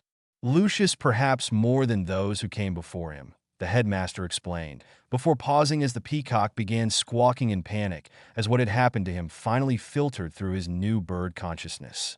Fawkes added to the din by falling off his perch, once again in laughter. I suppose there is some boring reason why I shouldn't just kill him and be done with it? Endora asked as she silenced and froze the panicking bird with a gesture. Explaining his death would be inconvenient. It always is, Endora sighed. Harry, don't you have a class to get to? Yes, ma'am. Harry stood up, disappointed that, as usual, he was going to miss out on the Annie and Dora going all medieval on someone. The pair waited until the door closed behind the student before Endora continued. Let me be clear, Dumbledore. Our children are valuable to us. My daughter explained this to you when you came to her asking to enroll Harry in your school, and still you allowed this fool to lay hands on the boy. Harry's anger was spiking rather rapidly when I arrived, and he was quite likely going to kill the man, and I wasn't exaggerating about his destroying your castle in his fury. Surely not, Dumbledore asked. Just as with your people, our powers are fed by our emotions, and anger is perhaps the strongest of them all, Endora sighed. Many of history's greatest disasters were the result of one of our young going into a rage. Atlantis, Vesuvius, Krakatoa, Tunguska, I could go on. Dumbledore swallowed. What had he brought into his school? Well, as fascinating as this is, I must be off, Endora said as she sat back in her chair. Remember what I've said, Dumbledore, and keep your idiots away from my grandnephew. And Lucius? Dumbledore asked, gesturing toward the peacock. If I must, she sighed again and gestured. In the peacock's place stood a disheveled Lucius Malfoy. The old man saved your life, fool. If there is a next time, I promise you an eternity of pain. Dumbledore blinked, and the woman was gone, along with her throne. What are they? Lucius gasped. Elders, Lucius. They are elders, Albus said. And you've managed to anger them. The ministry must be alerted, Lucius said. If the elders are coming for us, we need to prepare. The boy must be captured and used against them somehow. An excellent plan, Lucius, Dumbledore nodded. I can only add a single improvement. Lucius looked up hopefully. He thought the old man a fool, but he was perhaps the most powerful wizard in the world. What is it, Albus? What else can we do? Obliviate. And Albus Dumbledore set about removing the memories of the day from the mind of Lucius Malfoy. He carefully constructed memories of Lucius coming to Hogwarts to consult with the headmaster over disciplinary issues with young Draco, and made sure to install an aversion to the idea of approaching Harry, Stevens in particular, and red-headed women in general. Albus stepped back from the presumably former Death Eater to inspect his work. He then raised his wand again for a final edition. Lucius Malfoy, in a burst of philanthropy, would be replacing the school's aging brooms with new basic models. There had to be some penalty for nearly destroying the school. A/N. And in typical sitcom fashion, the stakes build. Again, this is for Bob, with his new passive-aggressive nagging style where he nags by pointing that he isn't nagging but could be at Harry's mistakes. Remember, he has been raised to this point in a black and white world. At home, he could do magic, but only in front of family. Out in the world, he could not. Now he's suddenly in a third state, where magic is okay in public. I've got to figure that it would be hard to remember to do his magic, right? And that it would be awfully difficult to keep track of the things that these wand users can and cannot do. Chapter 5. A/N. I do not own Harry Potter, nor any of the characters from the classic Screen Gems television show mentioned herein. But you knew that. Harry Potter and the Elder Sect Chapter 5. The Club. It had taken weeks, but using Quirrell's ill-fitting wand, Tom had finally managed to duplicate the dark mark on his only remaining servant's arm completely from memory. His original notes on his mark were no doubt still in his secure redoubt awaiting his return, but there was no way he was going to allow Quirrell to know his secrets. Quirrell was still gasping from the pain of the installation of his master's mark when the barely pubescent Voldemort moved to call for his minions, only to freeze in confusion when his mark changed from his carefully designed skull and snake to a smiling yellow disc. "Hiya, fearless leader," the disc asked. "How's it hanging?" "You speak?" Tom asked incredulously. "You have a firm grasp of the obvious," the disc noted with an approving nod. "No wonder you're in charge. Were you looking to poke me in the eye with that wand? Or did you want me to call your butt, boys?" "Call." Tom hesitated and swallowed noisily. "Call my followers." "Okie dokie, bossman." The disc's eyes narrowed in a manner that suggested both a squint and concentration. "And done. Do you have any requests?" "Requests?" Tom and Quirrell echoed. "No problem, Captain," the disc laughed. "We'll just pull out an oldie but goodie." Tom blinked at that announcement before locking eyes with Quirrell. "Was a call sent?" he asked. "I don't know," Quirrell whispered. "I didn't feel anything."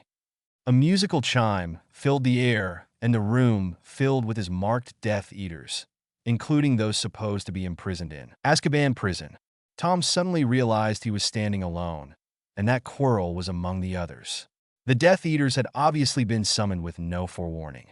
Bellatrix was standing in her decayed prison robes with a handful of something held to her mouth. Lucius Malfoy was naked, covered in soap, with a shower cap upon his head and a scrub brush in his hand.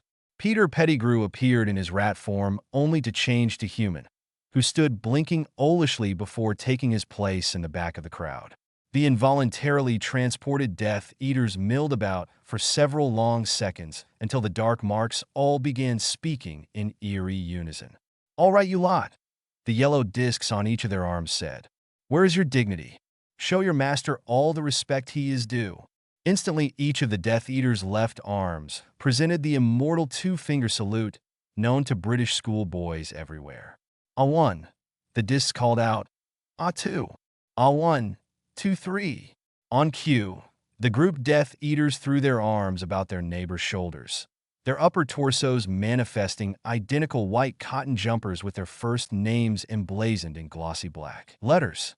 Before the shock of this new change could sink into anyone in the room, marching music swelled from nowhere, and they all began to sing. "Who's the leader of the club?" they chorused. "Who's enslaved both you and me? Hey, there I, there ho, there. Purebloods are as stupid as can be Voldemort. Voldemort?" The assembled group shouted. "Dumbledore!" A quiet voice that sounded suspiciously like that of Severus Snape, if the potion's master had been huffing helium for some reason, argued. "Voldemort, Dumbledore!" Snape supplied, continuing with his contrary, if highly pitched ways. "Forever let us hold our dark marks high. High, high, high. Come along and sing a song and join the murder spree. Voldemort. Lord Voldemort's club will have fun. We'll hide our faces.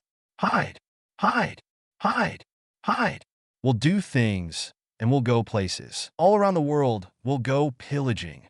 Who's the leader of the club who's enslaved you and me, Voldemort? Hey, there I, there ho, there. Purebloods are as stupid as can be, Voldemort. Voldemort, Voldemort, forever let us hold our dark marks high. High, high, high. Come along and sing a song and join the murder spree. Voldemort. As quickly as it had begun, the music died, and the assembled Death Eaters broke from their poses. "Master?" Evan Rosier asked incredulously. "You're so young." "Master!" Lucius Malfoy shrieked girlishly as he threw himself to the floor and began kissing the hems of the boy's robes. "You've returned to us. Thank you for your gift. You know me so well. I have returned, Tom said, stating the obvious and trying to kick Malfoy away from him before the man managed to soak his shoes with the saliva of devotion. The sight of Bellatrix in the white jumper suddenly captured his attention. Had she always been so? Tom was suddenly very happy that the robes he wore hid so much. You aren't the master, Gregory Goyle Sr. spat. You're nothing but a spotty brat. The rest of the Death Eaters appeared to have only noticed Tom's age when Goyle mentioned it. The majority drew their wands, while a minority, including Lucius and Bellatrix, continued to gaze at their returned Dark Lord in undisguised adulation. For his part, Tom was far too busy staring at Bellatrix's chest to notice. A very minor part of his mind, the only part not finding heaving sweater puppies fascinating to the exclusion of all else, was devoted to wondering why his salivary glands were now working overtime. Lo. The yellow discs on the arms of those aiming their wands at the spotty teen said in a horrible Hollywood version of the stereotypical British Bobby. What's all this then? Are you lot threatening your liege lord? We can't have that. Assume the position, lads. As one, the threatening Death Eaters stood rigidly upright, their feet shoulder-width apart. Panic filled their eyes as each of their left arms rose to shoulder level and their left hands formed a fist. Then with all their strength, each of the offenders savagely punched themselves in the crotch, once, twice, 3 times. As one, the offending Death Eaters fell to the floor in agony. The moaning finally tore Tom's attention away from Bella's chest. Wah! He said intelligently as he covertly wiped his chin. The troops got out of line, boss, the disc on Coral's arm said. We just enforced a little discipline. Okay. Tom agreed. Good. Would you like Bella to do some star jumps, boss? The disc on Bellatrix's arm asked. Oh yeah, Tom nodded. That would be great. Warden, the Jason Biggers shouted as he entered the main Azkaban administration offices. Warden Timothy Jensen sighed. I know, Biggers, the special. Prisoners are singing again. They've been singing for a month. It's not big news anymore. No, sir, Biggers gasped. They're gone. What do you mean they're gone? Who is gone? The special prisoners, sir. Biggers said. All of them. Jensen paled. Gone? What do you mean gone? Their cells are empty. The doors are still locked and still intact. The prisoner map can't find them. And worse yet, the Dementors on duty in the special area are panicked. Panicked? How can a Dementor panic? Jensen demanded. They're all milling about, bumping into each other, trying to get as far away from the empty cells as possible, and the young Auror hesitated. What is it, man? What are they doing? They're screaming, Biggers said. It's a horrible sound. Whatever happened to the special prisoners has terrified the Dementors. Merlin! Jensen exclaimed, trying to imagine what could possibly frighten a demon like a Dementor. Meanwhile, a young blonde girl happily skipped through the cobbled streets of Diagon Alley. Spotting the gleaming edifice of Gringotts, she smiled and continued her way up the marble stairs to where the guards stood at rigid attention. Hi, she chirped. I'm here to see the manager. The two warriors shared a confused glance before redirecting their gaze at the air in front of them. The senior of the two had had this position for most of a century, and never before had any human spoken with him. Could you tell him I'm here? Neither guard spoke, for indeed they were forbidden to by tradition and regulation. The younger of the pair wondered if the punishment that would be forthcoming would be worth the sheer joy of punting the youngling human across the street. Oh, I get it, can't talk on duty. Okay, I'll go find him. As each watched the idiot youngling enter the bank in his peripheral vision, both of the guards issued a small sigh. There would likely be blood, and they were going to miss it. I'm here to see the manager, the human youngling said entirely too cheerfully.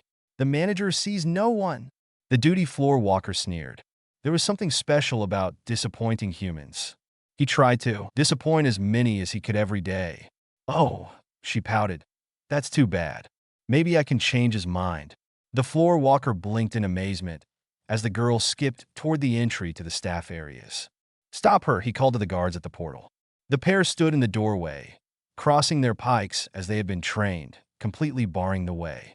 The floor walker blinked as he watched the girl pass between the guards as if they were not there. He moved to his security station at a run and slapped the crystal that would put the bank into lockdown, warning the senior management of a security problem. Hopefully, he would keep his head. Flinchard moved through the tunnels in a foul mood. A human child had penetrated into the staff areas of the bank, and no one could find it. Even after an hour of searching chamber to chamber, head would roll. The goblin that humans of Britain knew as Ragnarok had not achieved his position by allowing things like this to happen. He stormed past the guard standing post outside his office, closing the door behind him. "Hi, Augie," a young, cheerful voice called from his desk, where his chair was spinning around. "I figured the best way to find you would be to wait in your office. You've got a great chair. How did you get in here?" "How else?" the child asked as she stopped spinning in the chair to face him. "Magic. Have you any idea how much trouble you are in?" Ogner thundered, wondering even as he did, so just how this child had learned enough of his family name to refer to him in a diminutive. "Your family will be sued into poverty." "I kind of doubt that," the child laughed. "My uncle said that you've had dealings with him and that you'd likely jump at the chance to make a little pocket change." "Your uncle?" Flinchard asked suspiciously. There were a few humans who knew things that could embarrass him. Humans he hadn't managed to have killed yet. "Oh yes," the girl smiled. "My Uncle Arthur." Flinchard's blood went cold. This girl was one of them. One of that vile coven that held themselves apart from profit and loss. Arthur and his friend Flammel were exceptions with their Philosopher's Stone scam, but they only did it as a joke. The idea that anyone would use profit as a way to score a joke was so alien a concept it had taken Flinchard most of a century to understand it.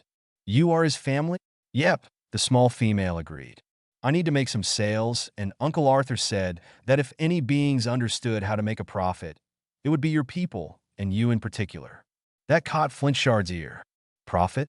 Oh, not for me personally, but profit just the same," the girl nodded. "And a healthy cut for you and your people." Flinchard's interest was most specifically piqued, but he was not about to let this slip of a youngling know that. "Why should I care? I'm running a bank. I don't have time for every half-thought-out plot you immortals come up with to pass the time." The girl nodded. "Uncle Arthur said you would say that." A sly smile crossed her lips. "And Uncle Arthur told me about your weaknesses." From nowhere, the girl produced a green and white rectangular box. Flinchard caught the scent immediately. "No." "Yes," the girl nodded. With trembling hands, he opened the package to confirm the presences of his treasure. The rarest of the rare delicacies. He swallowed noisily. "What do you want?" She explained her plan in detail. 10 cases, Flinchard demanded. 5 now, the girl smiled. 5 upon completion of our arrangement. The return of Azkaban's contingent of Death Eaters was as unexpected as their earlier exit had been. Warden Timothy Jensen tried to question the prisoners on their disappearance, but could not get a word in edgewise. The men were all busy, singing drinking songs. He did not have any more luck with Bellatrix Lestrange. The woman was not singing, but she lay on her pallet, covered in sweat, moaning quietly about how much her breasts hurt. Harry sighed as he left the castle. Telling people of his background had turned out to be a mistake. Now everyone was treating him differently, asking endless questions about the night he lost his birth family in 1981. A night he did not remember. He had thought that a walk around the castle would allow him to sort things out. Doing so meant ditching a class, which generally meant that someone would be writing his but about doing that. To avoid that confrontation, he created a doppelganger and sent him to Transfiguration to take notes. He wondered if anyone would notice. Probably not. These wand wizards did not seem to be as aware of magic as his family was. On some level, he knew that there was a lesson in all of this. Being capable of pretty much anything, of having pretty much anything, maybe it was good to be reminded that there were things he could not have. Not that it meant that he had to like it. Darkness came early to Scotland in December. The air was crisp, hovering just above freezing. It sort of reminded him of home. Connecticut's late fall was much like this some years. Not the getting dark this early, of course, but the chill in the air. Approaching the groundskeeper's cabin, Harry turned to look back at the castle. All lit up, the school certainly was pretty.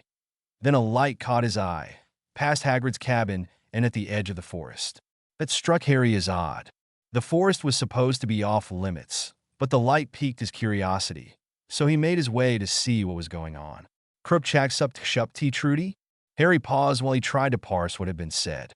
The speaker was human, female, and young, and she was trying to speak troll. Languages were always an issue for Harry. The ability to speak to other beings was an innate skill, not unlike hearing or seeing. He did not need concentrate on the words and know what the other was saying, and his magic allowed him to be understood by the other being. However, when someone was speaking in a language not their own, it was confusing.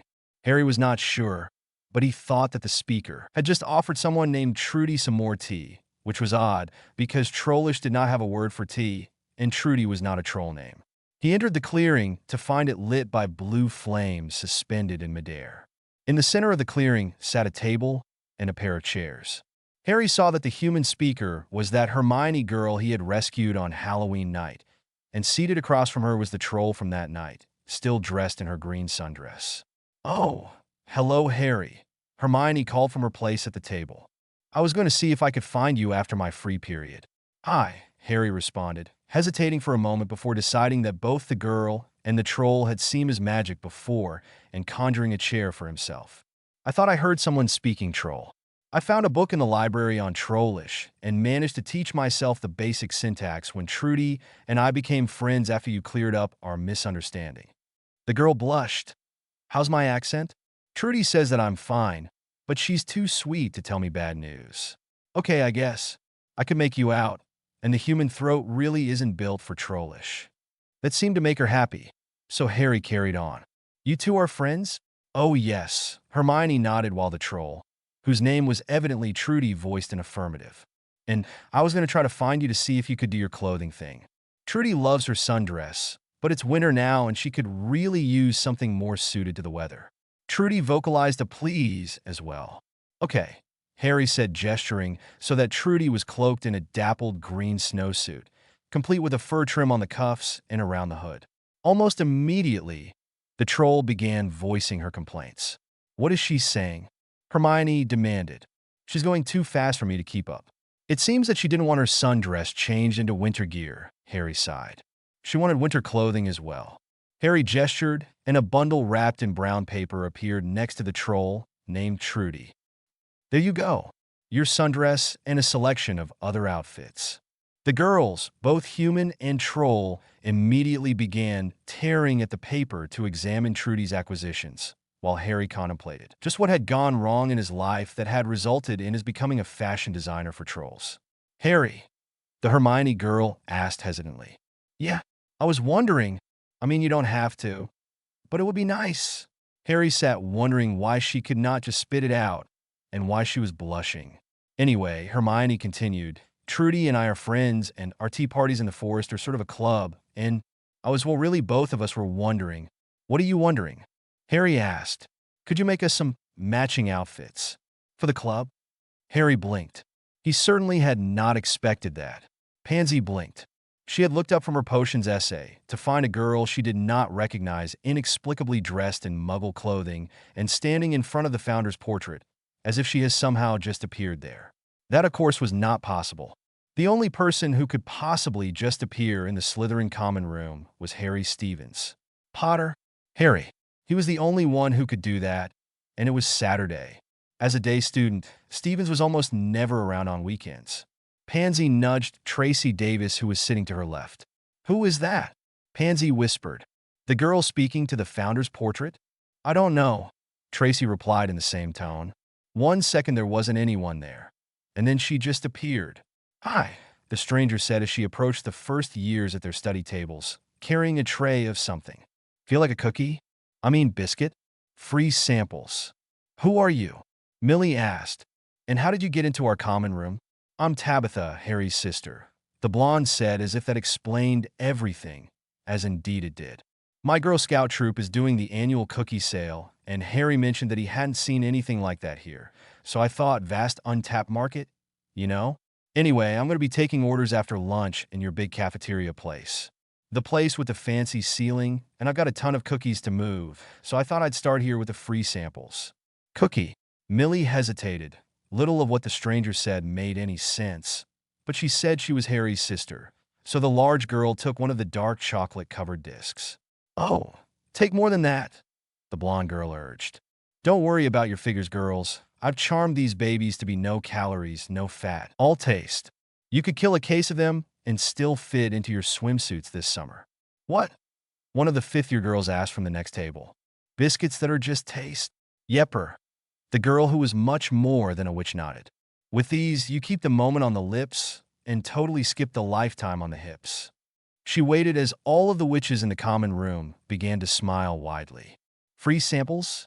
Pansy reached out for the offered tray, which she noticed never seemed to run out of biscuits, and selected one of the more yellow discs.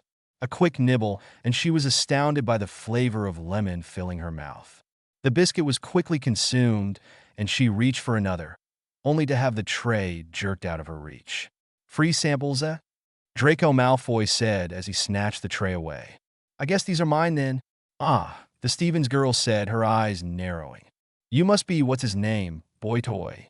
My name is Draco Malfoy. I'm surprised you haven't heard of me. Hasn't your brother has spoken of me? Draco taunted. Told you of all the times I've bested him. Actually, he just described you as an overdressed sissy who spends way too much time on his hair, Tabitha corrected. He may have also mentioned that you were a little dick with delusions of adequacy. The girl's nose twitched, and the tray Draco had stolen wrapped itself around his hands. Didn't your mother ever teach you not to take things that don't belong to you? She asked as Draco began to panic when he could not free his hands. Don't even try to mess with me, pretty boy. Harry's the nice one. He'll give you chance after chance. Me? I don't do that. I can be an evil little witch when I set my mind to it. The sale will be up in your cafeteria after lunch. Tell your friends. The blonde girl called as she disappeared from the Slytherin common room. The staff assembled to watch their students queuing up for the Stevens girls' biscuits. Purely out of curiosity, Headmaster Severus Snape asked, trying to get the memory of the amazing flavor of chocolate and mint biscuit out of his mind. How much was it the girl said that they cost? Why are you allowing this? I can see no harm from this, Dumbledore explained, not mentioning the 12 cases of those lovely lemon chalet creams biscuits currently in his office. Besides, between the arrangement Miss Stevens has with the goblins and her own considerable power, I'm not sure I could have stopped her if I wanted to. Indeed, Minerva McGonagall said, eyeing the line of students in front of the Gringotts kiosk where the goblin bankers were changing galleons to Muggle Yankee dollars. I was amazed to find a girl handing out free samples in my common room before lunch. Earlier than that, surely, Pomona Sprout asked. She was in my common room handing out free samples just before lunch. No, she was in my common room, Phileas Flitwick argued. With some of the most delightful biscuits, peanut butter flavor, she said. Let us just say, the elders have a flexible association with time. Dumbledore sighed, clearly not liking the idea that those of an 11-year-old girl dwarfed his fabled powers. She was quite likely in all of your common rooms at the same time. 2 boxes of the Samoas, George Weasley said, looking over the available biscuits. 3 of the Thin Mints, Fred interjected. Oh, and 2 of the Do-Si-Dos, George finished. Just write your order down on the next free line of the order form, Tabitha directed. Why? Fred asked. So, I know how many to order. The twins exchanged a look. What do you mean, you'll know how many to order? You're selling off that pile right there, George pointed out. Which I only have, Tabitha said slowly, as if speaking to a young child, because I knew how many to order. Again, the twins exchanged a look and filled out the form as the young blonde moved on to the next customer. And for you, Stevens, Draco Malfoy screamed from across the Great Hall. Selling cookies now, I don't have time to play with you, boy toy, she responded as she handed over the next order. Take this off me, Stevens. The first-year Slytherin demanded, brandishing the former platter that now trapped his hands together. When my father hears of this, Daddy dearest couldn't get that off of you on the best day of his life, Tabitha said conversationally. Only 2 people in the entire world can, and I'm one of them. She handed her latest customer 5 brightly colored boxes. And for the record, screaming at me like an idiot or threatening me with someone stupid enough to get my brother angry isn't going to convince me to take it off. A pair of security goblins appeared between the fuming Malfoy and Tabitha, their bladed weapons at the ready. Is this person annoying you, mistress? Him? Please, guys, a retarded spider monkey could outthink this. Little dick, the girl laughed. And I've told you, you don't need to call me mistress. I'm just Tabitha. And we have told you. The taller of the 2 security goblins rumbled as he returned to his position. As long as you are in a personal business relationship with the branch manager, you will be addressed as mistress. What seems to be the problem? Dumbledore asked as he approached. More lemon chalet creams, headmaster? Tabitha asked innocently. She, Malfoy shouted, gesturing with both of his hands. Put this on my hands. Dumbledore examined the metal tray that had conformed to the Slytherin's hands. Amazing, he breathed. It's like a transfiguration, Minerva volunteered. But rather than changing form, the metal changed shape. Draco liked my tray enough to try and borrow it, without permission, I might add, Tabitha explained as she filled her next order. I thought that if he liked it that much, I would make sure he didn't lose it. Minerva, if you would, Dumbledore suggested. The Transfiguration Mistress drew her wand and cast. Furrowing her brow, she cast again. And again. And again. It won't change. I tried to turn it to cloth, to water, to vapor. It ignores magic. Indeed, Albus asked, before pulling his wand and trying, only to fail as well. Dumbledore felt his blood go cold. His wand failed? His wand?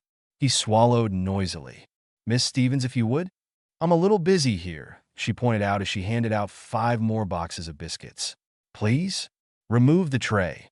Tabitha had turned to see the smirk on the blonde's face. He clearly thought he had one. Perhaps it was time for the lesson that Harry should have taught the boy long before. All right. Her nose twitched, and there was a loud clang as the changed tray fell to the stone floor. Thank you, Miss Stevens, Dumbledore said, his eyes twinkling, only to be startled as Draco Malfoy started screaming. All eyes in the Great Hall were suddenly on the first-year Slytherin who was holding his arms in front of his body, staring at his wrists that were startlingly not attached to any hands. Poppy Pomfrey rushed to the boy, her wand already in motion. It's like a splinching, but different, the matron said, her confusion evident. Mr. Malfoy, are you in pain? My hands, he screamed. My hands. Oh, for God's sake, Tabitha sighed. What a wuss. I hit Harry's whole left leg for 3 days, and he didn't make as much of a fuss.